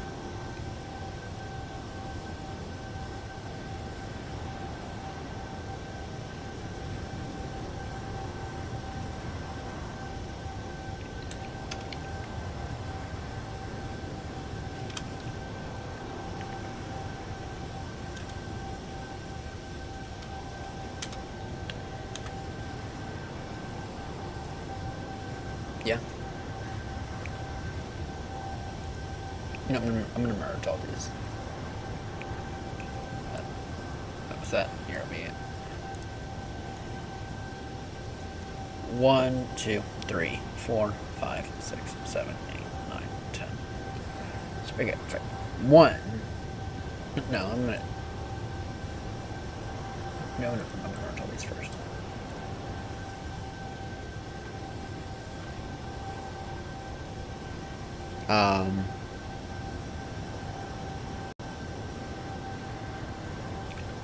Vert of columns. 1 right now. 1, 2.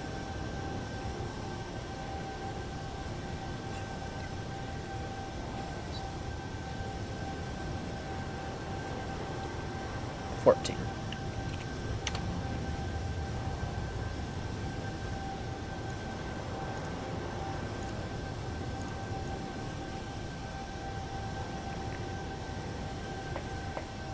Okay, 1, 2, 3, 4, 5, 6. 12.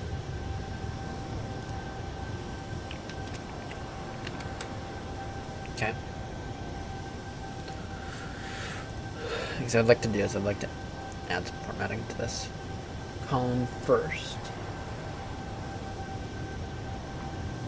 Right now that is a bit blindy.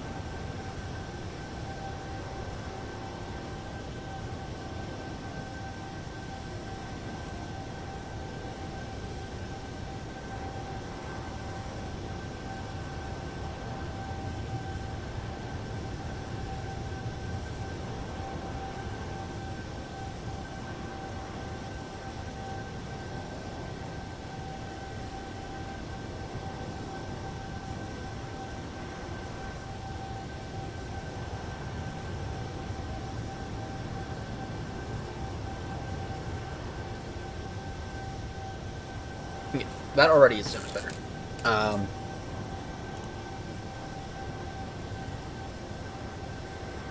It's still a lot here, but you know, these cells here though we can do for these cells. Oh, let's come back to that. So let's focus primarily on this stuff here. Well, yeah, I'll tell you what, for these cells here, we can drop it down to make like that, or even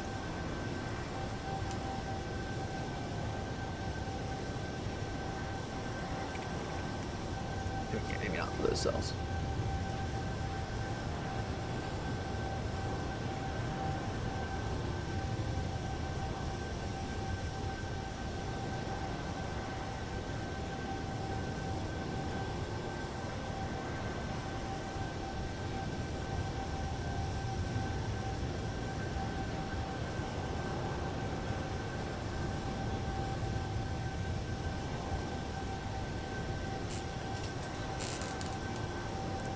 The main ones that you're going to want to pay attention to are going to be these.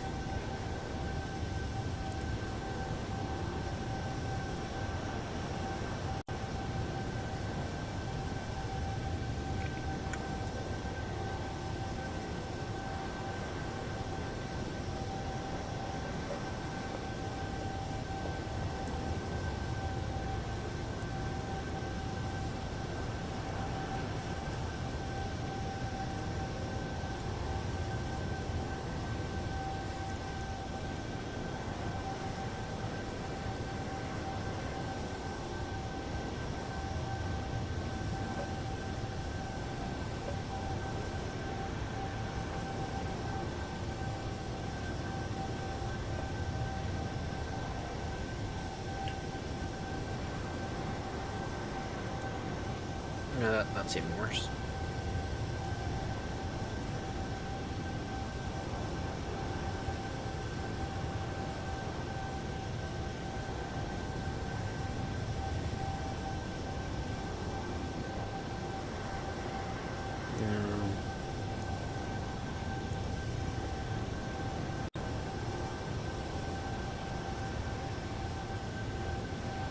My issue right now is this is just way too blind. I don't know if we were to try.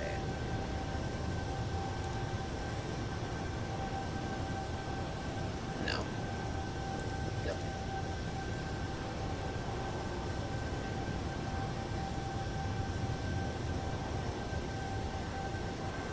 What a point.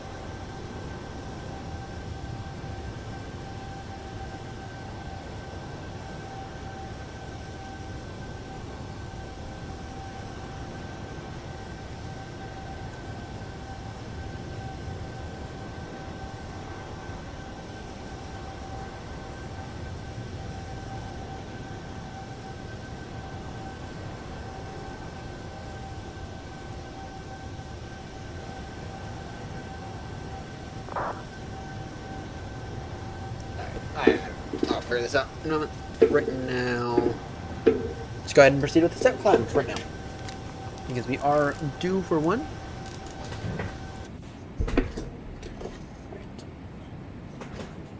And are we Shanwick yet? Or are we still Ganda? Ooh. We are almost Shanwick. I'll wait until we're fully Shanwick. I mean, it's still recommending. I mean, our max right now is still only 372. Go ahead and wait until we are officially part of Shanwick. Shall we?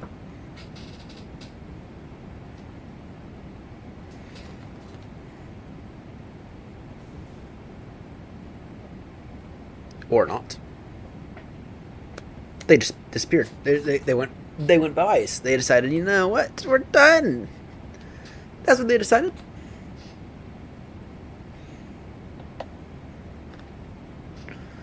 They decided to fuck off. At exactly 2:08 as well. They decided to fuck off.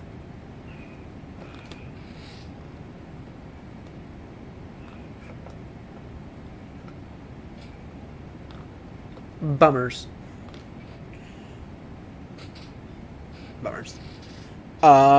Yeah, so if we were to take a step climb to 3.7,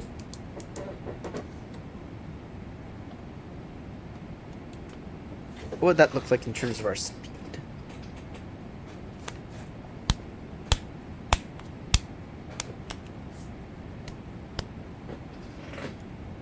Yeah, let's go up to 3.7 now.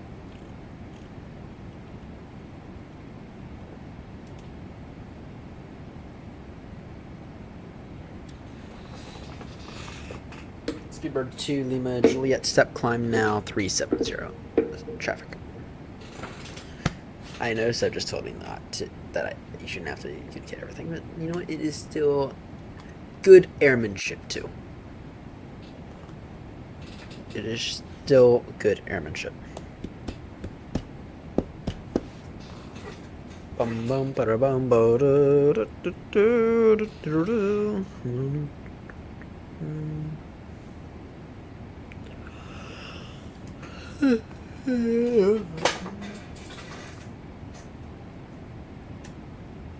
Anyone else flying this morning so far?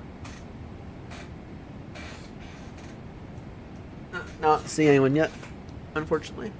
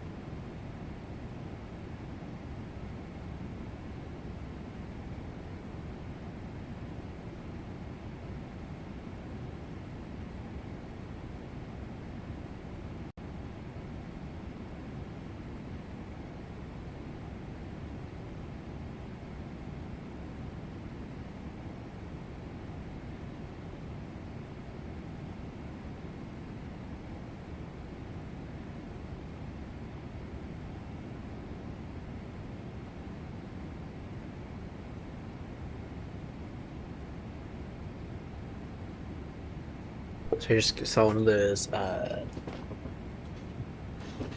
I just saw one of those keep sell destroy videos. 787 A321 A380.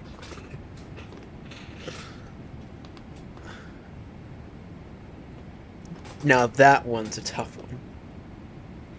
And the reason why it's so tough is because I like all those aircrafts. I mean, I do love this 787. I do want to fly a good 78 when it comes out. In fact, the 78 will probably replace this thing. If it's good, that is. Now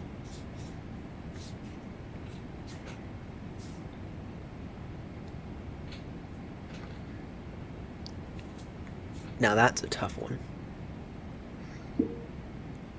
That is a really, really tough one. I'm gonna say keep the 78.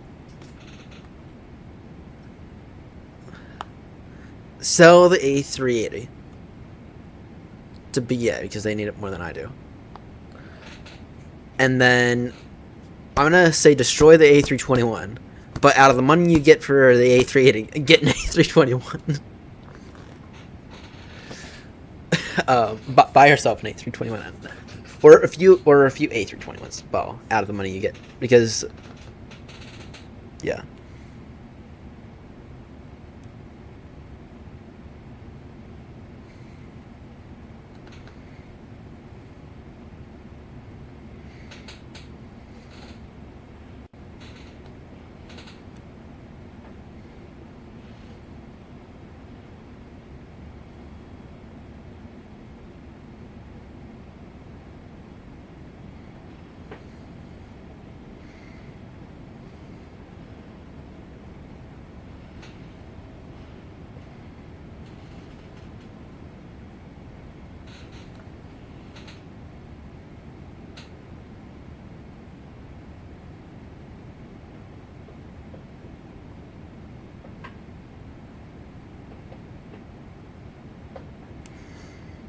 It's uniform. 300. 200? Yeah. Woo! Yeah. It was a bunch. I'm sorry, that team's pretty bad, dude. It's not that dark though. It's not legal. It's pretty dark, bro. Yeah. Another thing, just so you know too, you know that your registration's running out. Kill them with this magnet will sit at the bottom of their stomach. Did you know that our bulls have tattoos in their ear? Put the tattoo in their ear, 402, and that way if they lose their tag, or you can't read their tag, like this one will roll up, you have it in their ear. But let's give them a better tag. Quit doing the handwritten little tags. I get it, they're good for temporary use, but let's get them a good rigid tag that's going to last a long time.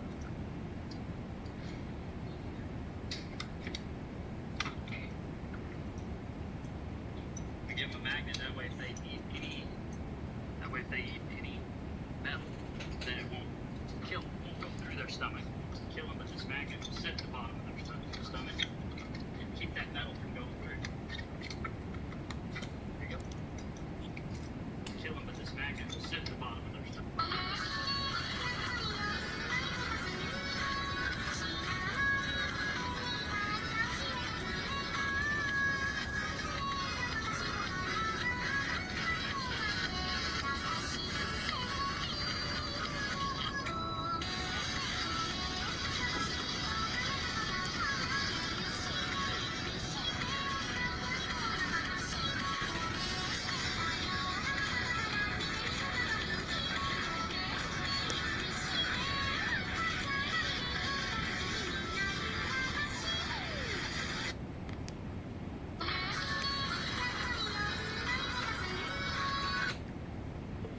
Whoops.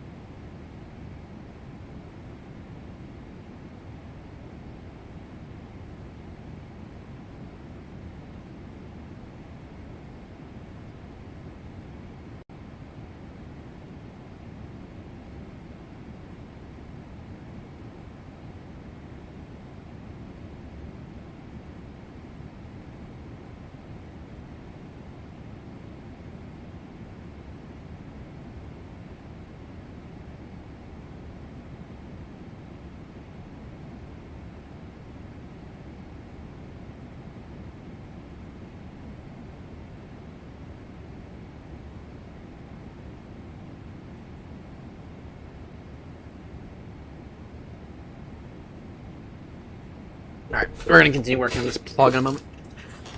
Oh no, it's still online. That kind of surprising me. That kind of does surprise me. Alright, let's continue working on this pilot log, shall we?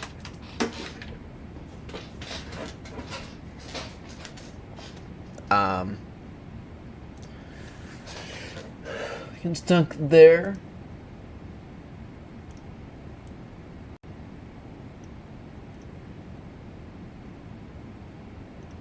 There we go. Fix that.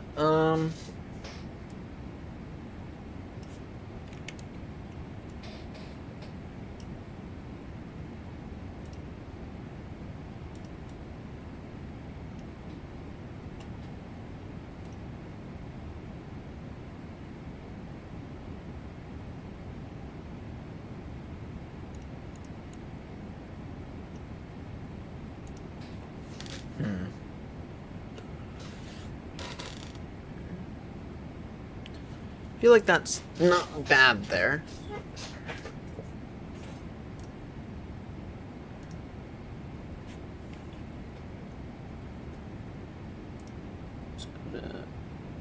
Okay, let me just go ahead and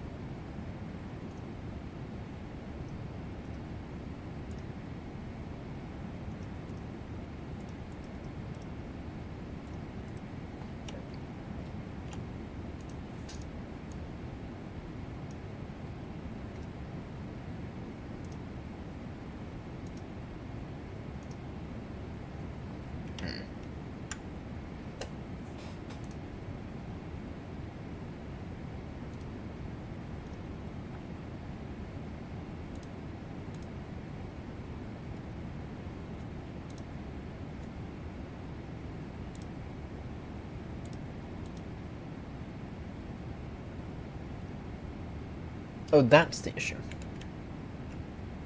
I was wondering, what's the issue? It's like, okay, that's the issue.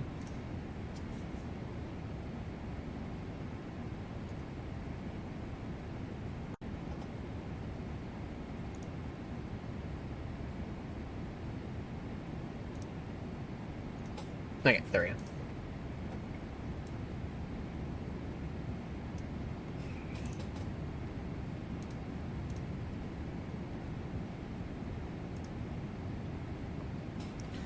Alright. Alright, so let's go ahead and... I'm getting hungry now. It'll be time for some ramen here soon. That's all I have left. Right, let's go ahead and...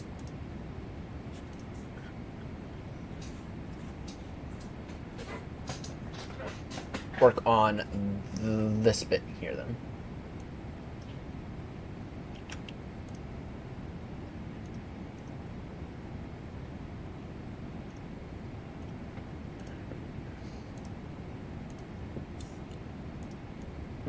No, I'm just gonna chuck this down here for right now. Right. It'll be 1, 2, 3, 4, 5, 6. Right. So what I need to do is I need to one.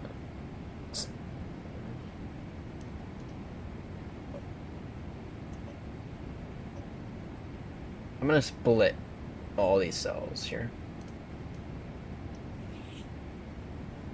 Okay, split cells.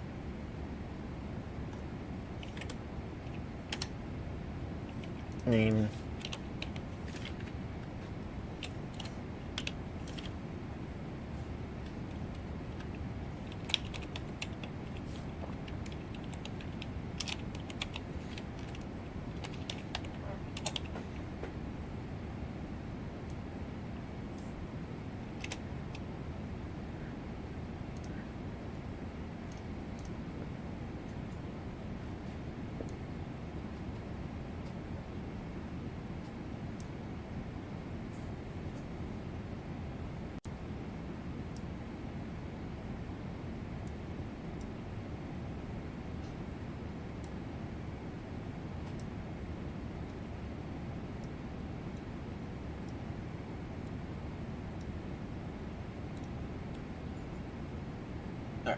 So that now this is 1, 2, 3,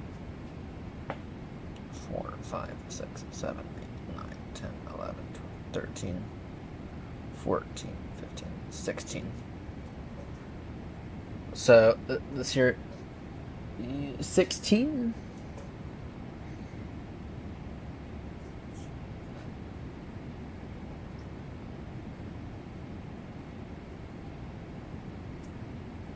I just realized I make this up.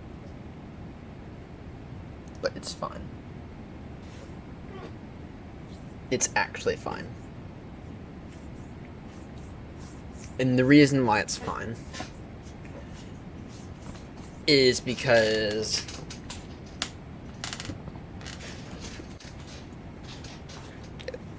so the reason that it's fine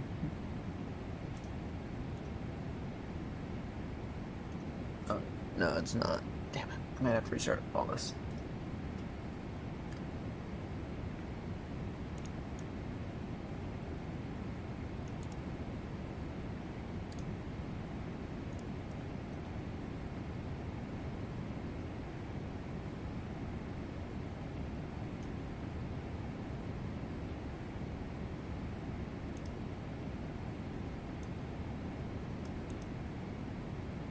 Damn, I'm gonna restart all this. Insert table.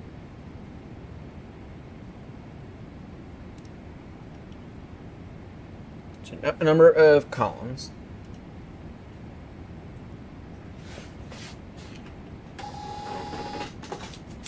Gotta think here.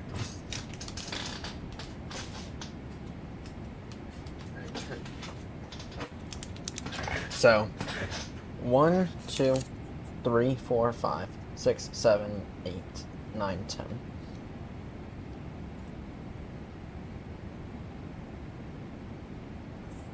And then we'll go. Let me make it valid for a total of 9 legs. So that would mean 11. Yeah, make it 11 on this one. Table. Insert table.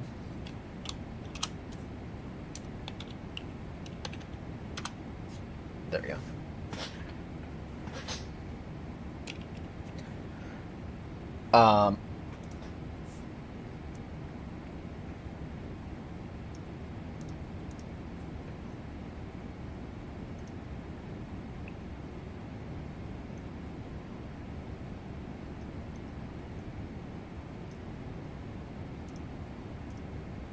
Actually, hang on.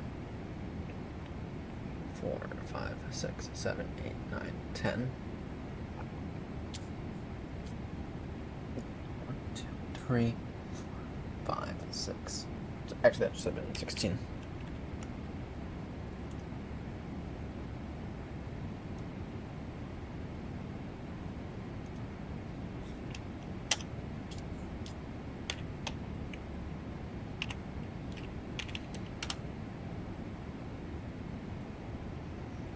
Okay.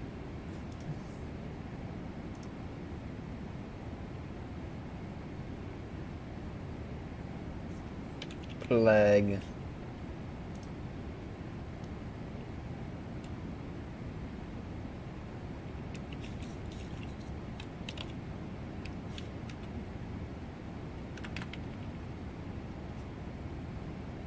Wind.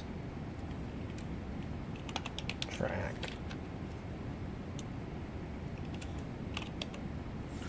Distance, altitude.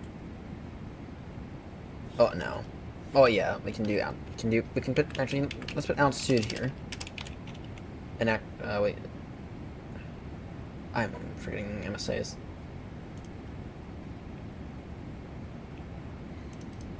Insert.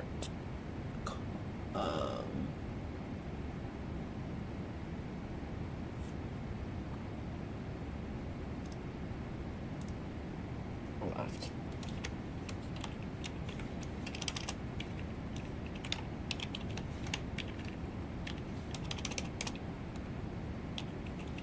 Get MSAs. altitude.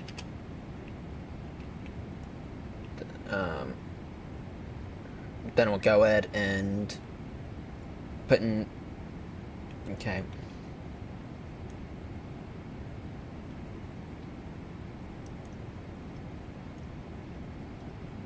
What I'd like to do is like, so we need 1, 2, 3. So I need 6. 6. What I like to do is I'd like to split this.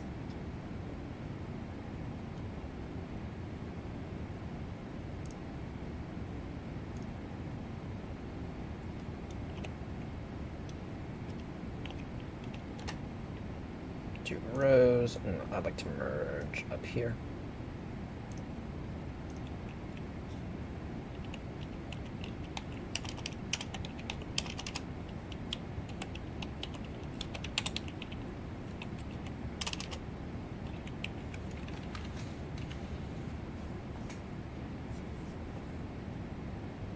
And then we're going to go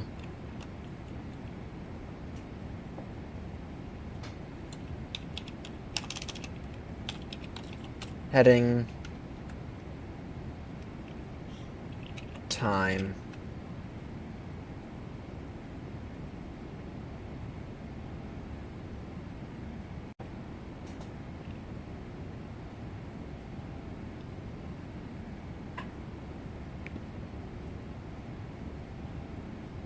so we have our, okay, wind, track, altitude.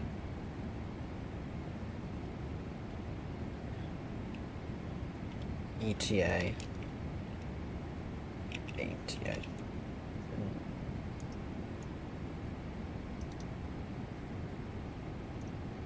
Those columns.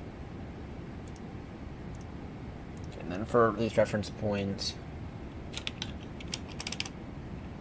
name,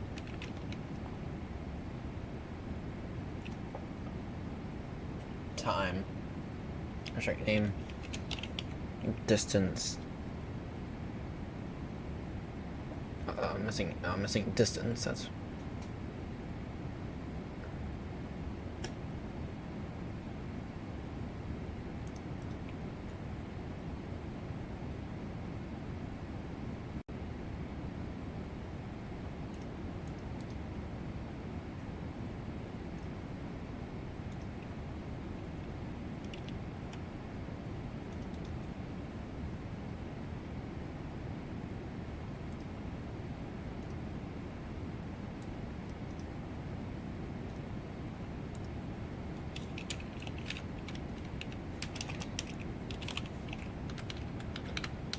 distance,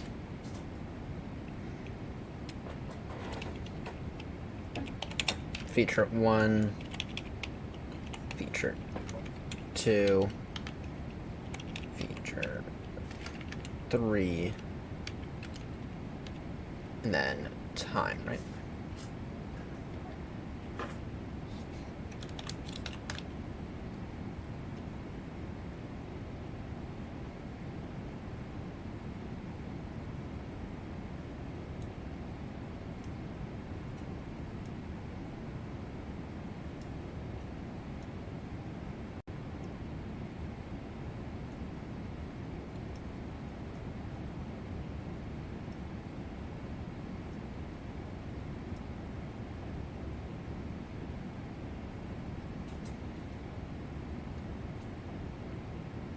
Then I like to make these. Yeah, well, you know that's one. And then so these.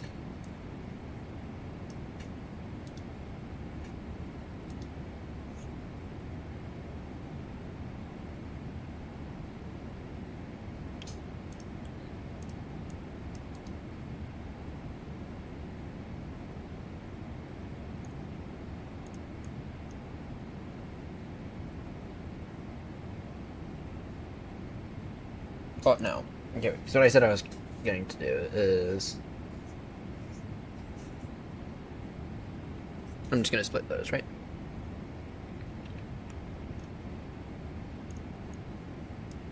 I'm just going to split all these. Or, sorry, no, I'm just gonna split all those. Yeah. Set number of rows.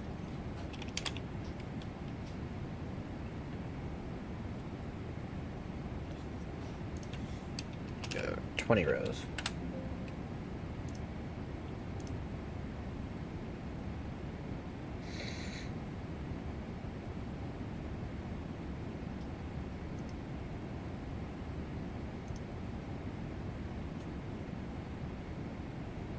No, oh wait, sorry, no.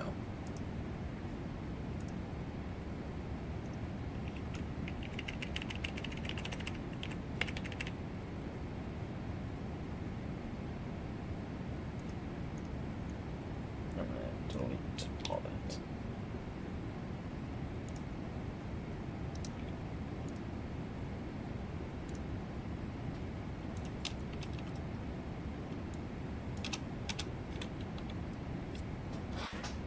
Okay, so merge this guy.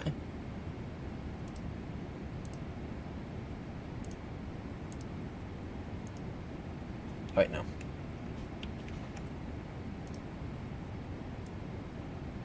So I'm gonna merge.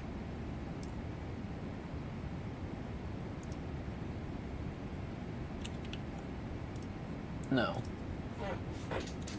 So what I need to do is, okay, leg one. Let's go 1, 2, 3, 4.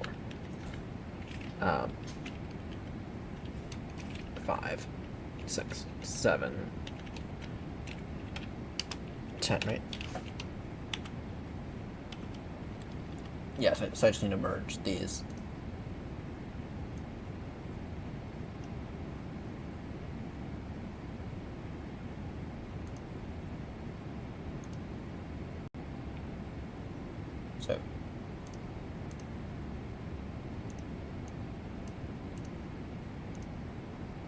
So ignore the first one. Merge that one.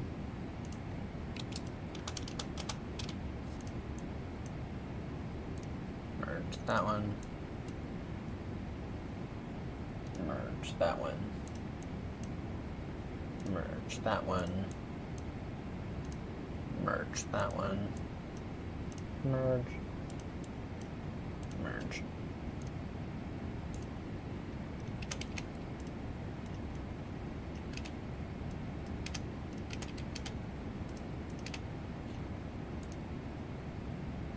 And now I just need to merge all of these. Yeah.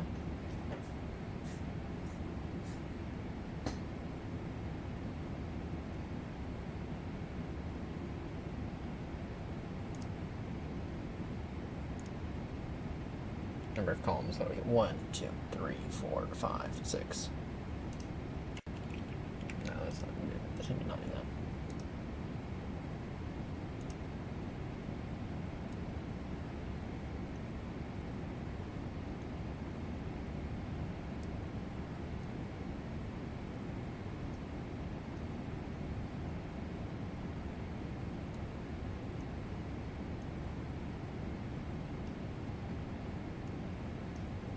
Distance.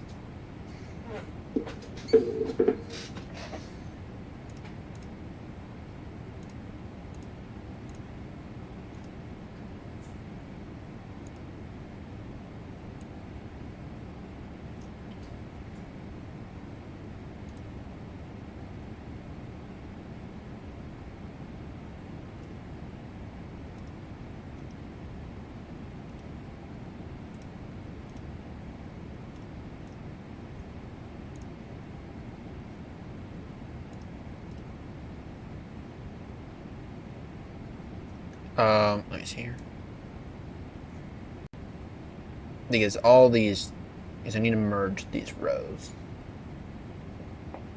Yeah, sorry, I want to merge these rows.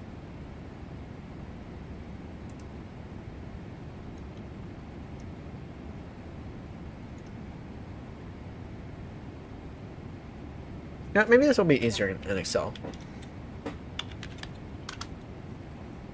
This might be one of those things that you just want to do in Excel. So we have leg, distance, MSA, altitude, or no, track. Then we'll go into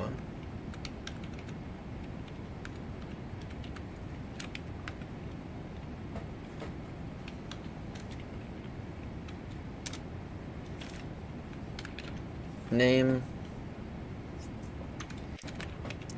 distance, feature 1,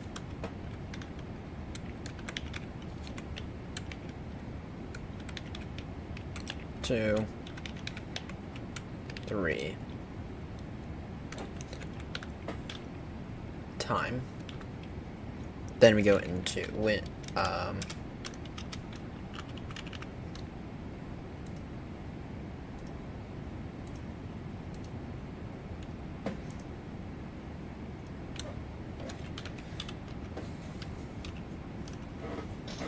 yeah. And then we get into this.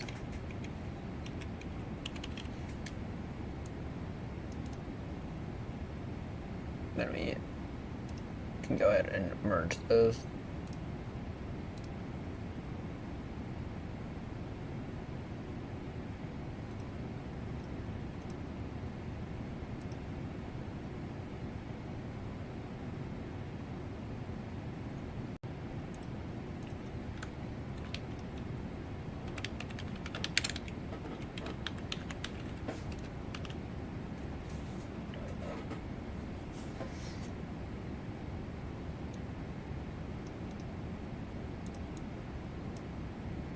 Then we go into the important bits, so time, so actually we go altitude, track,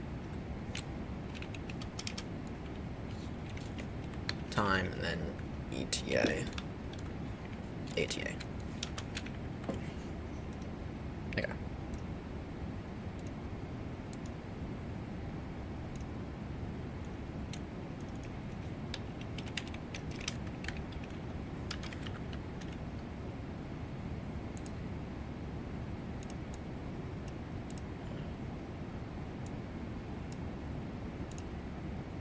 Now merge all those.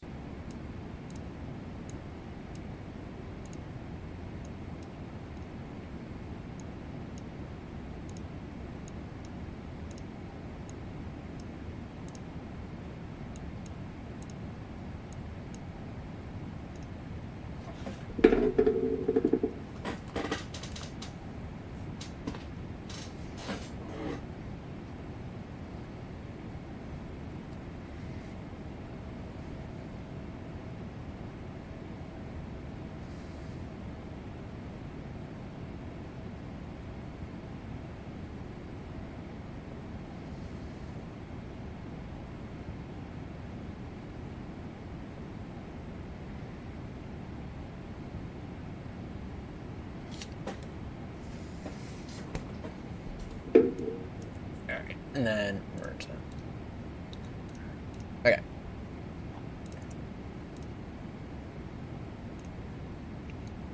Go 1, 2. Try all. No.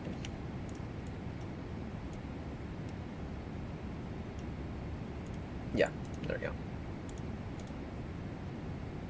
Oh no. What I'd like to do is I'd like to merge those.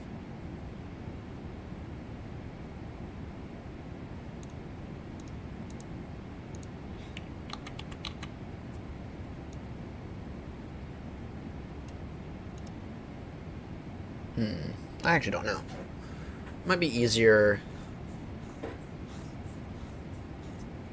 You know, for right now, we'll just leave it as is, right? Ignore it for right now.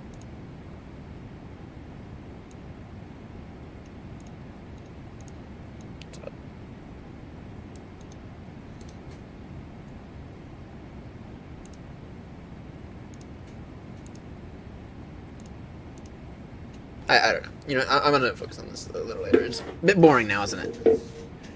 It is a bit boring. So, the good thing is, though, we are almost done with our oceanic routing. We are actually kind of approaching in. We'll be exiting oceanic airspace soonish, in about 200 miles or so.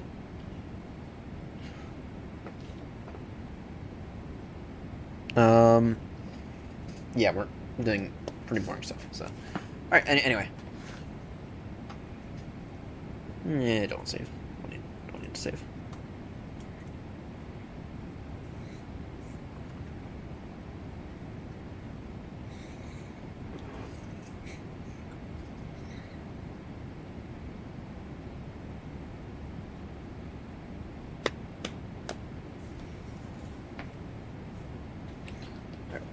Why is it so quiet today?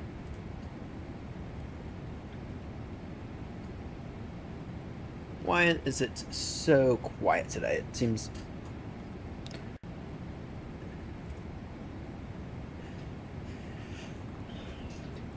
It seems extremely quiet. Alright, I'm gonna get some ramen now, because I am bloody peckish. Because I'm kind of out of everything else, to be honest. So...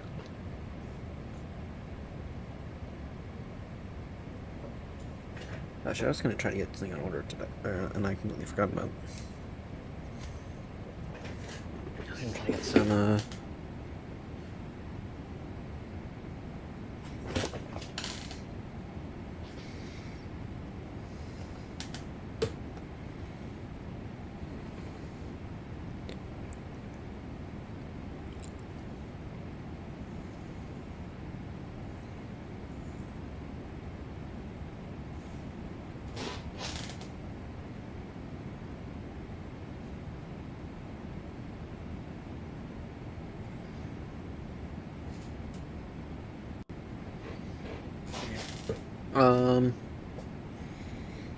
anything else I need whilst I'm putting in an Amazon order?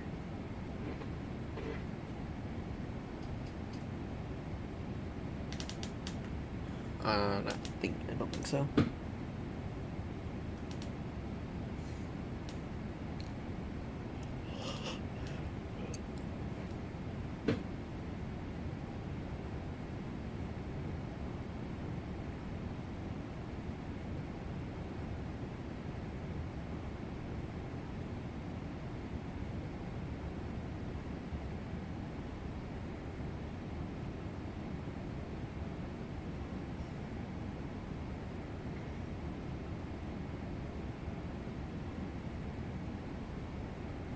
Yeah, $11.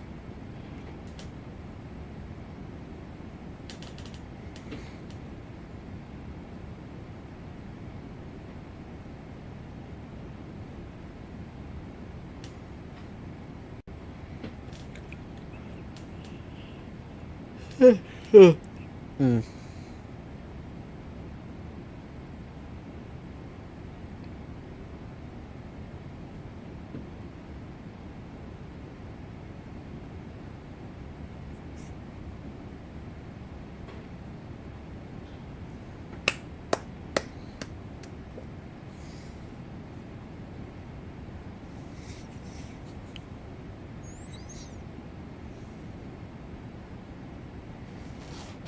Alright.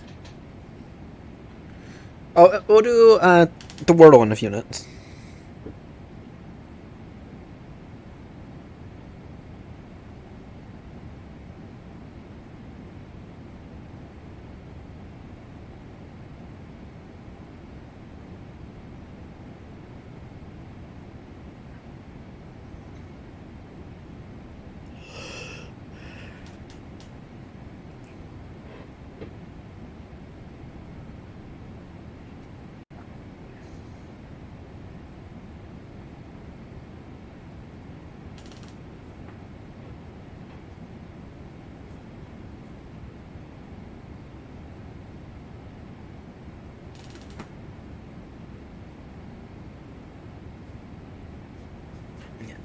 hair is killing me right now. It's kind of annoying. My ear. It's killing me. Might go see a doctor about it tomorrow.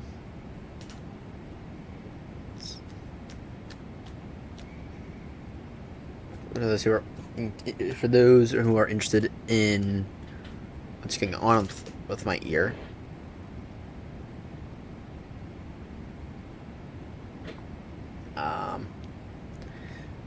so 2 weeks ago I had an infection, or 2 weeks ago I had a pimple in it, which infected the whole ear. Because the whole area around the ear wasn't. So I guess more accurately, 2 weeks. Sorry, yeah, 2 weeks ago, I had an outer ear infection caused by a pimple. Went on medication, treated it with antibiotic ointment a bunch, and it went away. But I guess about 2 days ago, it came back. Or it began to come back, and now it's actually back. Which makes me think there's something else going on.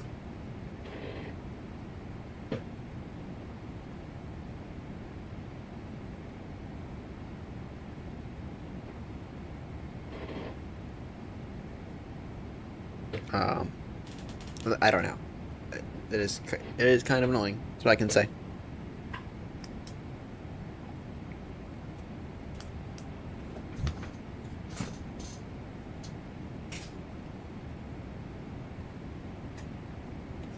What I can say is that it is kind of annoying to have to deal with. So.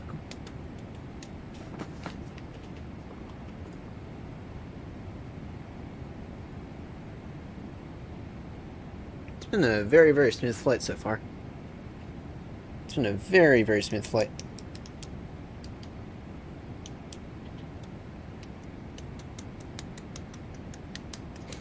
We're not going to have another step climb to 390. Right now our max is 376. So no more step climbs for the day. So far we've had 2. Kind of.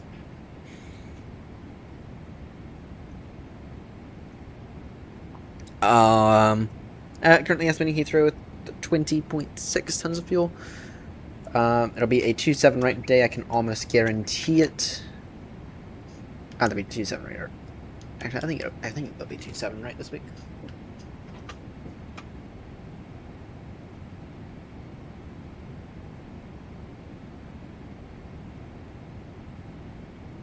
Let's see here. What does Flight Radar 24 look? What is that? What is Flight Radar 24 looking like? Probably it's 2.7 right. I know it is. Told you. 2.7 right arrival.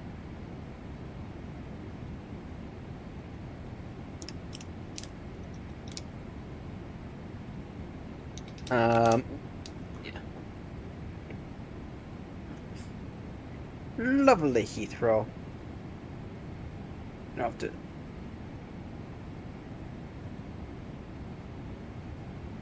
Oh, I'm sorry? What the fuck are they doing?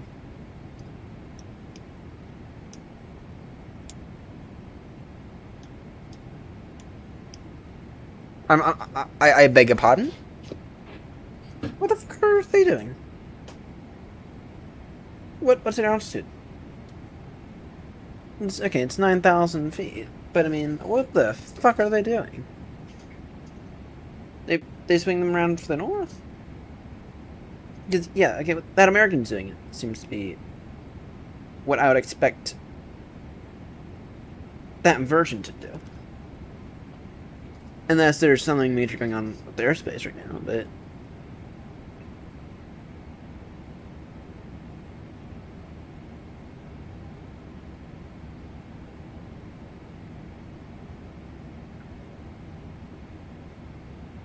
Where are all the Heathrow arrivals? Usually they're... Usually you got a lot more.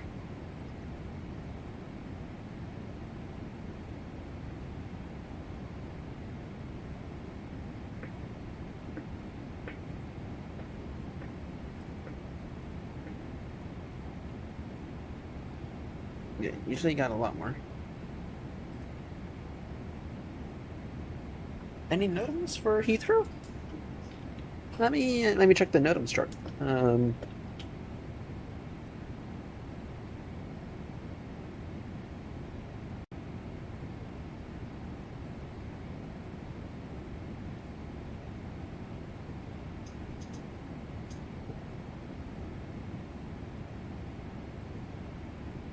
Let me check the NOTAMs chart real quickly.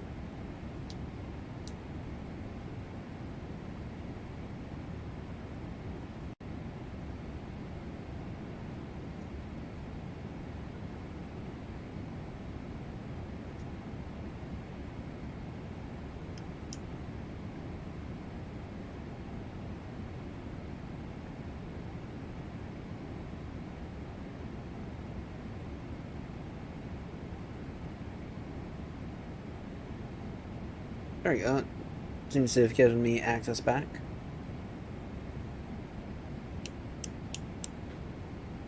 Updated. Alright, let me just verify.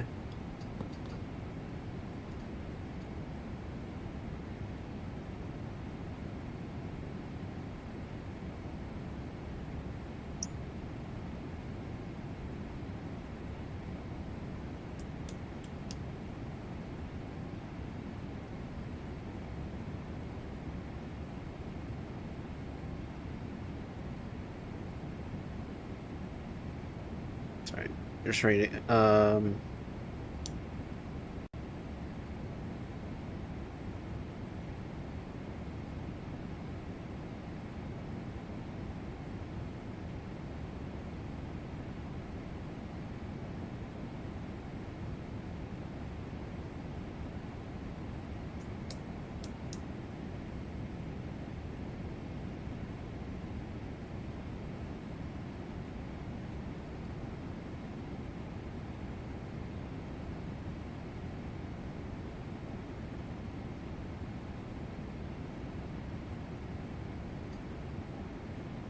Oh, they're okay.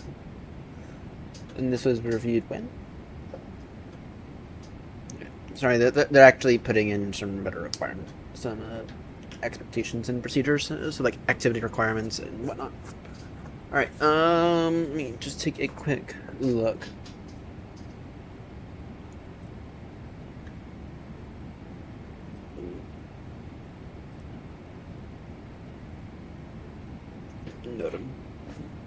Notum, you can. All right.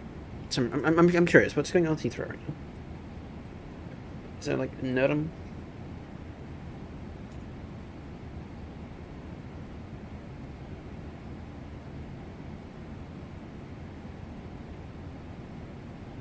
Oh. Oh.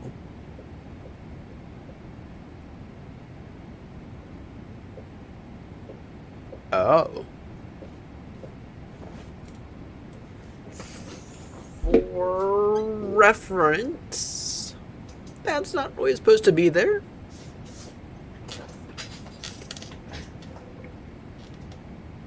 That's not usually there. Brookman's Park.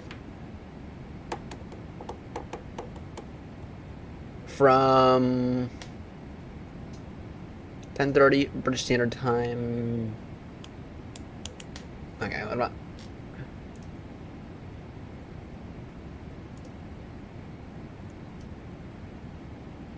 But that doesn't matter because that's July 22nd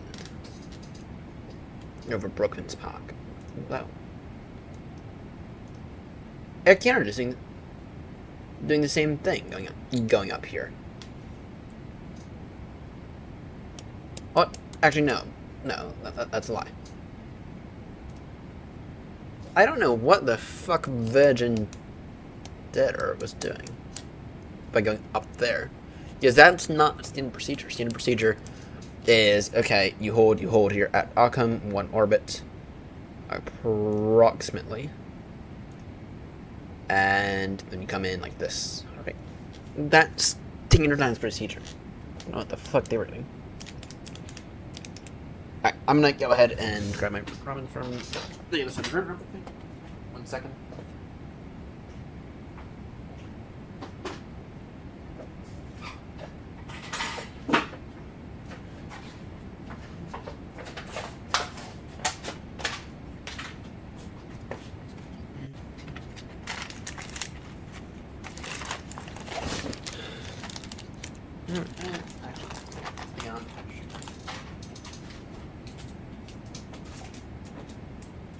Now's a good time to go ahead and eat as we are approaching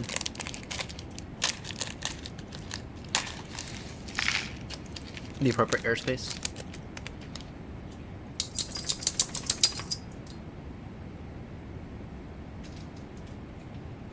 As we are approaching the, this is probably a good time. Yeah, this is a good time to.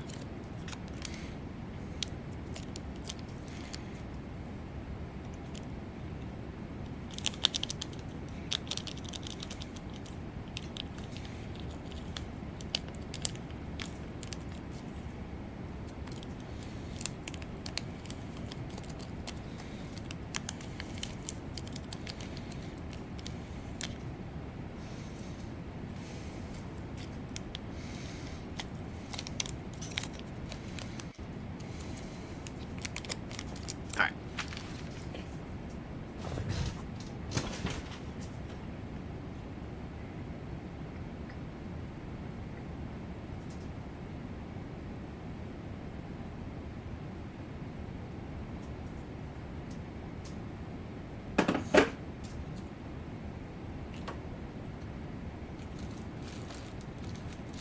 I'm gonna quickly clean off the fork and then I'll be right back.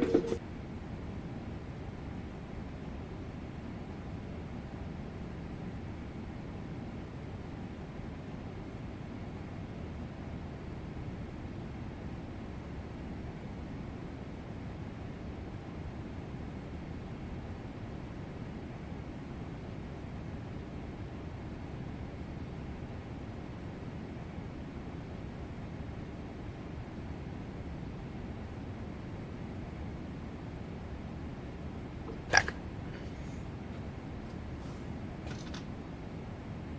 Yeah, that's short quickly.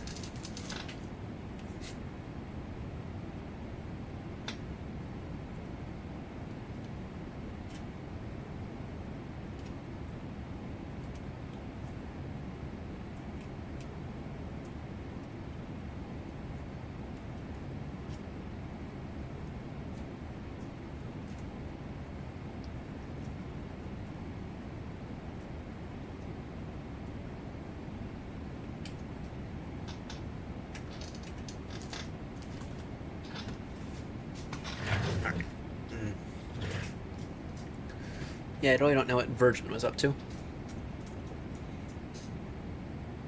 I really don't know why they did that weird path.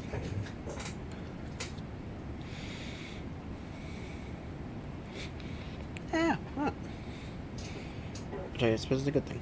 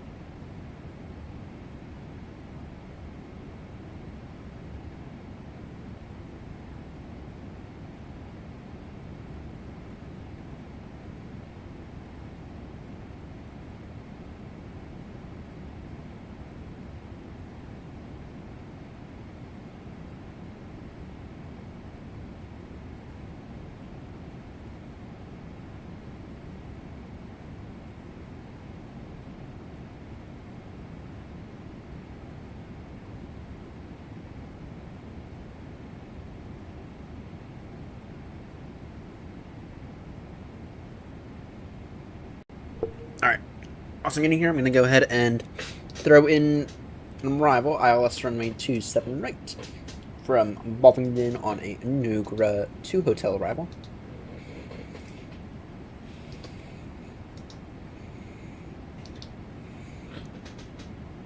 And that'll give us a that'll get us in right about 903 Zulu, 19.4 tons of fuel. Really, that'll give us a top descent somewhere in the neighborhood of about an hour out or so. Actually, 903 Zulu. That's still, yeah, no, that's about an hour and a half out. That seems about right.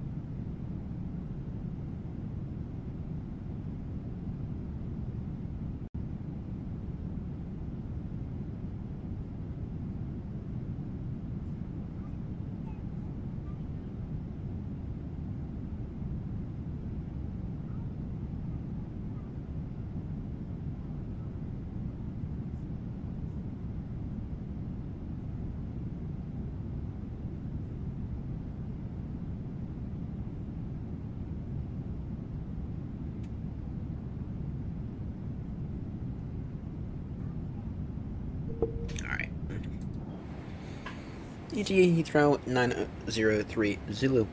It's not bad.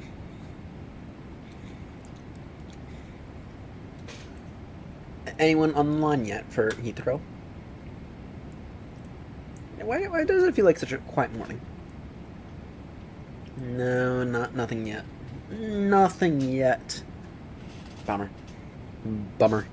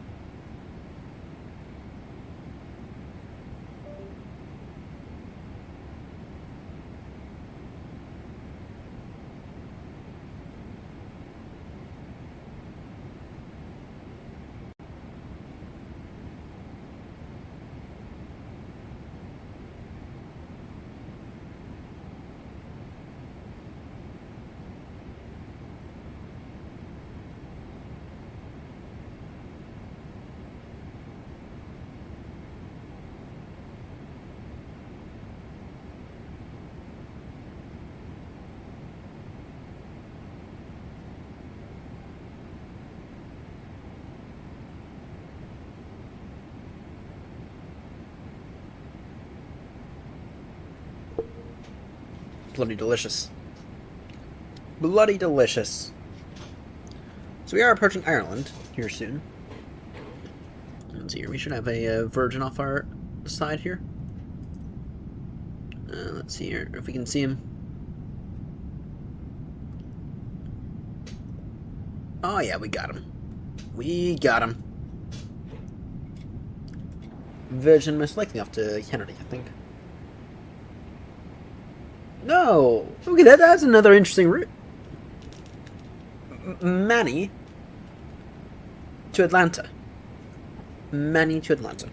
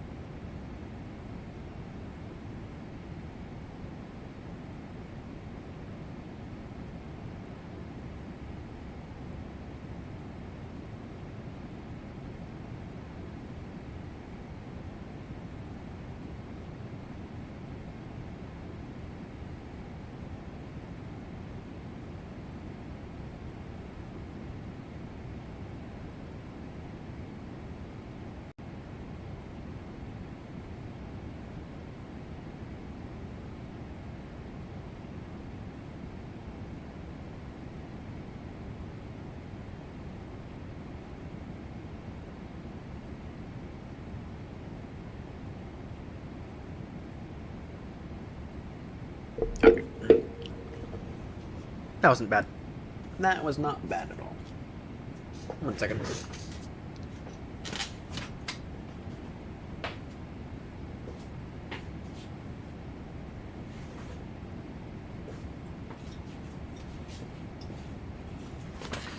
Time for a bottle of San Pellegrino. Where is it? Where is it? What thing? Do I have an opener around here?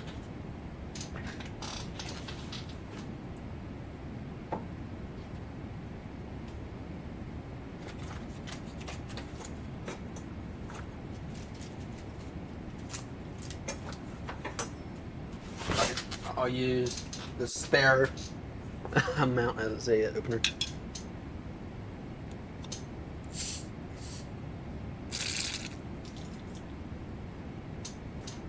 And of course it had to make a mess.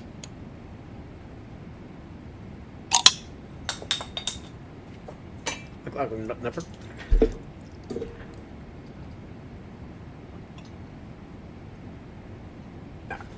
Lovely. Absolutely lovely. San Pellegrino. Yeah.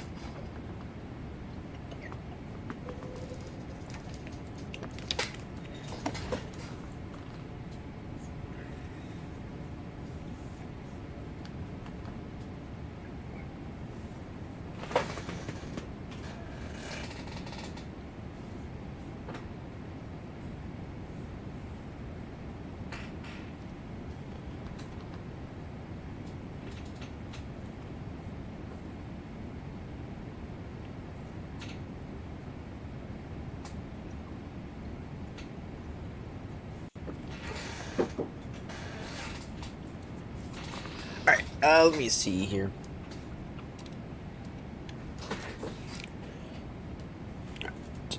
Not giving us an ETA for top descent yet.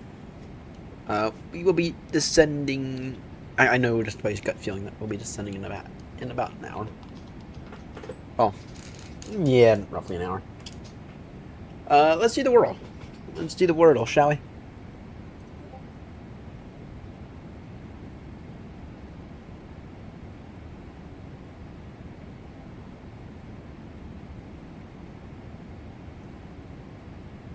Wordle. Wordle.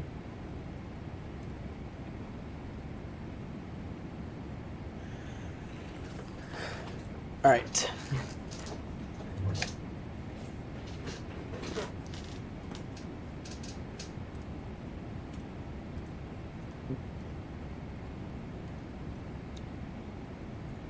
Audio.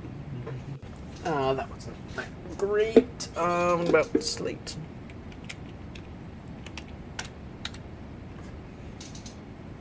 Ooh, now that's actually something to go off of.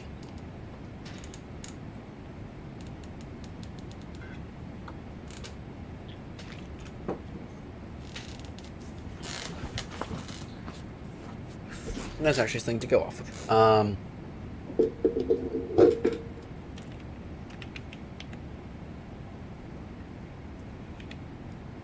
Attack.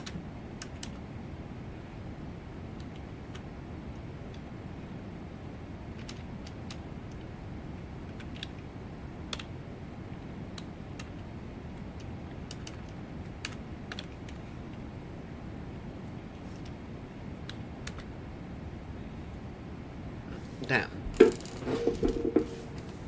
Damn.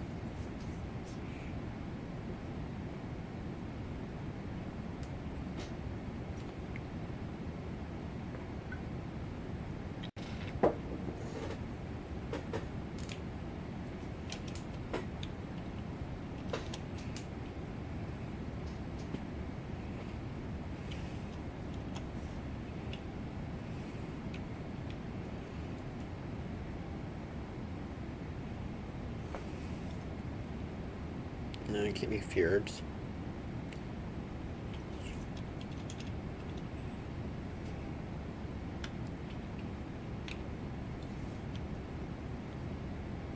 I think that this L needs to be at the beginning.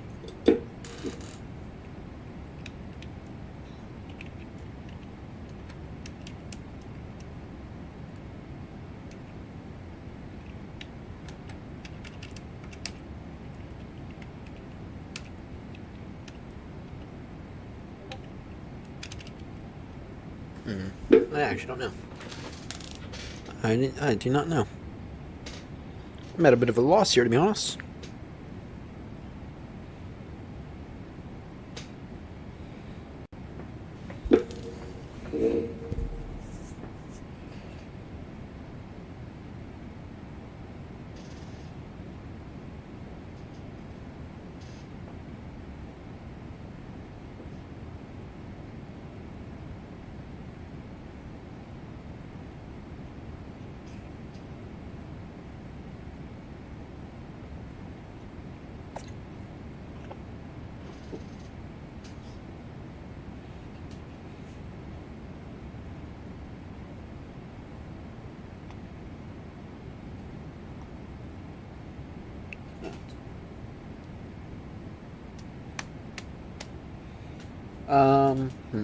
I don't know. I'm at a loss for this one.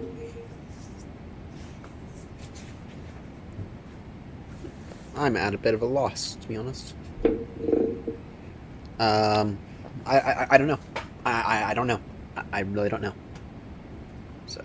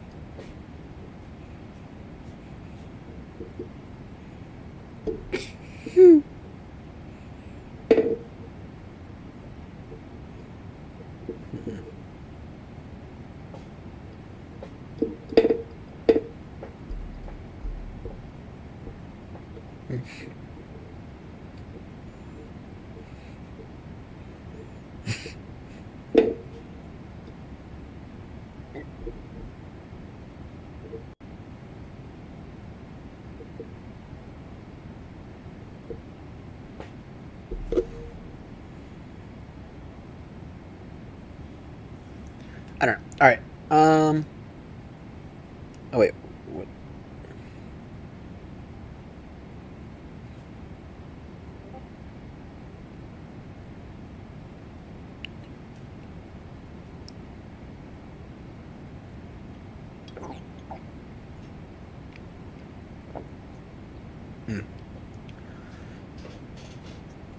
All right.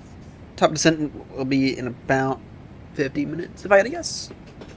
Kind of surprised it's not on my FMC yet. They will be here soon. Because the arrival's in. And we're on the new arrival, in case anyone has any debate about that. I mean, we're on the new arrival. We're actually over. We're over Ireland now, and it's kind of a bit hard to tell because of all of the cloud buildup down there.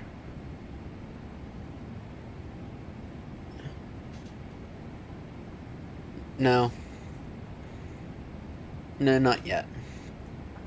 We are approaching Ireland, though. Yeah, up ahead. Soonish. Alright.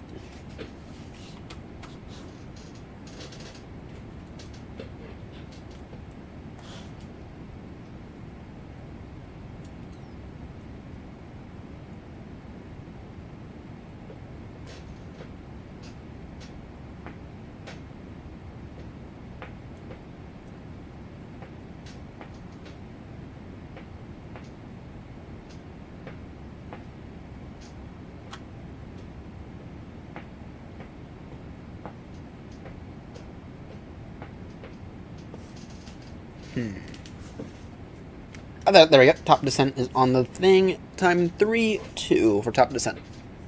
So actually, let's go ahead and run through our checklist real quickly.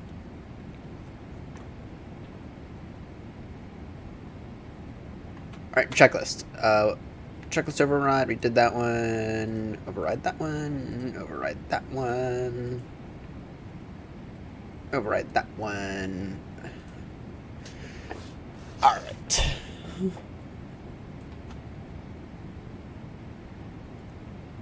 Recall.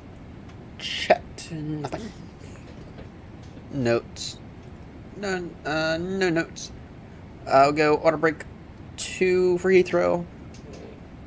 The main thing with the main thing for Heathrow is that we are parking at T5, which means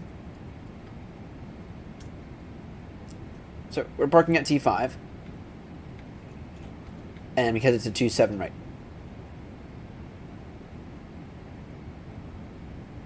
I beg your pardon?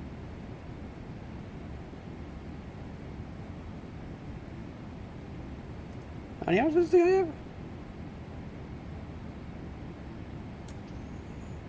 I'm running a bit. I could have sworn it was 2-7 right.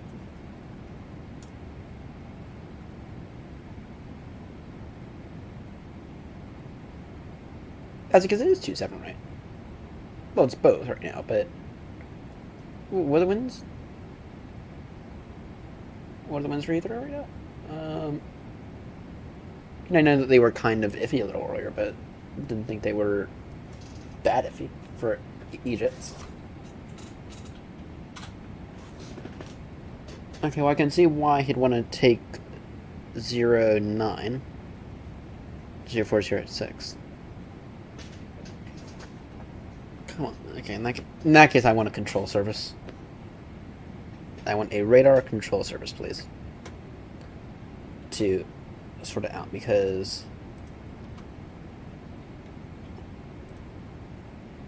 they're still landing 27 in real life.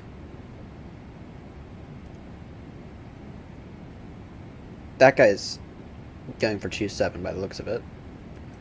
But I mean, this guy took 09 left, and in fairness to him, based on the wins, that's what I would do. What does Mavis say?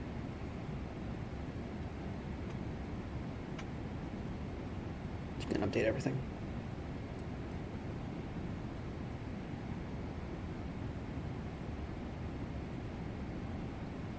Mavis is saying it should be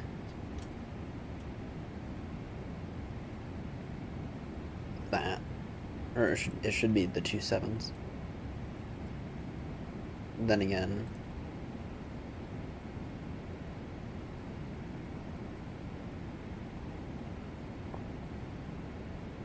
yeah, I don't know.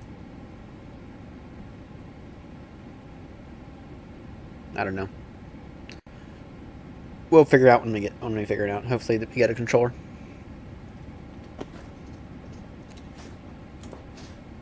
In that case, I'm gonna hold off on the descendant briefing then. Right now, I'm prepared for 2-7 ring because that's what I believe that they were going to use. I have no clue anymore.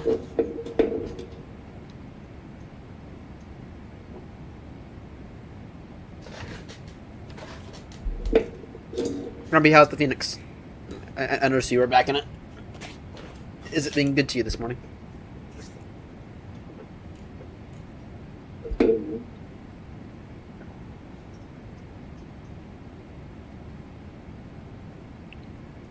All good.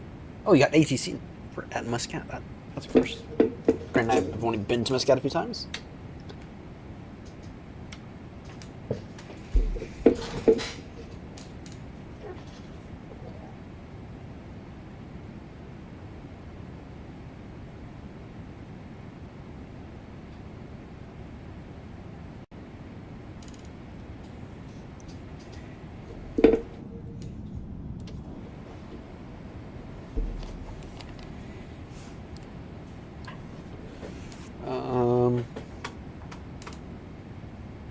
Yeah, if I can get a radar control service, that'd be a deal. I just got updated 070 at 5.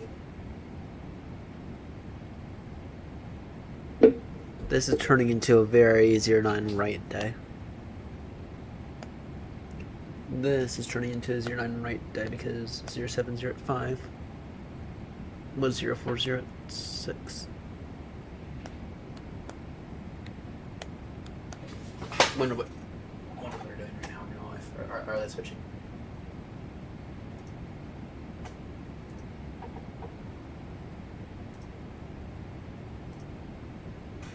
No, right now in real life they're still pretty heavily on 2-7.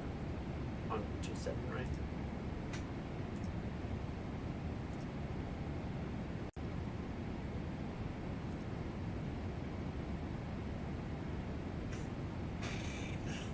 I wonder if they're going to start guiding people in for 09 though, because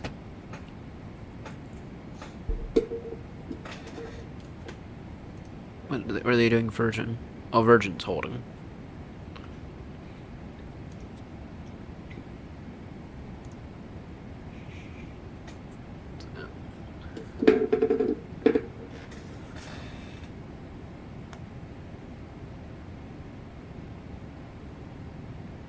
Nice. Nice. Nice. Yeah, I picked him on just because, well, I was watching that cockpit casual guy and thought, yeah, you know what, maybe this is an airport that's worth a look. Then I looked at it, it's like, actually, no, this is actually a really good airport that I could probably use for the Middle East. And it is. It is nicer. It is a nice airport. Probably not ever going to go to Dubai again. Because Dubai sucks. Not only is it a massive airport with very challenging, or with a lot of taxiways that doesn't run very well performance-wise, but you also have idiots. Now, I haven't flown into Dubai that much. But yeah. Scar Tango Hotel. That's the one in Qatar. That's the main one for Doha, right? Sorry for hitting the mic 5 seconds ago. Yeah, that's what I thought. Don't think I've ever looked at that one on a map. 'Cause I don't really fly in the Middle East that much. I mean, I'll fly through the Middle East, but I just don't. I don't fly in it that much, so.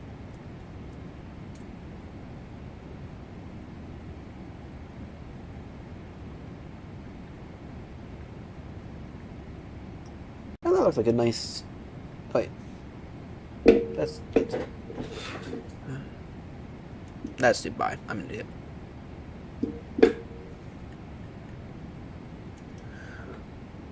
That is a lot bigger than I thought. That is a lot bigger than I thought. Was not expecting that airport to be that small, or sorry, that big.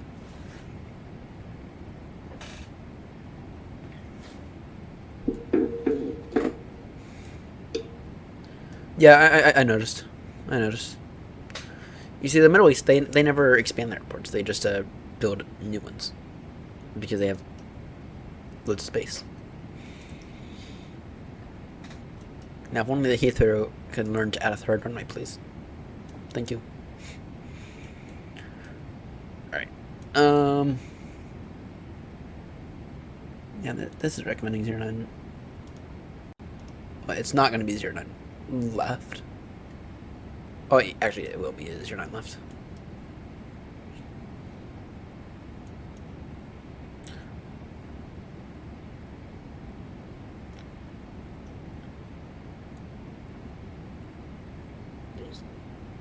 By our military.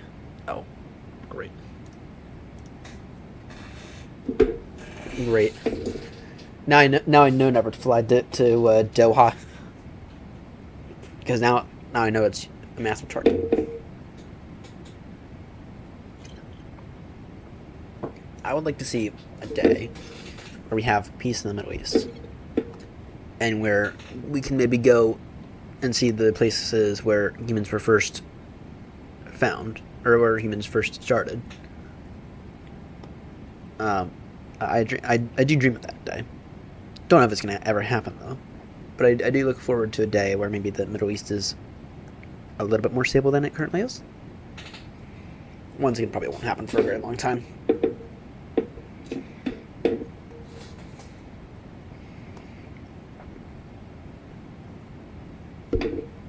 I mean, the Middle East, it should be a better area than it.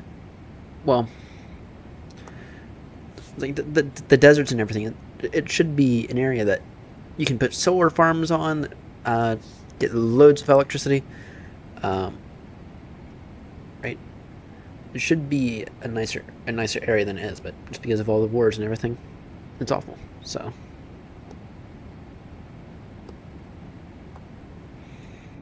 I mean, there's so much history that I'd love to learn about in the Middle East, and I'd love to get to the Middle East. It's just that right now you can't, or well, you can, but not safe. So, Ireland.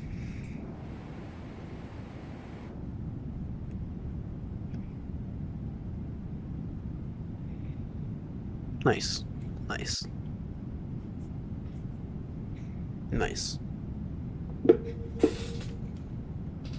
Ah, my ear again. My ear. My ear's beginning to kill me.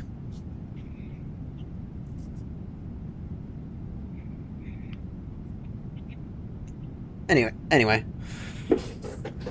Right now I'm kind of in a waiting game for Heathrow because real life they're landing pretty heavily 2-7 right.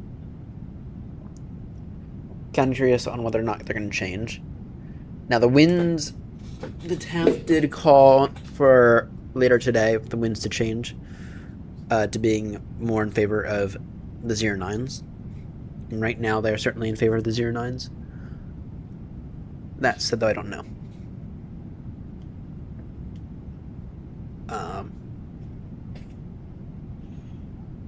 I'm looking forward to see, kind of just keep an eye out on flight radar to see what they do. I'm kind of hoping we get a controller to help sort out the mess and to give me a definitive answer. Don't know if it's going to happen. I hope it'll happen though. But yeah, sort out. Maybe try to get a controller to sort out. The good thing is there's not that many rivals in Heathrow right now.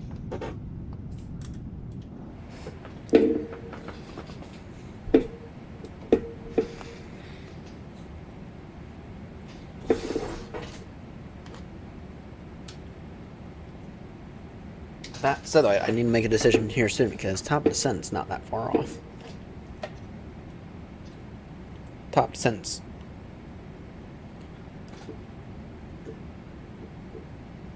20 minutes off. 25 minutes.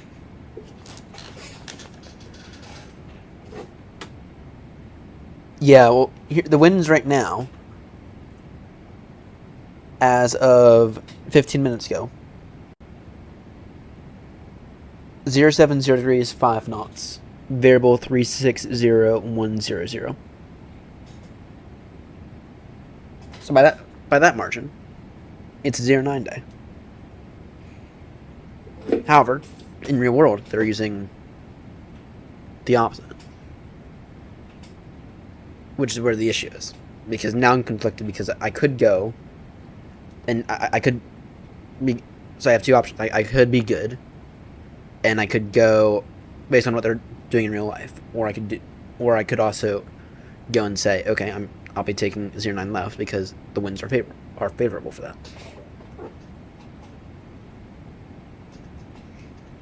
And at that point in time, and both of those are completely reasonable to do in this situation.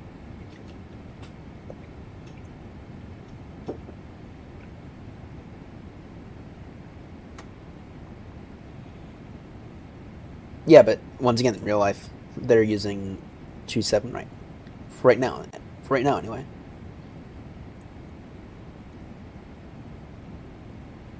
Kind of curious.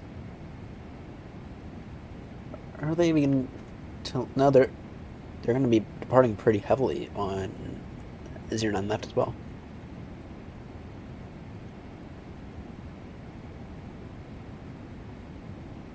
So.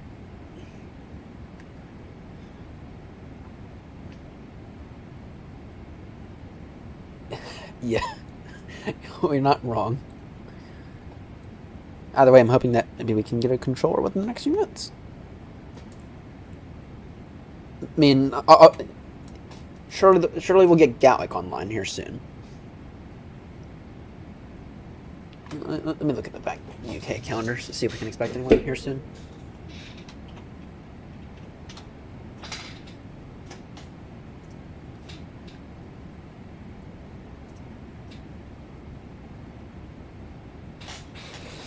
Shit. No one's booked anything so far. No one has booked anything. Great.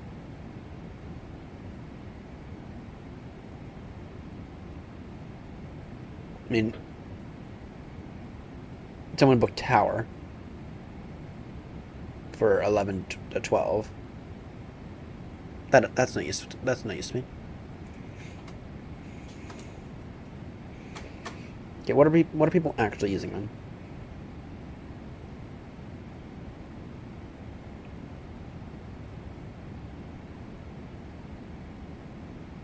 At least they got the southern and northern runways correct.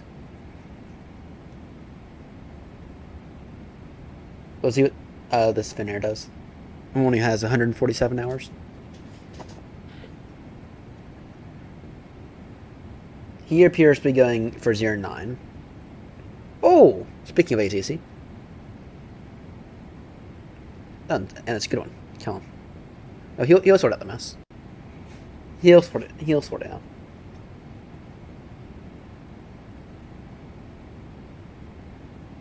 That's all I ask for. He'll be giving me a definitive answer. Because if we go 09 left, we're going to descend a little early. And because, remember, we're on the new arrival, so.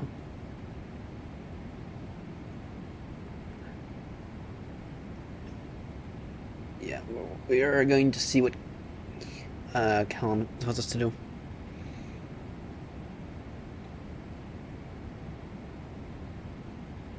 But if we go 09 left, then that means our top descent is 5 minutes earlier.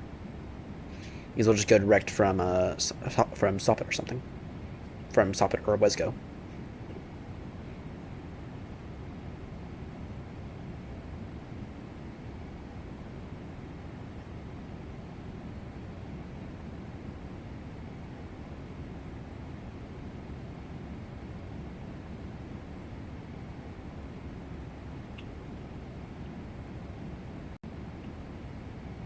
Landing runway 27 right.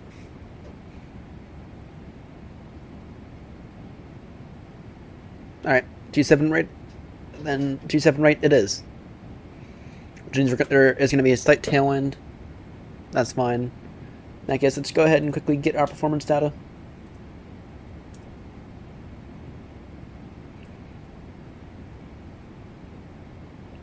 Take 27 right.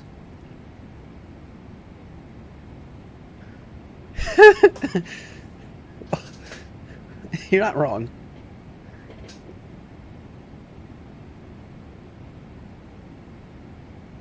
Well, right now he just paused there. He just paused and was probably got the contact me. He's like down.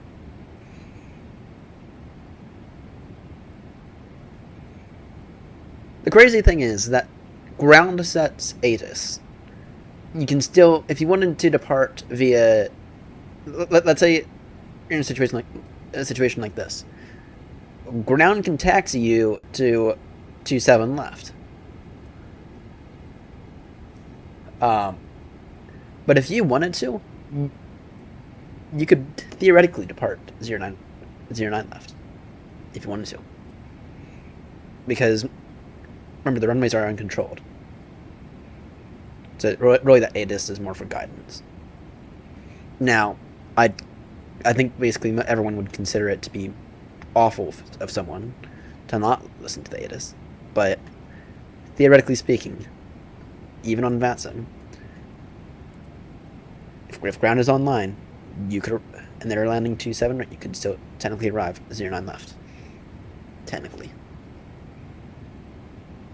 Now, not advising anyone to do that, but once again, you could.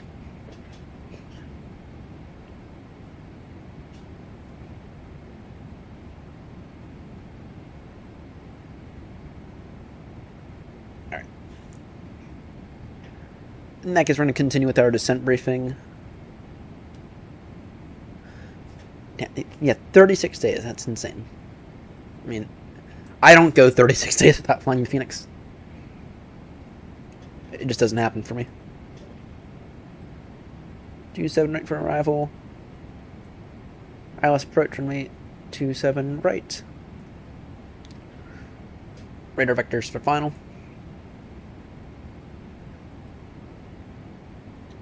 Top descent is 165 miles. And we're going to go auto brake 2 for this landing. So we're flying as a BA. Oh, good. Until it doesn't. Wait, did you just say that the Phoenix VNAV is actually working? Did they release an update or something? Because last I checked, even in SU4, it didn't work.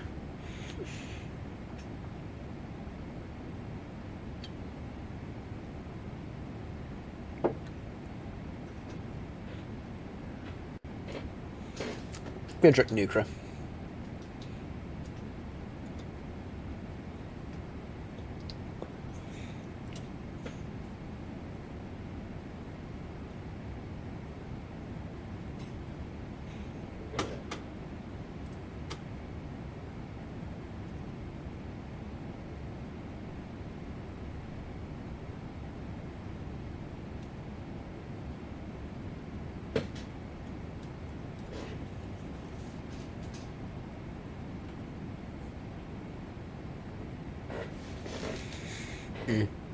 Interesting. I can tell you what I do in this thing. I always manage it by hand if I can, because then it allows me to maintain, to put in a good speed as well.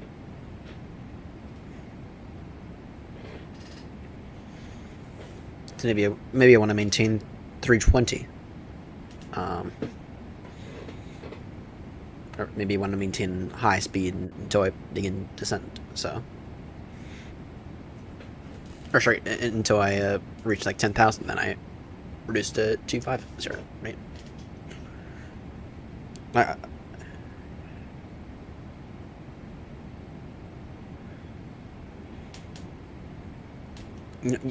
You jinxed it. You jinxed it.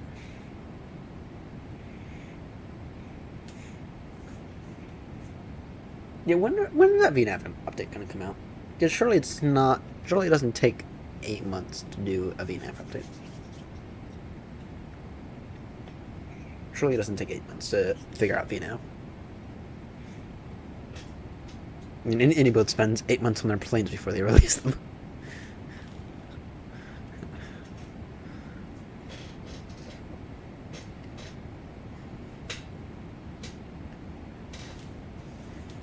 Any builds seem to do an A330 after the A380. Either any or Phoenix. I want an A330 though.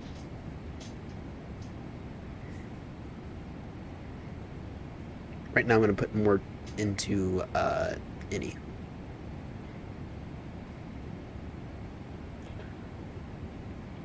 I would agree with you.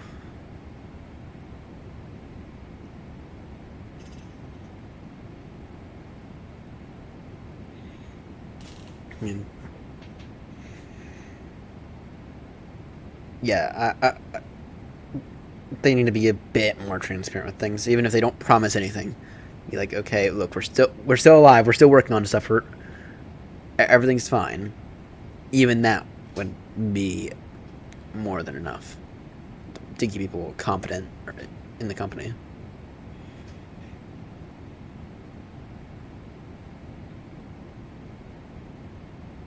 I mean, but their products are good products. So, I mean, it's the best A320 out there for MSFS.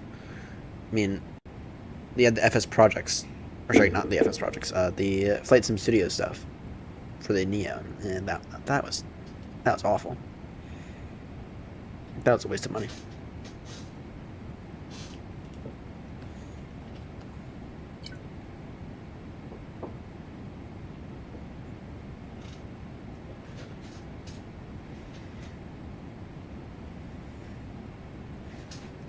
To be honest, I can't say anything on that because I'm a part of their Discord, but not active. So I asked a little while ago, is everything all right? Can we expect an update anytime soon, or can you tell me can tell us if there's an update being worked on? They simply said, we will release information when it's ready, or something like that. So, and I can understand your respect for wanting to keep stuff quiet, but I mean, there's a difference between, and this is like U.S. government classified information level of quiet.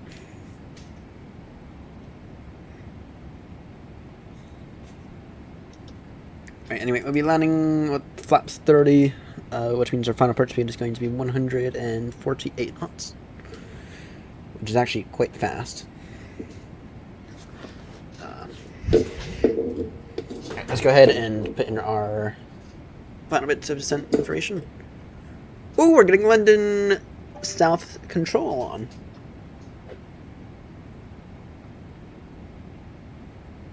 Nice.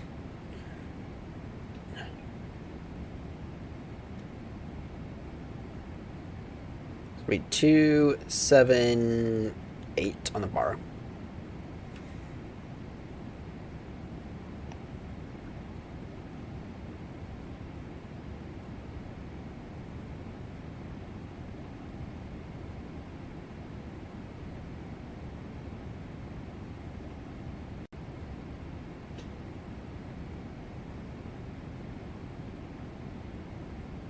278, and then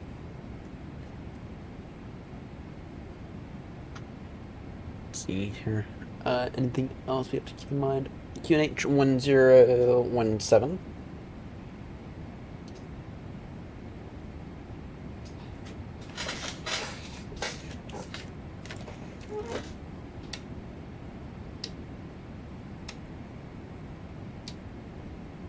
All right.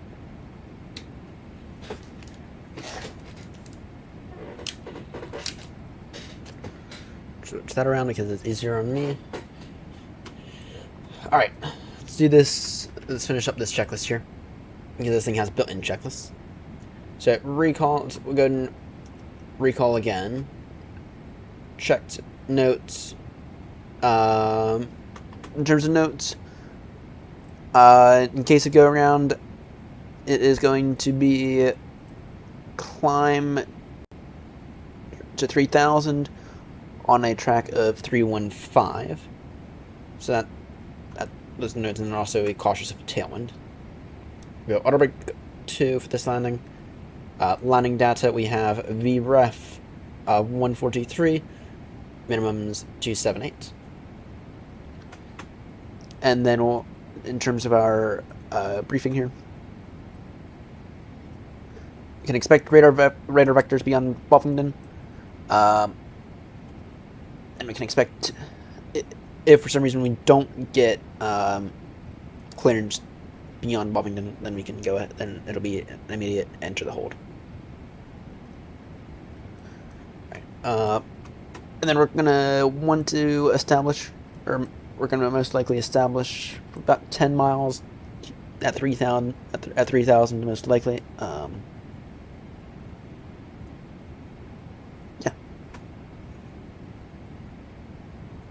Yeah. Approach briefing complete. Sorry, descent. Checklist complete.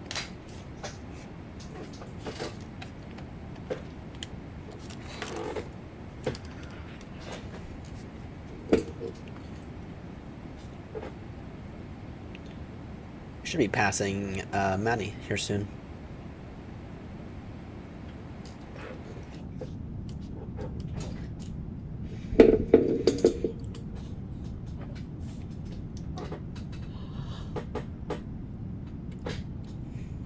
Right now our course weight is 2304. Maximum landing weight is 251. We're fine. Currently estimating Heathrow with 19.4 tons of fuel, which is a good amount. All right. In terms of the frequency, it'll be 129430.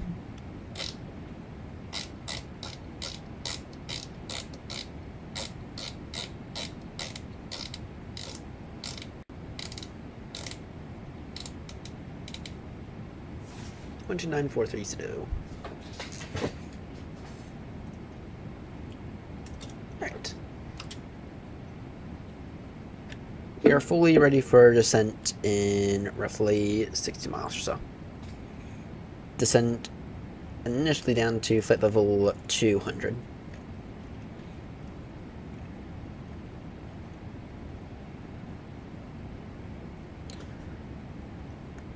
I need a wing control to get out their 777 stuff. I need them to get out their 777 stuff sooner rather than later, please. Because using this FCU is not exactly it doesn't exactly match up with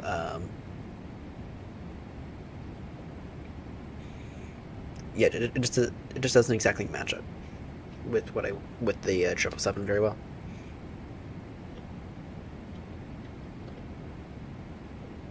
So if they could get out their 777 stuff, that'd be helpful. Thank you.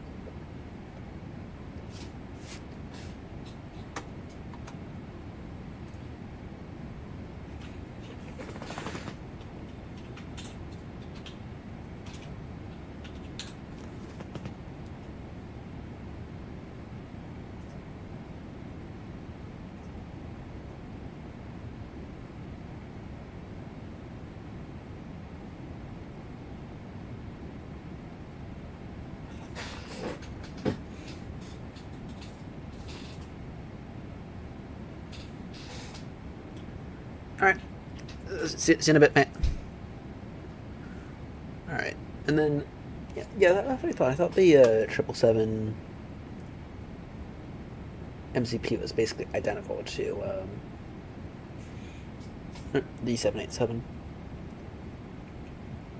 That's because really it is. I think there might be a slight difference. Oh wait, scratch that. There's actually no difference at all. There's actually no difference at all. Actually, sorry, I think there's one button of difference.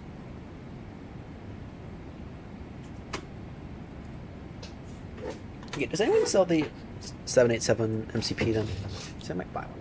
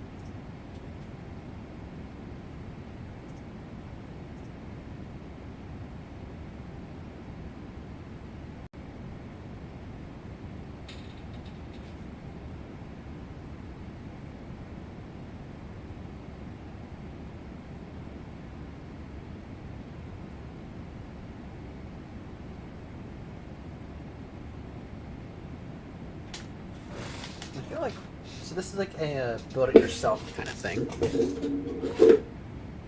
I'm gonna continue to look at it for a few minutes.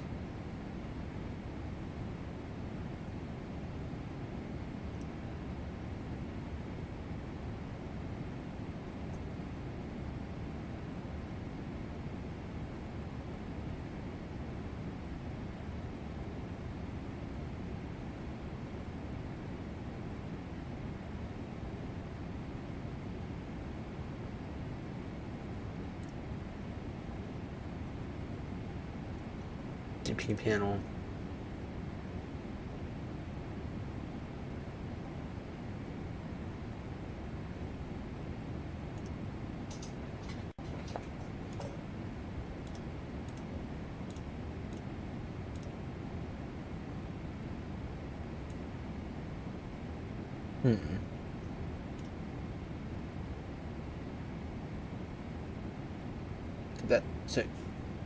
That's the PCB.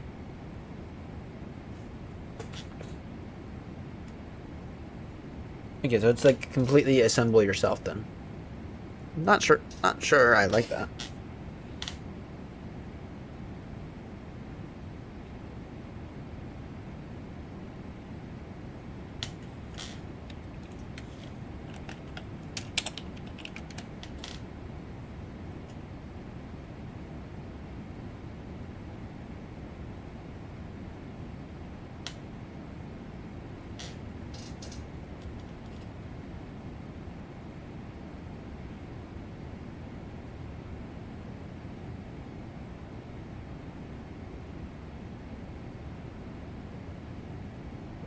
Yeah, I'm not seeing anyone else doing it though.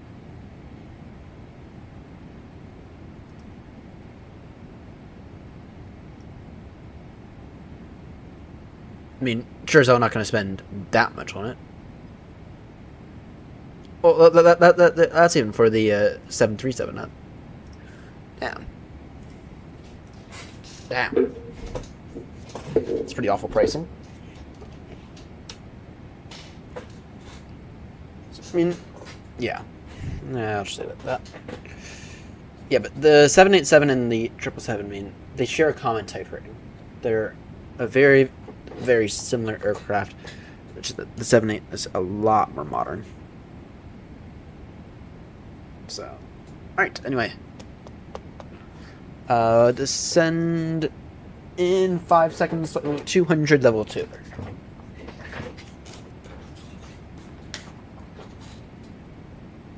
Boom, boom.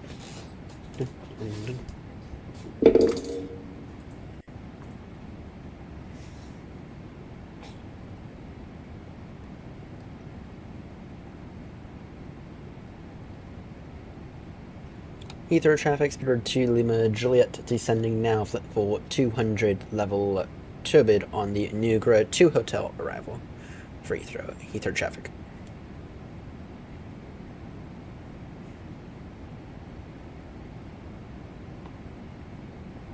Yeah, good. 18, yeah, minus 1800 feet per minute is looking good.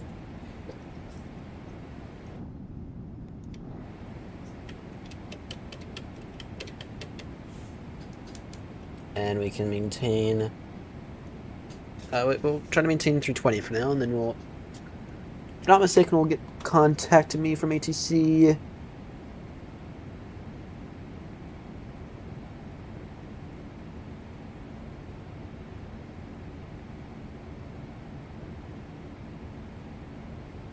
Yeah, most likely around Tobin. Most likely around Tobin.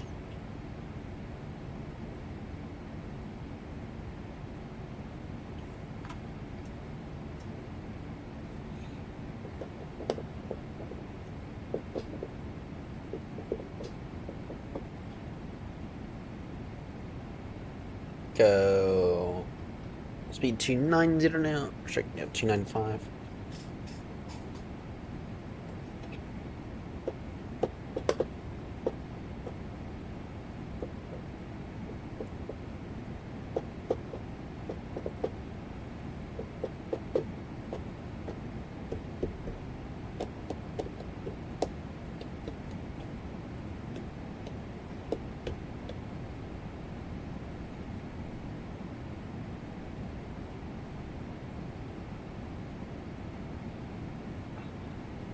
Go speed 300.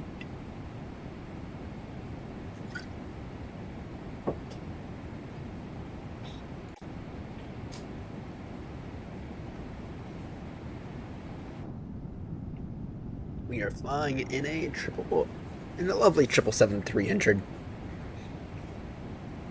Because this thing is also truly great. Okay, seriously, if you tail strike a triple in landing, I mean. Okay, if you tail strike any aircraft on landing, you do something wrong. Okay, but if you tail strike an A321 or something, at the end of the day, that's a lot easier to do than to tail strike a triple.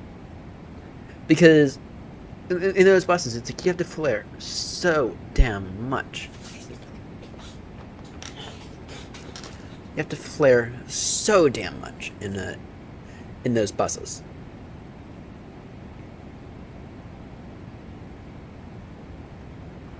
I mean, it really is.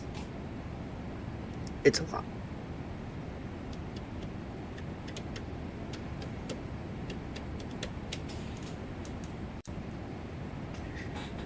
But in these Boeings, or specifically in this triple, you only need to flare by a few degrees in order for a nice solid landing. You only need to flare a few degrees. Don't overflare it. Do not overflare. Because otherwise, you will float.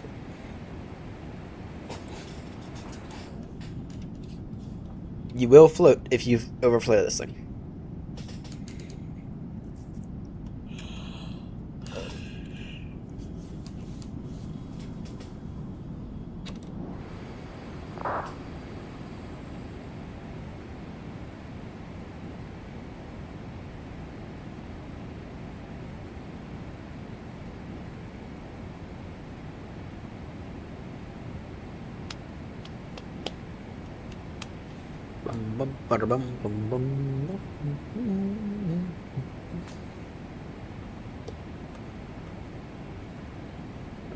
Yeah, maintain speed 320 for now. No point in doing anything faster.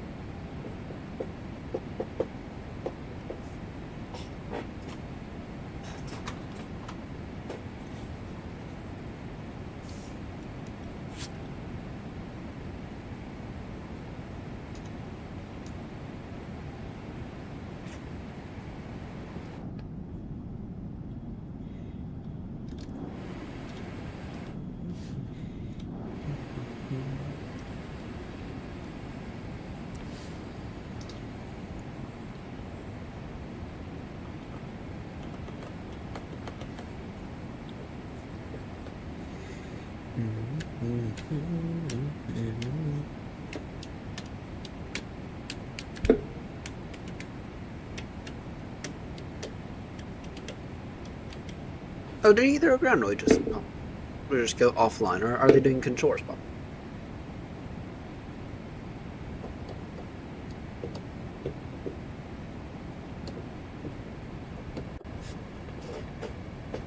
I think ground just tapped offline.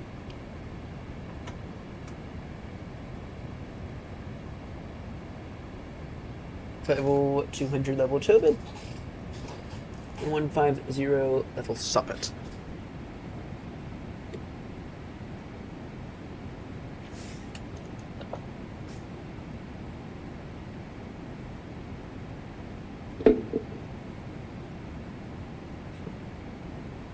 Oh, it's this guy. It's a good one.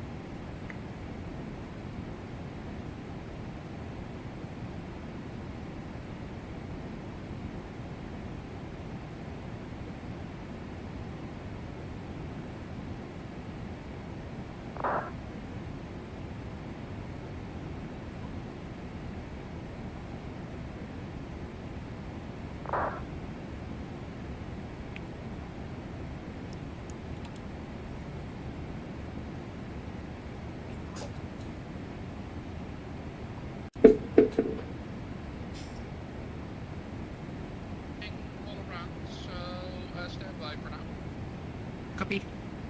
Speedbird 2, limit rate with you, passing flight level 230. Super 2, Lima Juliet, hello, descent, flight level 70. Descend now, flight level 70, Speedbird 2, limit rate. Red Nose 3534, confirm the heading 270 to the east. 270, Super 2, Mike Victor on this.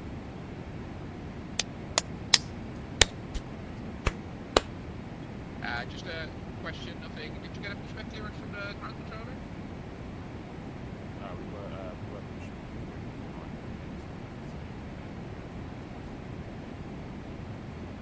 So Mike Victor, Roger, Dixie Bravo, hold lucky. Super 770, are you able to switch to Bravo via Link? And I think it's Link 54. There was a Link 55 beside me. If you want me to turn left and join Bravo, also can. Yeah, 770, roger, that case, Link 55, Bravo, hold lucky. Link 55, Bravo, hold lucky, Zipper 770. Easy 5 to the mic, press push back that way. Easy 5, I guess you don't everyone. Stand 5, 2, should start approved. Push start approved, stand 5 2, easy 5, 3 to the mic. Yeah, if it is an obvious face in the way. I shall.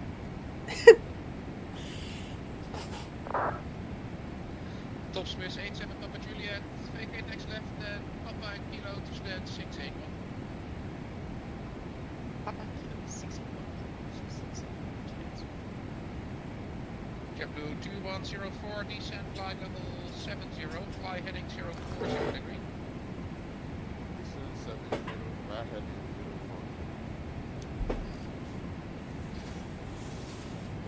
040.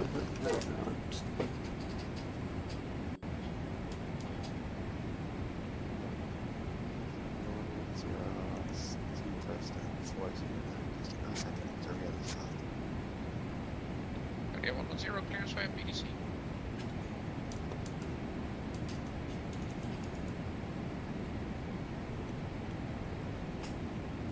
Begin to take down to... Yeah, let's take it to 250 for now. 2104, I can give you straight in, 08 right, and would leave you with about 35 track miles. Are you happy to take that? Yeah. JetBlue 2104, in that case is into 4,000 feet, going again with QNH 1017. 4,000 feet, unit 1017.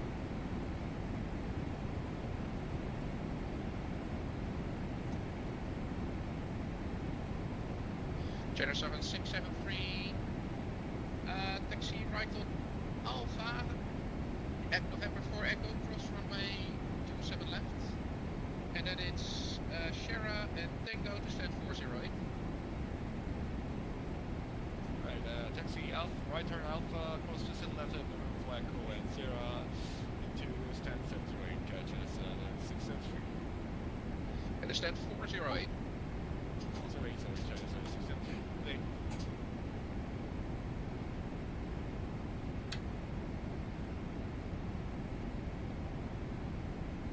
And we can pull off the descent slightly.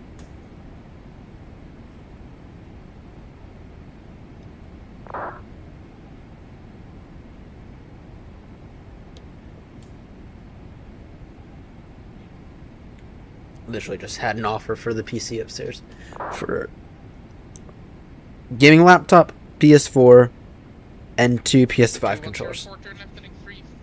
That's a slap in the face. Depending on what's in. Yeah, those 3534 turn right, heading 2900 degrees. 2900 or 3534. Actually, it might not be that bad of a slap in the face.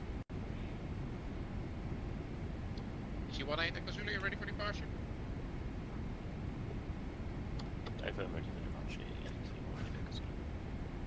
G18 Echo Zulu, 08 right, clear for takeoff, surface wind is variable, 5 knots.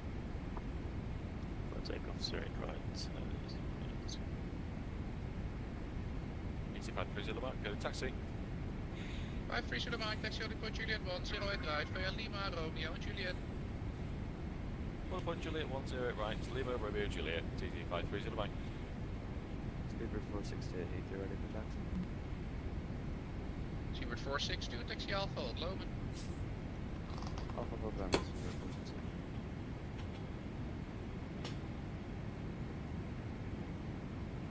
468. JetBlue 2104, descent to 3000 feet. 3,000, I might need a little bit of length. JetBlue 2104, Roger, I'll take you slightly through the localizer and hopefully intercept you from the north side. Thank you.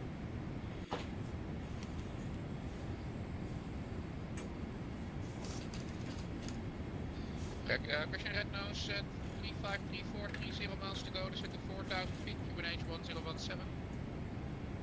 4000 feet, Cuban 1017, red nose 3534.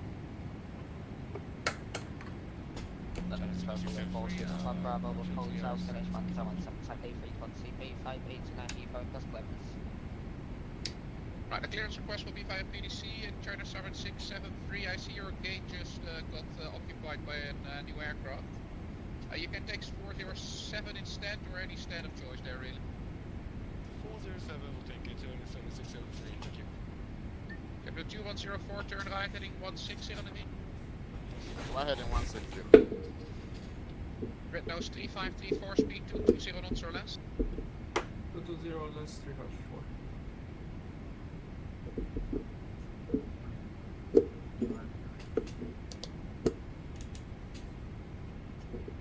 November 495 kilo, hello. When ready, descend for level 260, level by Zidel.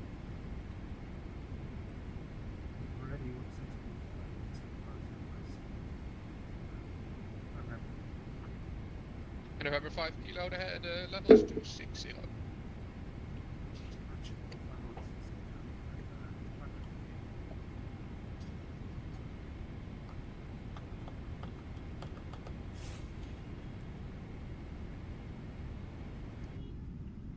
Normally see you when I next to Zulu, still on a 4, get fixed, clearance to BLH.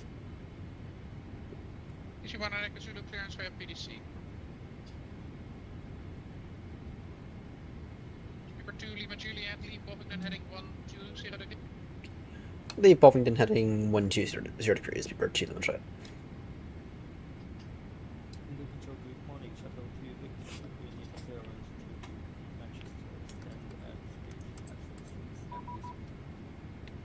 Vector clearance via PDC.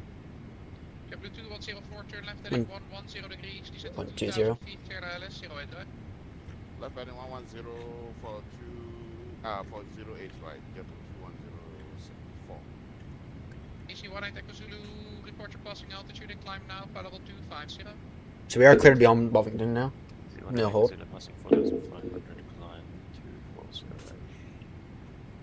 Climb for level 250. Level 2 plus 0. Speedbird 2, Mike Victor, continue straight ahead, link to 8, hold November Bravo 1.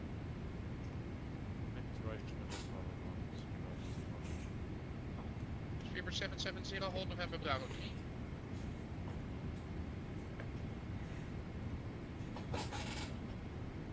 Speedbird 770, normal boat is Speedbird 770.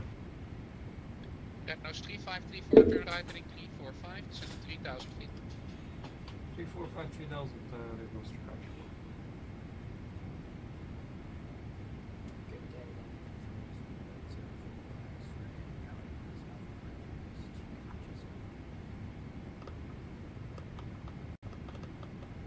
Speedbird 044, say hello, I have no flight plan for you. Get check if you found one.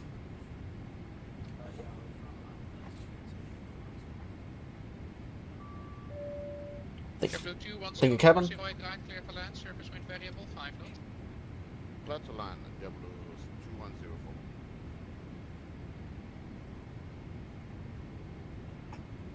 Leave Buffington in about 10 miles, heading 120 degrees. Radar control, Speedbird 770, hold on Bravo 3, 27 left. Speedbird 770 from November Bravo 327 left, clear for takeoff, surface wind 030 degrees, 3 knots. 27 left, clear for takeoff, Speedbird 770. It's just a little bit. Speedbird 2, Mike Victor, 5 November Bravo 1, line up 27 left. Line up 27 left.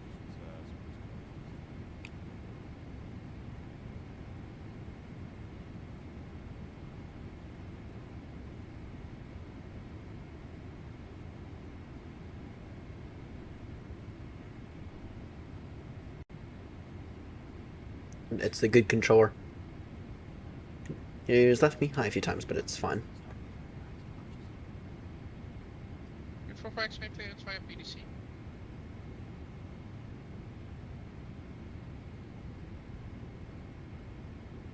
Red nose 3534, turn right heading 050 degrees, clear the ILS approach, 089. 050, clear the ILS, 08 right, red nose 354.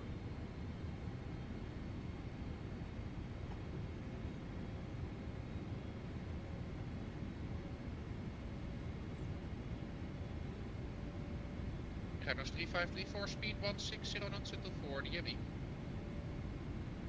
160 until 4, red nose 354. G53 Zulu Mike, are you ready to go? 53 Zulu Mike, a firm. 53 Zulu Mike, roger, behind the landing JetBlue A321 Neo on a 3-mile final, line up 08 right via Juliet 1 behind. Behind the landing A321, line up 08 right behind, EC 53 Zulu Mike. 4, 3, 2, And EC1 1. 9 Echo Zulu 683 for push start.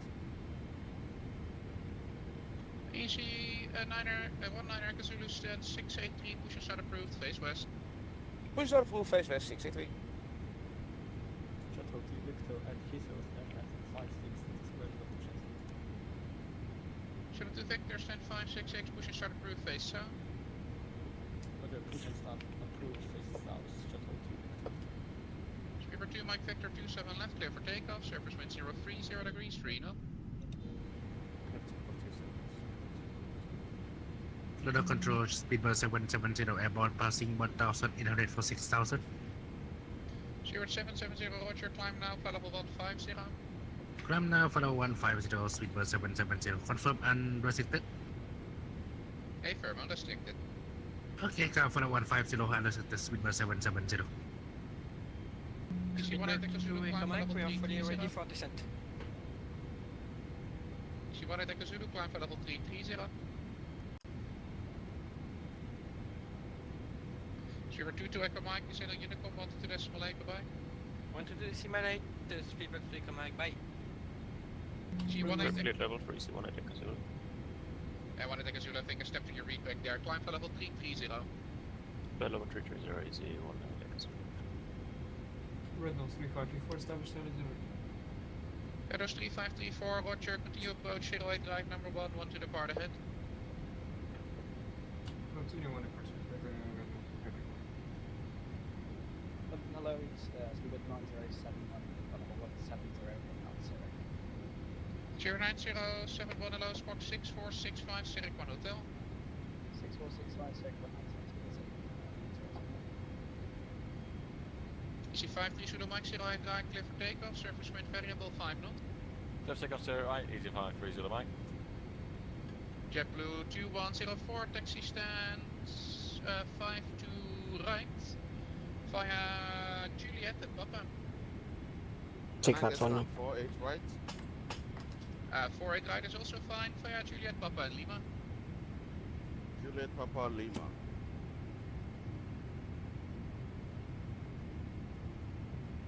Can I get further?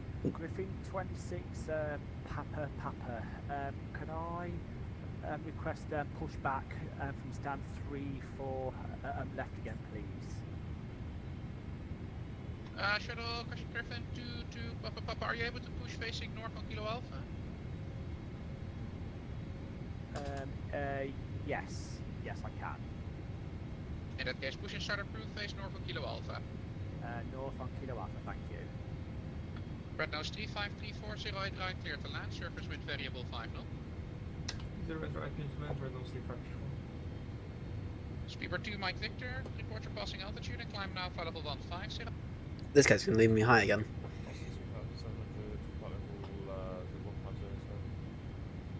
Correct, Speedbird 770, nothing further, Unicom, bye-bye. Unicom, Speedbird 770, good afternoon. Speedbird 2 Lima Juliet, 25 miles, 27 right, descent at 4,000 feet, QNH 1017. Send now 4,000 feet. Speedbird 2 Lima Juliet. Easy 5 Zulu Mike, airborne passing 2,000, 6,000. Climb now for level 290.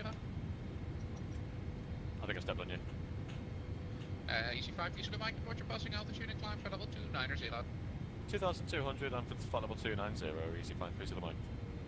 Easy 1 Echo Zulu, nothing further, Unicom, bye-bye. Go for easy 1 Echo Zulu, bye-bye. November 5 Kilo, nothing further, Unicom, bye-bye.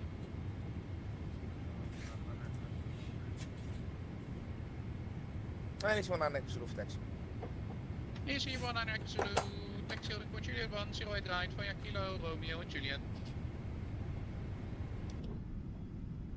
Juliet 108 right, Kilo Romeo Juliet, 1 Echo Zulu. Speedbird 2201 requesting descent for approaching double descent. First JetBlue 2104, hold short of Kilo Alpha for the moment.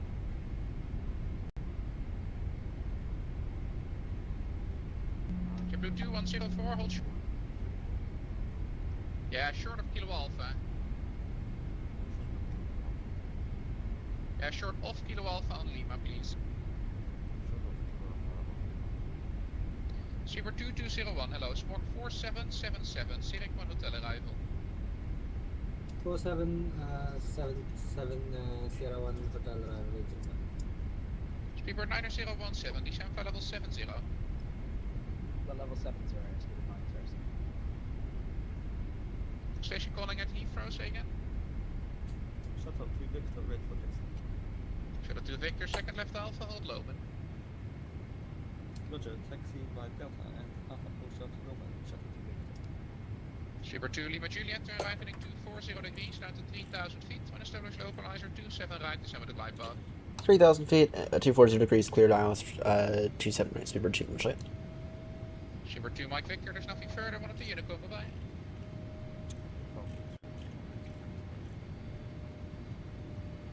Speedbird 2201 requesting descent. Cabin crew for landing, please. Cabin crew for landing. Level 100 is required. Red nose 3524, vacate on Charlie 1. Red nose 3534, Roger. Taxi stand 14, via right on Juliet. Stand 104, right on Juliet, red nose 3524. Griffin 26, Papa, it seems you face pushing south instead of north. Griffin 26, Papa. Sorry about that.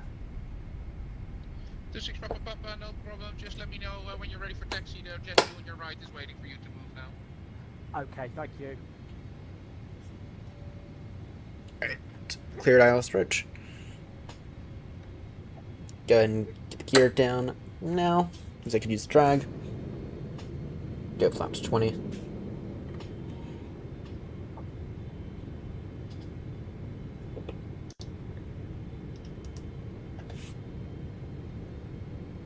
Approach checklist complete.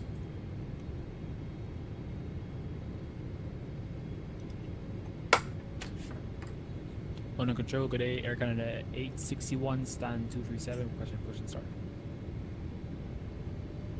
Air Canada 861, hello. Stand 237, push and start approved, face south. Push approved, stand 237, face south, Air Canada 861, heavy.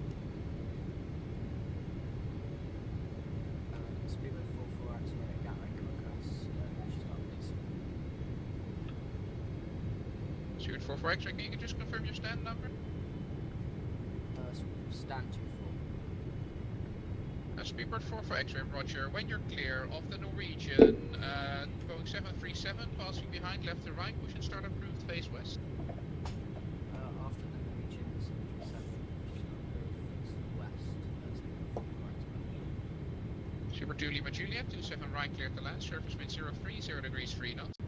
Clear to land on 827, right, for 2 limit jet. Alright, flaps 4.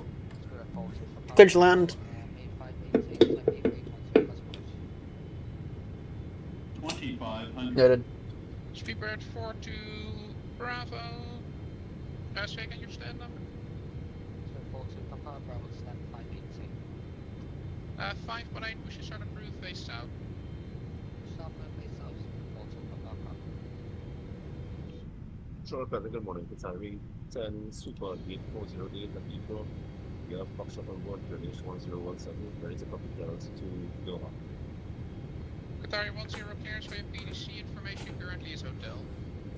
Right. Thank you very much. Got the PDC clearance, it's hotel, and the journey, and squawk 3377 Qatari 10 Super. It says do not. Super 9071, leave Bocca Idiot. heading 080 Alright. degree. Clear to land.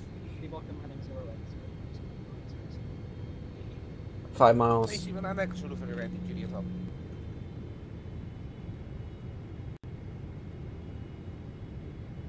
Swiss 5 Papa, check if your microphone is on, only static, and brake, easy 1 and active Zulu, right, clear for takeoff, surface wind variable 5 knots. Alright. 1,500. 1,500. We are clear to land. Griffin 26 Papa Papa is ready for taxi, thank you. Griffin 26 Papa Papa, roger, taxi Kilo Alpha, Kilo, Romeo, and Juliet, holding point Juliet 1, Romeo 08 right. Kilo Alpha, Kilo, Juliet for holding point Juliet 1, 8 right, thank you. Right. And Blue 2104, when you're clear of the British Airways A320, you can continue to stand. 1000. Noted. Speedbird 2209, 5, 4, 3, 2, 1. My controls. Approaching 27, right. Thank you. London Control 35 Papa, is that level 340 inbound Timat. Swiss 5 Papa, squawk 2745, it's LLA, so 1 hotel arrive. Squawk 745, Swiss 5 can you repeat Noted. for the last point, please? The Alezo 1 hotel arrival. Alezo 1 hotel arrival, Swiss 5 Papa. Sorry, that's my cut. Minimum 200. Shuttle 2 Victor from the Memo Bravo 3 to Continue. clear for takeoff. Surface wind is 030 degrees 3 knot. 100. 50. Flight is slow. On control, speedbird, Mike, 10, or 2 Mike 5, Whiskey, stand 564, type A350 1000 with information hotel, QNH 1017, looking 5. Nice. Perfect. Super 2 Mike Whiskey, clearance via PDC. Perfect. That's the way to. That's the way to land that. Guy 10 stand 408, we should start approved face north. We should start approved base north, Qatari 10 Super. Easy 1 and active Zulu, report your passing altitude, climb now for level 330. Dat is 3,500 climbing water 0, 900 meters remaining. London Control, very good morning to you. Easy 41 Delta Foxtrot, that's stand 49 left. It's an Airbus A320, requesting clearance to Porto. EC 91 Delta Victor, clearance via PDC. Alright.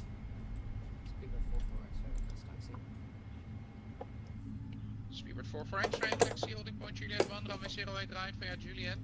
Damn, that was a bit long. As I happened to only go auto break 2. I mean, we went down that whole runway.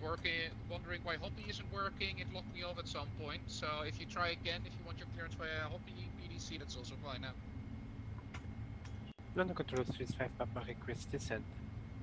Swiss 5 Papa descent for level 180, level by Fox.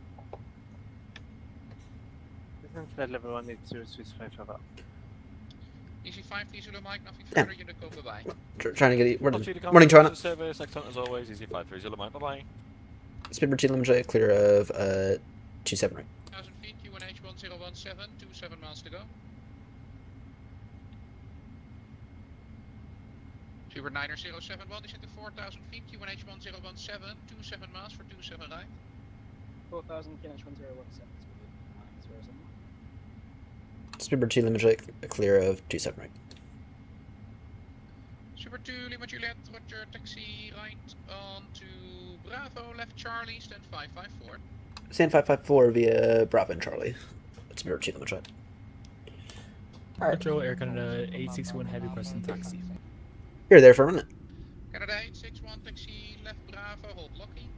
And we really did use it every ounce of the runway today. Speedbird 42, Papa Bravo, taxi Alpha, hold Loman.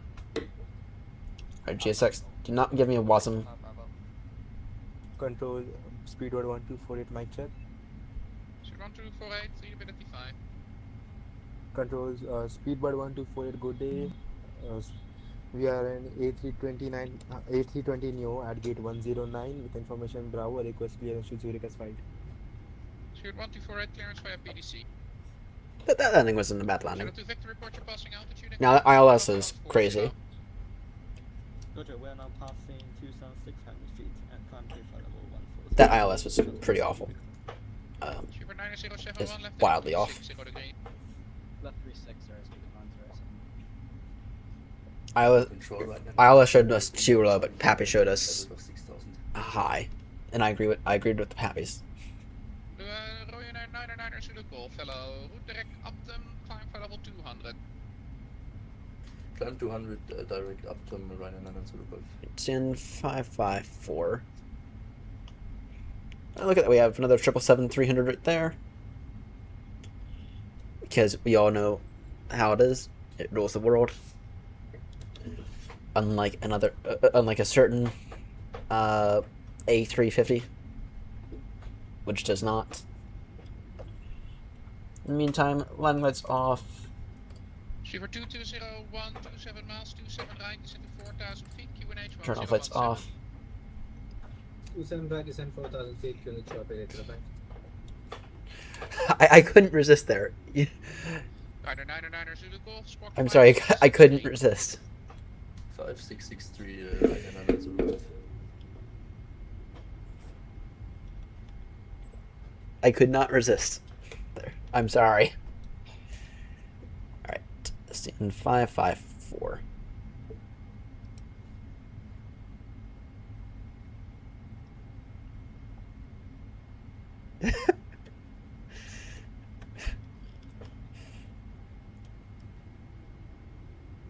The only medical thing I need right now is for my ears to get better.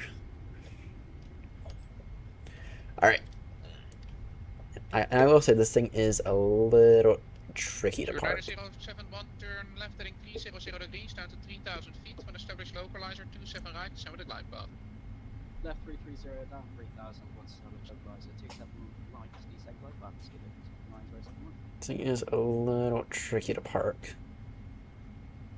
Judging based on that, I think we did a pretty damn good job. Straight ahead, link to 8, hold November Bravo 1.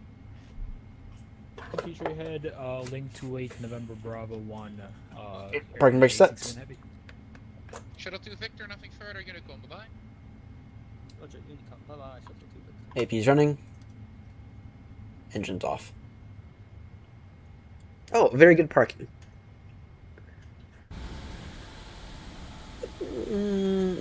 I would agree with that, actually. Qatari. I'm so busy on the frequency, I can't even think right now. Yeah, I noticed you were almost done with that project, with that coding project. Nice. I gotta mess around with it a massive amount, but so far, I mean, last I looked at it, it was looking really nice. Dancing lights off, strobies off. Before we get the new sky score, can go ahead and shut down the whole aircraft. Alright. Emergency lights off. Adira is off.